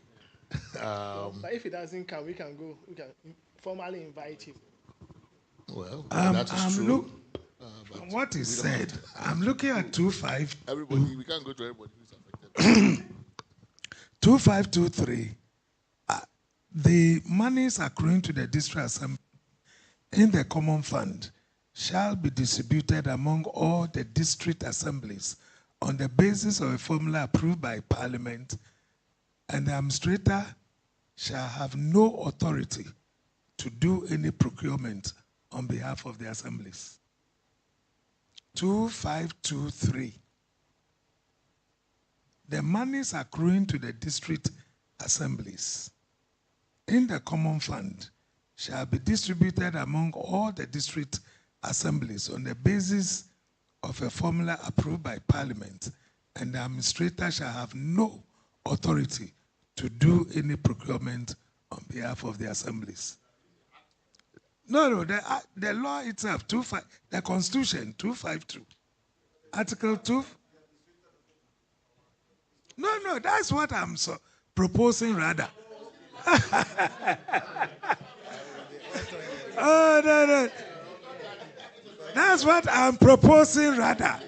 That in view of what we have said. You have a politician's constitution, and then we have the district assembly's constitution. No, I'm proposing something. I'm proposing something. Okay. That if that is what we are worried about, then we can add it. Okay, I see. That and the administrator shall have no authority to undertake any procurement on behalf of the assemblies. They should go and pay their money to them. Let them do their own thing. See, but, but between, say, giving, so here you have, you bring Parliament into the equation, right? Is Parliament the appropriate place to take this approval thing for the formula, right? Or again, going back to the local grants commission, local government grants commission. I mean, I'm looking at Parliament. You've taken a proposal about a formula for them to approve about districts. I mean, you've been in Parliament, so exactly how does it work? The Minister of Local Government maybe lays the bill, or presumably a formula, and then what happens? I mean, why is this looks like some pretty technical kind of work that is best left to a commission to do than for Parliament to agree the formula, right? And so even the Parliament part, isn't this problematic to leave it to Parliament to think about the formula as opposed to a commission? Yes. Yeah. If it's a subcommittee, then why mustn't it be a commission that's doing the work? Perhaps we as citizens and also civil society organizations have not engaged as much as we should. Because remember that last year we were meeting with the Select Committee on Education. The formula for the GET Fund formula, etc., was going to be laid in Parliament. And the committee hadn't seen it. So we actually alerted them that this thing was going to be laid and etc. And then we went through discussions. We helped some people we got some people to help them research, etc. Go and then this thing. So even if Parliament is going to be doing that, there needs to be better, more effective citizen engagement, participation, so that we can advocate, we can look at the formula and say, so if it is that there is, I don't know whether it's something that can be put in the Constitution, that maybe the formula should be, or the draft formula should be circulated.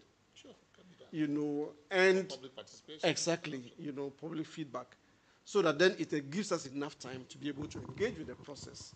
The second one, and I'm still on the administrator of the Common Fund, the only thing that is said here is that Parliament shall by law prescribe the functions and tenure of office of the administrator in such a manner as will ensure the effective and equitable administration of the District Assembly's Common Fund.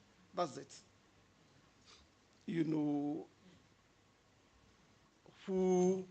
So even where the auditor has come, Auditor General has come in, it's about the Auditor General shall audit the accounts of the District Assemblies annually. Who audits the accounts of the DACF at the national level? Is the administrator required to submit an annual report to Parliament? It's not here. How do we, so it's almost like a very opaque operation. For me, whatever the policy, the formula, whatever, we don't have any problem with that. They can go and talk about it and decide. But what does he do with the money? Has he got power to sit in Accra, to do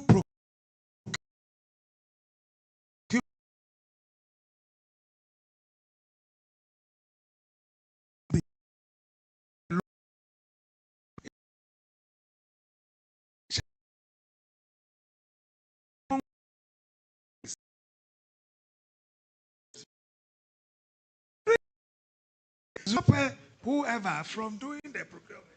I think context matters. Okay. When did they frame this as it is? You might see the law and whatever principles underpin them, but you were also in a situation where the executive, who has the executive, a certain culture, meant that he had a lot of power. You couldn't act strictly on the terms of the Constitution. You also needed to factor in, if you take it bluntly, Rawlings started it, okay, and they had a certain relationship with him and how they saw him. and the consequences of, challenging or not going through certain processes between the party and so on. Now, that has changed. Pardon? But I think the practice has has deteriorated even from that period. Yeah. So right? that's what I'm saying, that probably the culture of doing things is silent, but not everything is written. But there are also unwritten laws that still apply. I do think we have to also take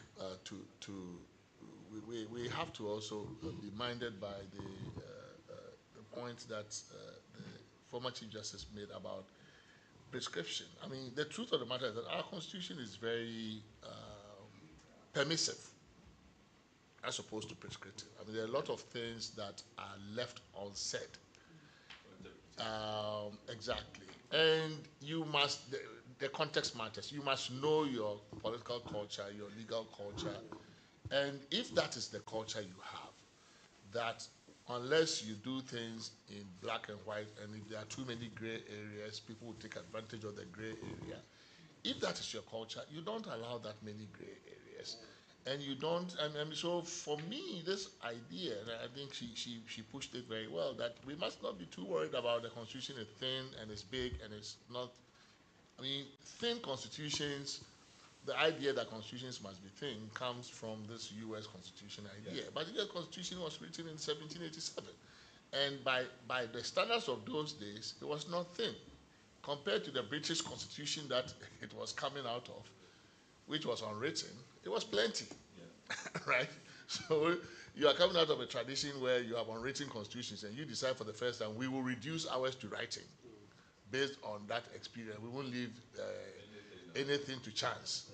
So I think that the learning from that is not that thin constitutions are good. It's that when you have a system where you don't want to leave things to doubt, you do, if it matters enough, you put it in black and white. And if it's prescriptive but it solves a problem, after all, it doesn't matter if it's this big. I mean, I don't have a problem, but it solves a problem you have. Why should you run away from it and leave it to too much doubt? I mean, of course, we don't want to give ourselves. We can't do a constitution like this in 3 months, so of course it's not even practicable given the time we have. But I think this idea of shying away from putting things in constitutions because it will make it too voluminous is not a huge consideration. But we should do it for our own culture, political culture, and our own legal culture. If we like taking advantage of gray areas and we like to be fuzzy and debate too much, even the term limits of the president are being debated. Is it two consecutive? There's nothing wrong. The thing is clear, but people still want to debate it. So if we are like that type of, that kind of people, then we need clarity in the text. So just two things that I found from the District Assembly Common Fund Act. Now, Section 7 talks about the functions of the administrator. And it says that the administrator has the following functions. A, to propose a formula annually for the distribution of monies in the fund for approval by Parliament. So he must come up with the formula. 2, to administer and distribute monies paid into the fund among the district assemblies in accordance with the formula approved by Parliament. Yes. Then it says that to report in writing to the minister on how allocations made from the fund to the district assemblies have been utilized by the district assemblies. So these are the functions. Then it says to perform any other functions that may be directed by the president. The catch-all, this is the one that undoes everything. Of course. Of course. This is where... That's very dangerous. This is where the law fails. This is how we make the law fail. Yeah, this is how... Doesn't context with that. What is the context? The context was in the moving from a revolutionary situation. Oh, I think that horse has been beaten. But I mean, our government our governance has deteriorated way past Rawlins's period. So I'm saying that context, that we said let's do everything, so we move into party politics and so on. And most of it, when you talk to them, it was like, it might not be true, but it was like, look, if we don't do that, we're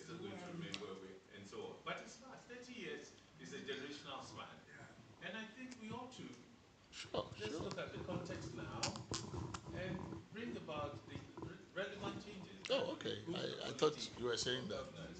Okay. Yeah. And then finally, on the question of audits, it says that in section 11, that the administration shall keep proper books of account and proper records in relation to the accounts of the fund in the form approved by the Auditor General.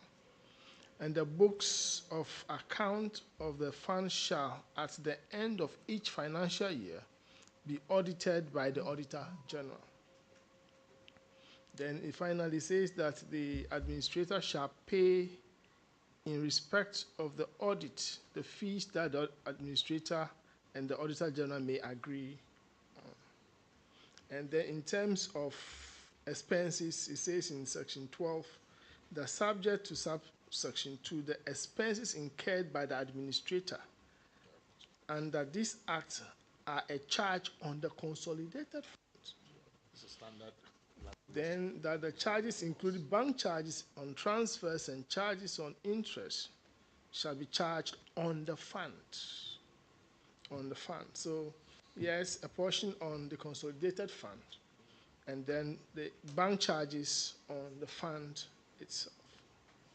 So his books will be audited, and his functions are well spelled out. So we have to, as Dr. Akwete is saying, we must take the step forward and see if it's not working for us, we should be bold enough to remove some of these and to legislate it.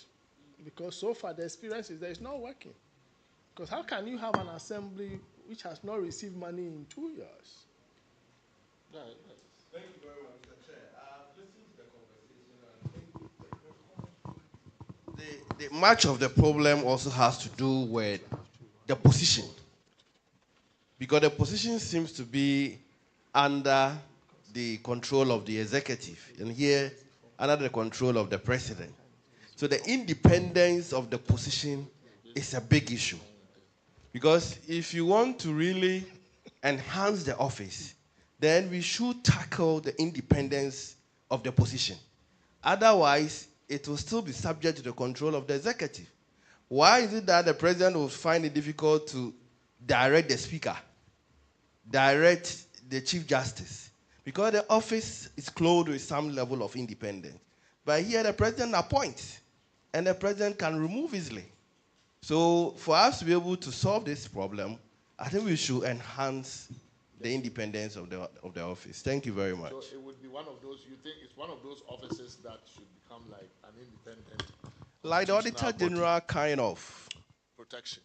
Well, with all the safeguards. Sure, sure. It appears that that's, I think that's a good idea. Still on fiscal decentralization, one of the things we haven't talked about is, I think somebody alluded to it. As we are advancing in our, municipal governance and finance and stuff like that, the power of certain municipal units to raise money, right, through borrowing. I know that, this conversation has appeared in Ghana in different forms many times. But I remember that the first time it was mooted, or maybe not the first time, but at one point that idea was mooted. And part of the reaction was, well, if you are going to let municipalities or metros borrow on the capital market, raise bonds, municipal bonds, I think it was municipal bonds was the conversation. One of the pushbacks was, well, but under our current system where the president appoints the mayor, municipal bond is essentially just another way of the central government going to borrow more money. Of course, municipal bonds are a major way of financing huge projects in many municipalities across the world. And is it one of those kinds of, it's fraught with a lot of problems. In a place like this where we are, struggling with overborrowing and all of that, are we at a point where we can allow municipalities to go and borrow on their own credit or balance sheet from the market and say, we've issued a municipal bond. Accra has issued a municipal bond, let's say, to do mass transit or whatever. wants to do, right? Accra wants to tackle the transportation problem, so they've issued a municipal bond to finance mass transit, which will bring returns, right? Because the idea has come up before, even in the context where we were not doing election of mayors. I suspect once we start electing mayors and giving them considerable power, it would come back in some full force. That as any one of you engage that issue in terms of municipal bonds and financing and whether or not it's power that we should give.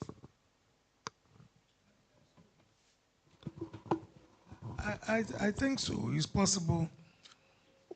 If are they going to raise the money from a bank or float something for people to buy?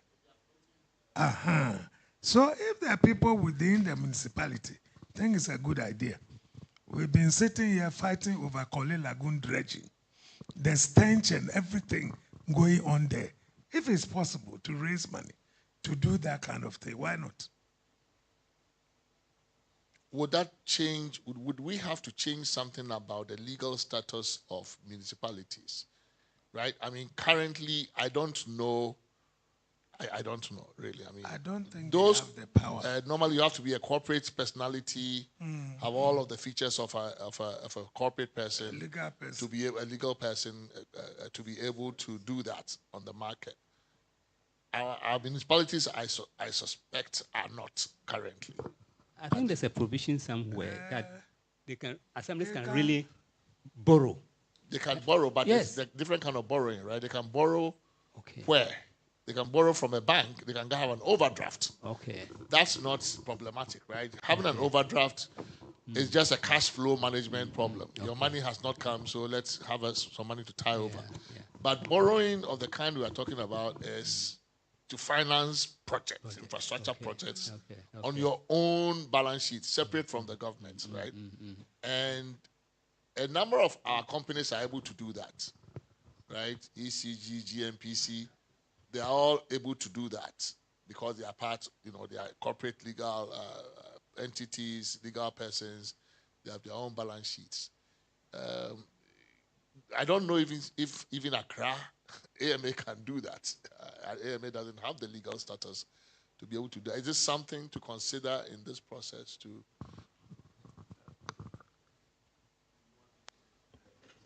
Yes, Mr. Chairman. Okay, even the Local Governance Act allows municipalities or district assemblies to be able to borrow. Now, when it comes to municipal bond, just as we were talking about capital-intensive projects, technical projects that, central government should be able to invest in terms of valuation of properties, for instance. If, let's say, Accra City Council wants to raise money, raise capital to develop, and knows that by investing in area photography and valuation of properties, we know in the next 10 years we are going to be able to generate, let's say, 10 billion cedis. Based on that valuation, which is scientific, they can go to the bond market and raise 10 billion cedis now to develop whatever infrastructure they want to develop, hedging against what has been projected as their revenue from property rates over that period. They securitize their future receipts and raise money to develop whatever specific projects that they want to. Currently, they are a legal person under the Act, so it looks like. Yeah, the assemblies are a legal entity, so they can do so. So, but that is when you have an elected chief executive. No, I'm saying it's when you have an elected chief executive that said decisions can be taken, without the approval of central government or without relying on central government.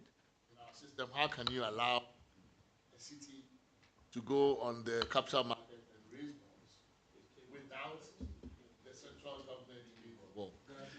No, at the moment, because it's the president who appoints. No, but I'm saying that we are going, even in the future that you are contemplating, they are elected, right?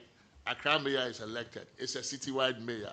They have a lot of property that they can levy property rates on. Valuation has been done. A lot of money is coming. And the question is, still, how would you be willing to allow Accra to go on the bond market, issue bonds, and the central government has no say-so in it? But if the district assembly is the one to develop that district, why should they not have the? But they are not the sovereign. They are unable to pay. They are unable to pay the debts, right? They go on the bond market, they borrow, they default. What happens? But they are going on that market based on certain, for instance, projections of what they are going to generate from property rates.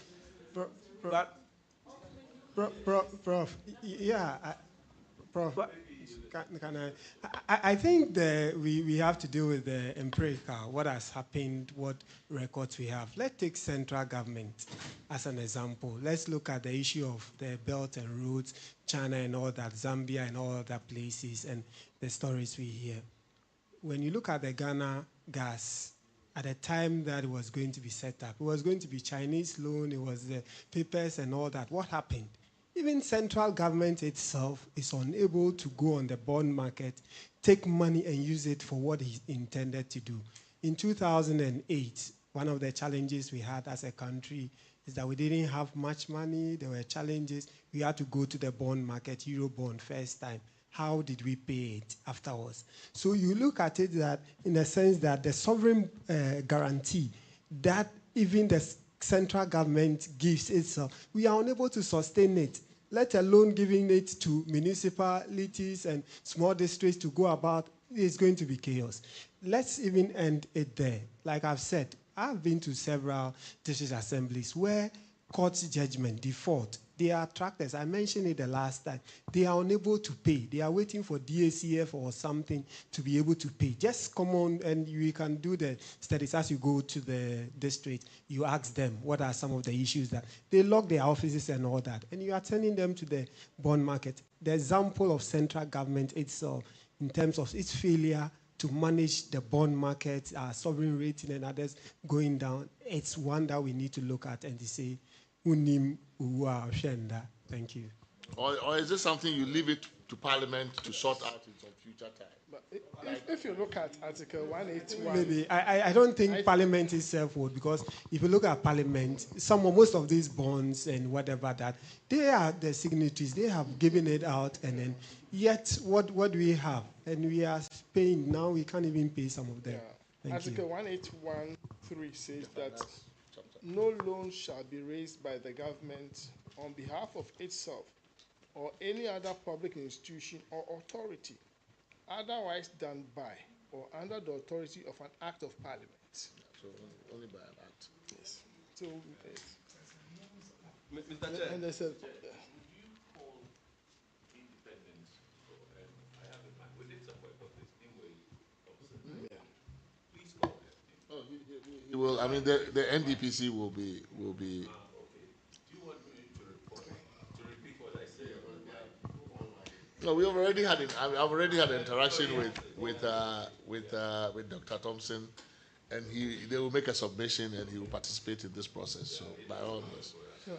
Yeah. I want to ask one question. Yeah, of course. Please, there's just one question I want to ask members here, because we never have this opportunity. We are thinking of a situation where the district chief executive would be elected.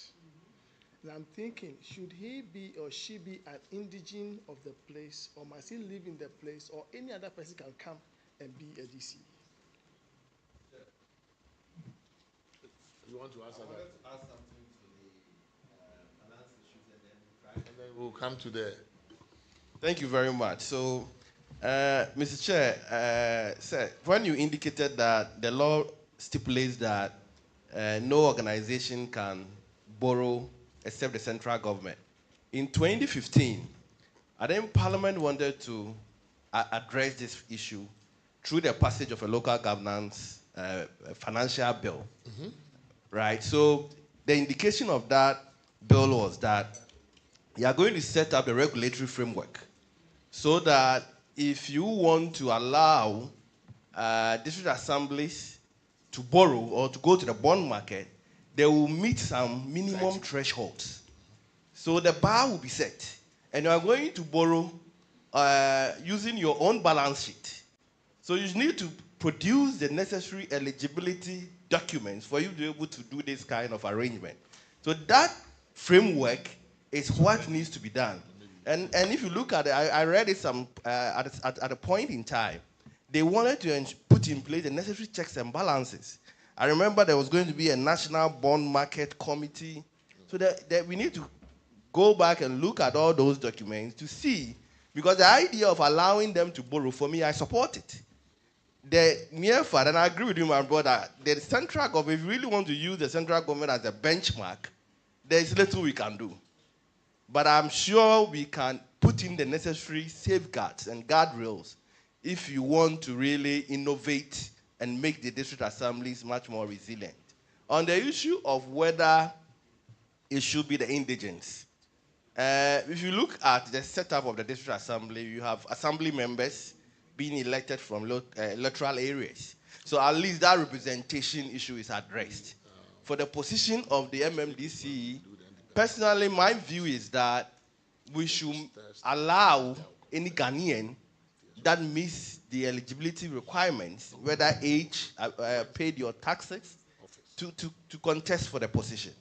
Because if you want representation, assembly members will provide that representation at the local level. Thank you very much, Mr. Chair. But should you live there? So either you are indigent or you live in the constitution. I'll support that you live there. I think, living there... Ordinary resident. No, I think living there is obviously you can't avoid that. You can't deny somebody who lives in a place who has either residence or an asset in the place the right to participate in the local government. I think the more controversial one is, should an indigent who doesn't live there, just by virtue of saying, I hail from here, be able to say, okay, we are electing MMDCs. I otherwise live my life somewhere, but I have come because I'm from here. I think that living there is an easier one than this kind of, I come from here, so I should become the mayor for this place, even though I've never really in the last 5 or 10 years had anything to do with this place. I haven't invested, I don't have a property there. I live in Accra, but I've come. Yeah, but the Greater Accra matter is a special case. Greater Accra will be a special case because the people have been overwhelmed by others. And so if you don't take any steps to protect them, they will not have any voice.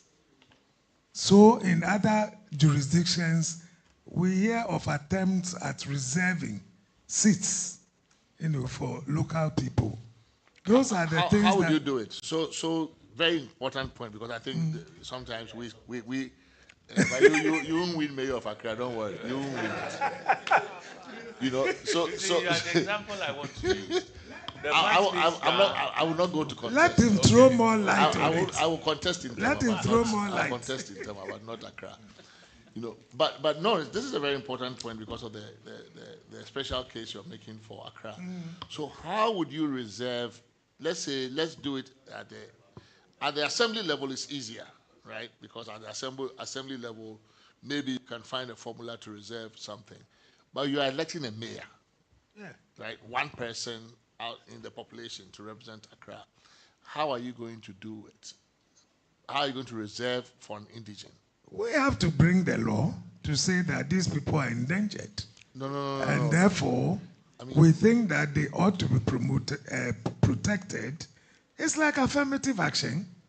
Why are we not all together? Yeah, but when you are electing, why are you reserving seats for maybe women, like Kwame Nkrumah did in the early part to make sure that we get women representation? No, Why have we in Rwanda give about 1/3? No, but I think executive office is different in terms of how you do it. There is only one executive office you are going to elect. It doesn't matter. The question is, it doesn't matter. So you are saying that we should put in the constitution that when it comes to Accra, only indigenous the can special contest. case of Accra that said indigenes should be given priority. But the Accra man can go to Koforidua. Where has it happened before? But we don't know. Where? Huh?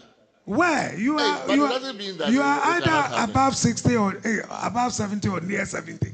Where have you seen any government attempting any of the things we are going to parliament anywhere? Where have you seen it? You before? haven't tried it, have you? Where? Have you tried it? It won't happen. We don't do it. It Why? won't happen. It is Why easy don't you because do it? everybody lives here, and so the other alternative is that but- hailing from No, or but residing actually, at. So it's easy. historically, non-indigens alliance. but historically, non-indigens have been elected to parliament, even from the first parliament, from Kumasi and others, Kesley, have been elected to parliament from at those West, Accra and Kumasi, because in Asante region you have the Muslim community where Mutaka or some other people have been elected. But it's not a common phenomenon to see any Gadangme standing anywhere. No. But I want to see how you practicalize it in Accra. So you reserve the Accra mayor to indigenes of Accra. Yes. We are protecting just as we protect women when it comes to affirmative action. So what do we do to protect them? Yeah, but I haven't heard. Give me a model of this working anywhere where you protect in a country that is a unitary state, whether a federal or unitary, where you have a constitution. Is it Norway or something that I hear they have an indigenous group, Norway also, and they created parliament and reserve at least a seat or parliament something. is easy. It's easy to do this in parliament. I'm saying that it's easy to do special representation in parliament. The Kenyans have it in their constitution. They reserve seats for women in parliament. That's the point. Yeah. That is how Rwanda has more women than most places. Exactly. It is not parliament that's the problem. What you are saying is not about parliament. It can be done. It's executive power. Mayor. One executive mayor in Accra. And I'm saying, how do you do that and say that of all the people who live in Accra, who have invested in Accra, when it comes to a mayor, only an indigene of Accra can contest? Why? Do you lack the power to write, to find language? Do you lack that power? But then, you have the power, you can always draft it. Then what you are that you want to protect it. In the case of Greater Accra. No. You can't make a provision and say Greater. You say everywhere. Then you are just saying that mayors should be indigenes of the place. That's what you are saying. No, not necessarily. What is we have to look at the context. We have to look at the context. What historical context? I mean, we are totally marginalized. But that one is not the product. You haven't contested any position. I don't even know you go to your. I will win Tema West. I will win Tema West next time. Yes, that's what I'm saying. Yeah. So, but it's because you win Tema West, you've lived here, you speak. There are many things you've done in Accra you probably haven't done in your village. I leave it to my Accra sister to come and defend. So you are giving him more voice. So we need to look at that. I'm not saying we should just take it for granted. Practically, just let me see how it works, right? Right, let's all think about it. We're thinking about it. Yeah, let's think about it. We need not produce answers now. So then you could also, why don't you then carry it further and say that actually in those elections, only indigenes will vote. Yes. Right, so let's carry the argument logically, right?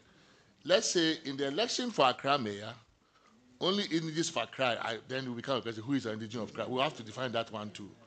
whether it has to be from Jamestown or Teshi or Nungwa Oh, we know, we Accra, know. If you want to make you think argument, we you know. can make argument. You are a premper, we know where you come from. It is, you see, You are a you premper, see, this is the we mistake know you make. where you come from. How can you say that I'm a premper so you think I'm not a No, guy? I know where you come from. You don't know my hometown. Even I don't know. How do you know? You know, I'm telling you about my hometown. You know? No. But let's carry the argument further, right? So you reserve eligibility for to contest mayor in Accra, yes, and only Accra for some reason, only Accra, to indigents, however defined. Then who votes in those elections? Oh, anybody can vote. You would like the chief vote? We don't care. We don't care. Anybody can vote. Yeah. But if you live here, you are promoting democracy, and you are for democracy, but you want Accra to be governed based of minority rule because the numbers have shifted. Look, what about the blacks? Always shifting. What about the blacks in America? All the things they did, national, advancement for them. They had to do things to assist them. They still don't give them any reservation of seats to contest in Washington, D.C. Everybody contests for mayor with everybody. No, right? but you are not saying that they are not protected in any way. But it's not any way that we are talking about. You are saying in elections, we should be specific. It is not about non-discrimination law. There are a lot of laws that protect groups, marginalized groups, minorities. You can protect them in many different forms. What we are talking about is the specific case of an election, in a citywide election for mayor. And you are saying that in a citywide election where every registered voter can vote, the only people we should allow to contest for the vote to be elected to be mayor must be indigents. Yes. And so you can live in Canada all of your life because you are needed a few, and I'm Prempe. You can come from Ottawa and say, I am an indigent, so I can contest for mayor because I have capacity. I used to be even mayor in Ottawa. I've come, so I have to be mayor. But you cannot be. You've lived here. All your assets are here.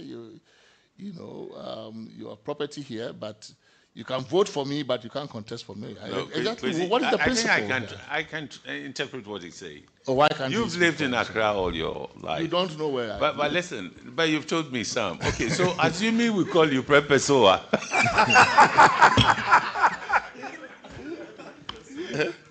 I think that when we're having the discussions about increasing the representation of women as party candidates, I think one of the recommendations was for the parties to ring-fence some constituencies for women candidates, or female candidates, so that whatever the outcome, the winner would be a woman or a female.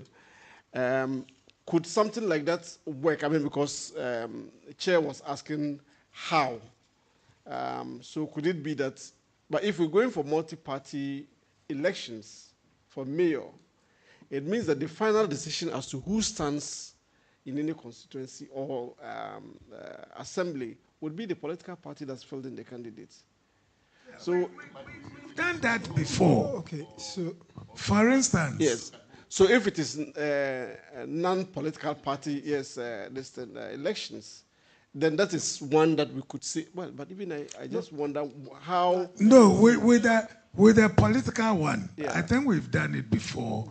Peter Lajete's time and Odo Sykes, that a deliberate effort was made that you allow the indigenes to contest along the coast or wherever it is that you see them more. So although the law is there, allowing everybody, there was a conscious attempt to do management of the situation. Yes. So these are things you manage politically. If you are a party and you meet and tell your people, look, if our experience has taught us that when we put a non-indigent there, we lose. if we want this power, please, we know that there are all of you non-indigenous here, but the party needs to win this seat. This is how we are going to work it out. And you work it out, whether it's through your primaries. There's political management of ethnicity that way. We have managed, for example, the North-South divide through politics in that way without prescription in law. If you want to have cross-regional appeal, you pick a presidential candidate from here, it's not in any law, but we've managed it politically. And what I'm saying is that there are certain things that you can do in politics that you can't do by prescription easily in the Constitution. So one of those things is this issue of indigene and Accra and how you play. I am very sympathetic to your view, right? Because other people too will say the same thing. We want the person from, the mayor of Kumasi to be this, the mayor of Sunyani to be, so you have that kind of stuff. The problem is, do you do it through clever political management of that issue, or do you do it through prescription in law? And I think the latter is a slippery slope. Once you start down that slope, that is the difficulty I'm having. That's why I'm saying, how do we do it in law? Easier to do with legislatures because it's a multi-member body, and you can find very clever ways of representing underrepresented groups. So even some of the submissions we have had, even about Council of State, it's like, why are we should use the Council of State to represent some groups that don't have as much voice in Parliament, okay, who don't get elected, which would be like women, youth, and stuff like that. So you can use institutions politically to manage those things. The difficulty with the proposal about the mayor is that it will happen everywhere. Everybody will ask for the same thing, and we would have very strong ethnic balkanization. It can cause problems for social cohesion.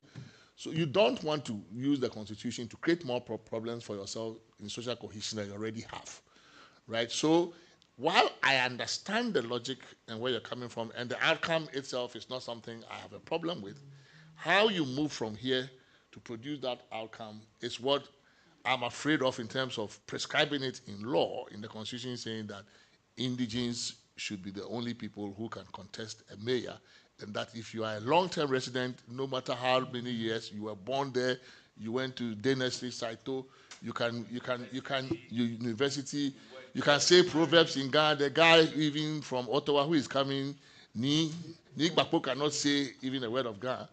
But because it's Nikpapo, he can come and every example you are giving is from Sweden. Have you given me an example before?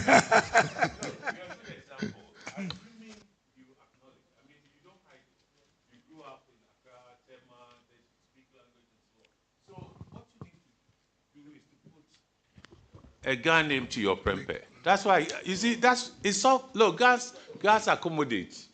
We bring it. That is what you should do. Okay, prempe soa. Gas.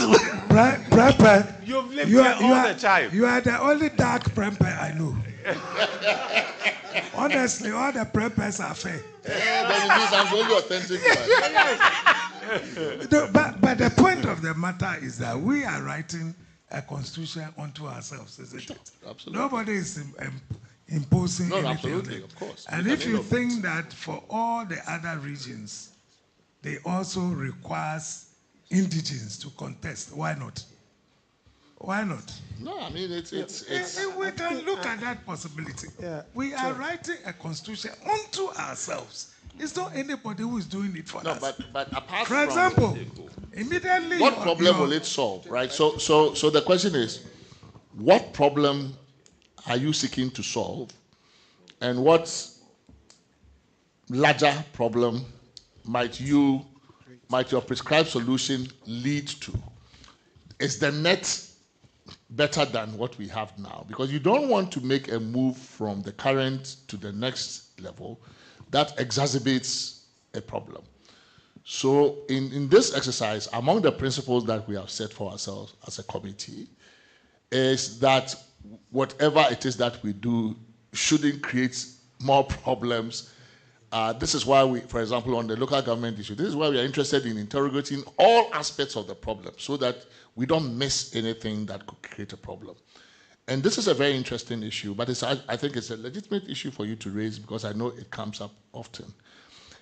In solving the problem you have, which is one of heritage and cultural preservation and language and all of that, identity and all of that, what other problems, intended or unintended, are you going to create? And is it worse? Does it make the governance of this country worse after than before? So those are some of the things that I think we should look at. And I mean, you have your hand up. Maybe after this we can conclude the conversation. But it's not over yet. You can come. I'm saying that if we can do that for all the cities, that let us get their own people to represent them, I believe there wouldn't be any much of a backlash. There wouldn't be any much of a backlash. Look, we have our festivals. And during the festival period, we also have a few things that we do, traditional things. And they will tell you, do you understand? That's what I don't understand. It's too high. This MCE you have given us does not hail from this area. And there are some traditional rights we cannot allow him to perform for us. Yeah, but then MCs are not here to perform traditional No. During the festive periods, these people have to take part, to be seen, to be part of what is happening. When Homo War started, there were MCs. So how did MCs become involved in the Homo War rights? I don't understand. But you see that. But they have always been our people. You see, you see, they were all guns. I understand. We all had guns. Yeah, but you can't. But what we are saying is that today, you can if push you don't that principle. do it well, these things, look, people have had problem with your composition. Not even one Gadangbi. Unless somebody is using another name. Because you are using last names to determine that's what I'm saying. That unless there is somebody using another name. But our people look at the names and they say, so our people didn't bring anybody here. Which is why we are allowing you in every meeting. So that you are a de facto member. You've raised a common point, but we've also have some breakthrough we should work on. It's accepted purpose. So you see, it's a huge problem. Let's continue the discussion. No, it's healthy. It's good. But we should continue the discussion. Because this comes up again when we're talking about rights, right? Yeah. So in the rights cluster, of course, issues around equality and other things, Article 17 and other things come up. Affirmative action will come up. So, think about it in terms of the formulation and how it is that these things can be done. It's not. There's nothing off the table. So. Yeah, okay. Chair, I think I like the submission in terms of how you frame the issue that we shouldn't move to a situation where we create greater problems. The current state, as we have it now, and from practice, you recognize that every Accra mayor has been a Ghana, one way or the other. So politically, it's well understood. Now, if we even want to move into both the partisan and non-partisan, especially let's use the non-partisan system. What it means is that anybody at all, once is living in Accra, now gets a chance to be elected based on the numbers or the electorate that you have. I think that in itself would further marginalize the indigenous people in various ways. So we now have a problem at hand where we're seeing that if care is not taken, you have a greater Accra area, and especially if we use the coast, where non-indigens are now controlling. Then you look at the political party angle, that's where it's institutions. They have done it perfectly. And for them, they found a way. So you cannot be a mayor of, say, Dekotopon, and not really be an indigene or hill. They would really push you out. But when you move off to, say, the fringes, Dansoman, and all those areas, you can't be. Once you've been there, you are not, and your name, maybe they've managed that. So that strengthens the point that even as we are looking at election, we should look at institutions that will bring on board. And if political, and mediate. yes, and if political parties, one way or the other, can help us deal with this situation, then let's look at that. And I think that should really help us. Thank you. That's a very good on a serious note, it's a very good I think it's an issue likely to emerge and maybe be more difficult to handle, but it could start now. And I also think that much as there are indigenous Ghanaians, there are also Ghanaians from all walks of life who just feel they are in Accra and they live as part of the community and so on. But we need to discuss how then the relationship or what they do, the roles they play and so on, could reflect a certain connection to the community they live in or they made what on, and so that the integration doesn't become so primary and difficulty is the mode how you do that. Yeah. Do you do that through socialization? Do you do that through prescription? Or I mean, there are different ways. School curriculum, what language you teach, all kinds of things, right? Radio. Media. So there are ways in which you manage, identity in a multi-ethnic context where, especially where urbanization and cosmopolitanism is reducing the numerical power of a particular indigenous group, right? It's a problem all over. So I'm sure that if we search enough, we might seek, we might find. If we seek, we would find models of dealing with that kind of a problem. And in fact, one of the resources we have for this exercise, some International IDEA is one of the places where we often go for comparative resources. We can ask them to research this question and see how different constitutional frameworks have handled this issue. And they can do a memo for us to advise on this. But if you are also aware of how this is managed, but the point you make really strengthens the case for doing this on a party basis, because parties tend to be better able to manage this in their primary system than if you left it for a free-for-all system. So, I mean, it's an important point to take on board as an argument for the people who want this to be done on a party basis. But, Akwete has never let out that as one of the factors why he's always for the party, but maybe the Akrabeya issue is what is driving. Chair, just a final point on that. I think in terms of legislation and in terms of putting things into law, let's further probe it further in other aspects. We talk about media pluralization, radio and all that. So we are in Accra. And then let's do just a research. How many of the radio stations promote the language and all that? 2, we are in Accra. We have a policy that says that based on the language of the local area, students should be taught. This is the only place where in Domi Kwabenya, Ga people are there, even Domi LA, and they are not taught Ga.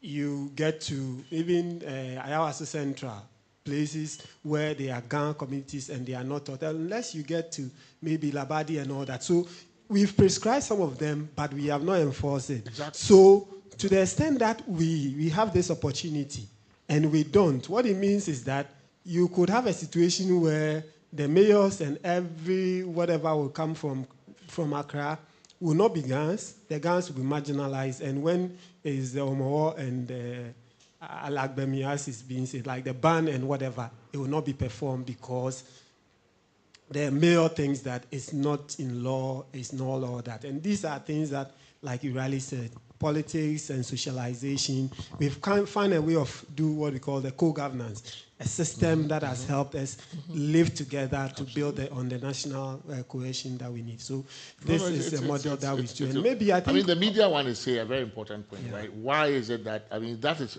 you can actually, if you think about it, The problem is that sometimes when you don't think about a problem, then you can't find solutions like that. The reason, for example, why environmental impact assessments came was that because humans are making policy, humans are behaving the way they want to behave, the environment has no voice.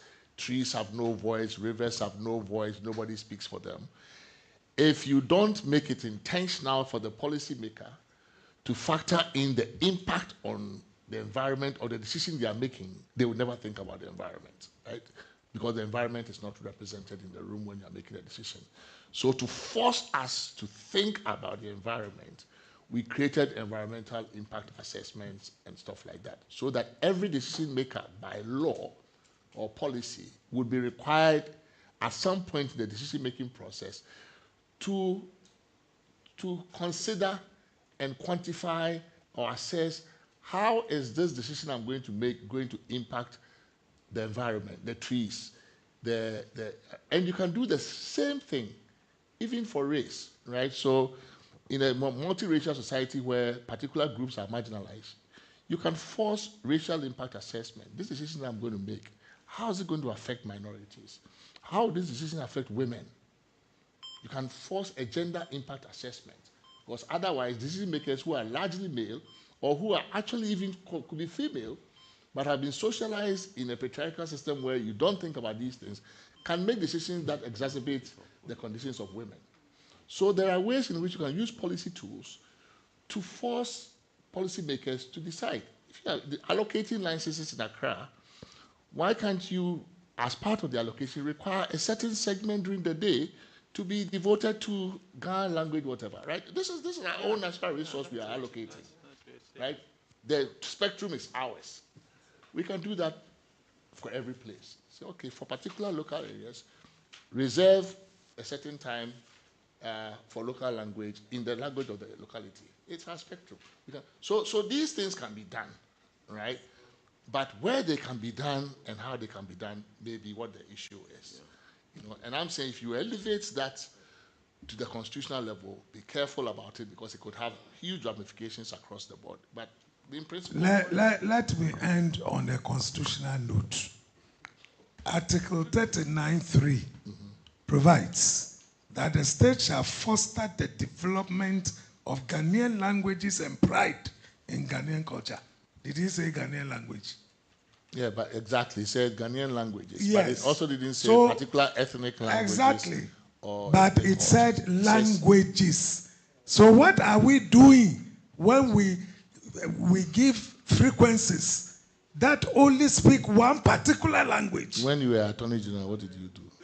This constitution, this constitution found a place for what I'm telling you. So what we are saying is nothing extraordinary.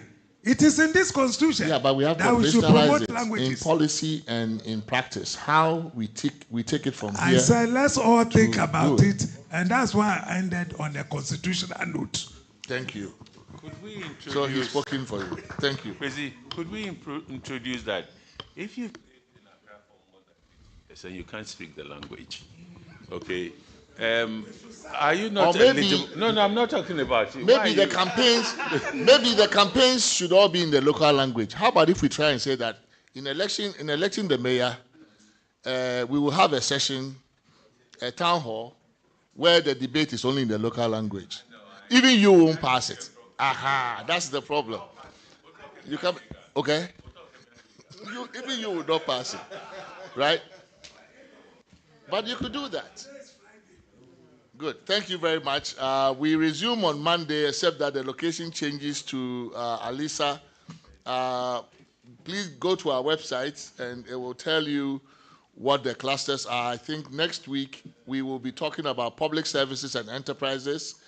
It's a big issue. A lot of has been, in the aftermath of elections, we see a lot of appointments, removals, political polarization, protocol recruitment, all these things in the public services that we like or do not like. The state enterprises, big assets of the country through which resources pass, all of those things will be up for conversation on Monday and Tuesday at Alisa.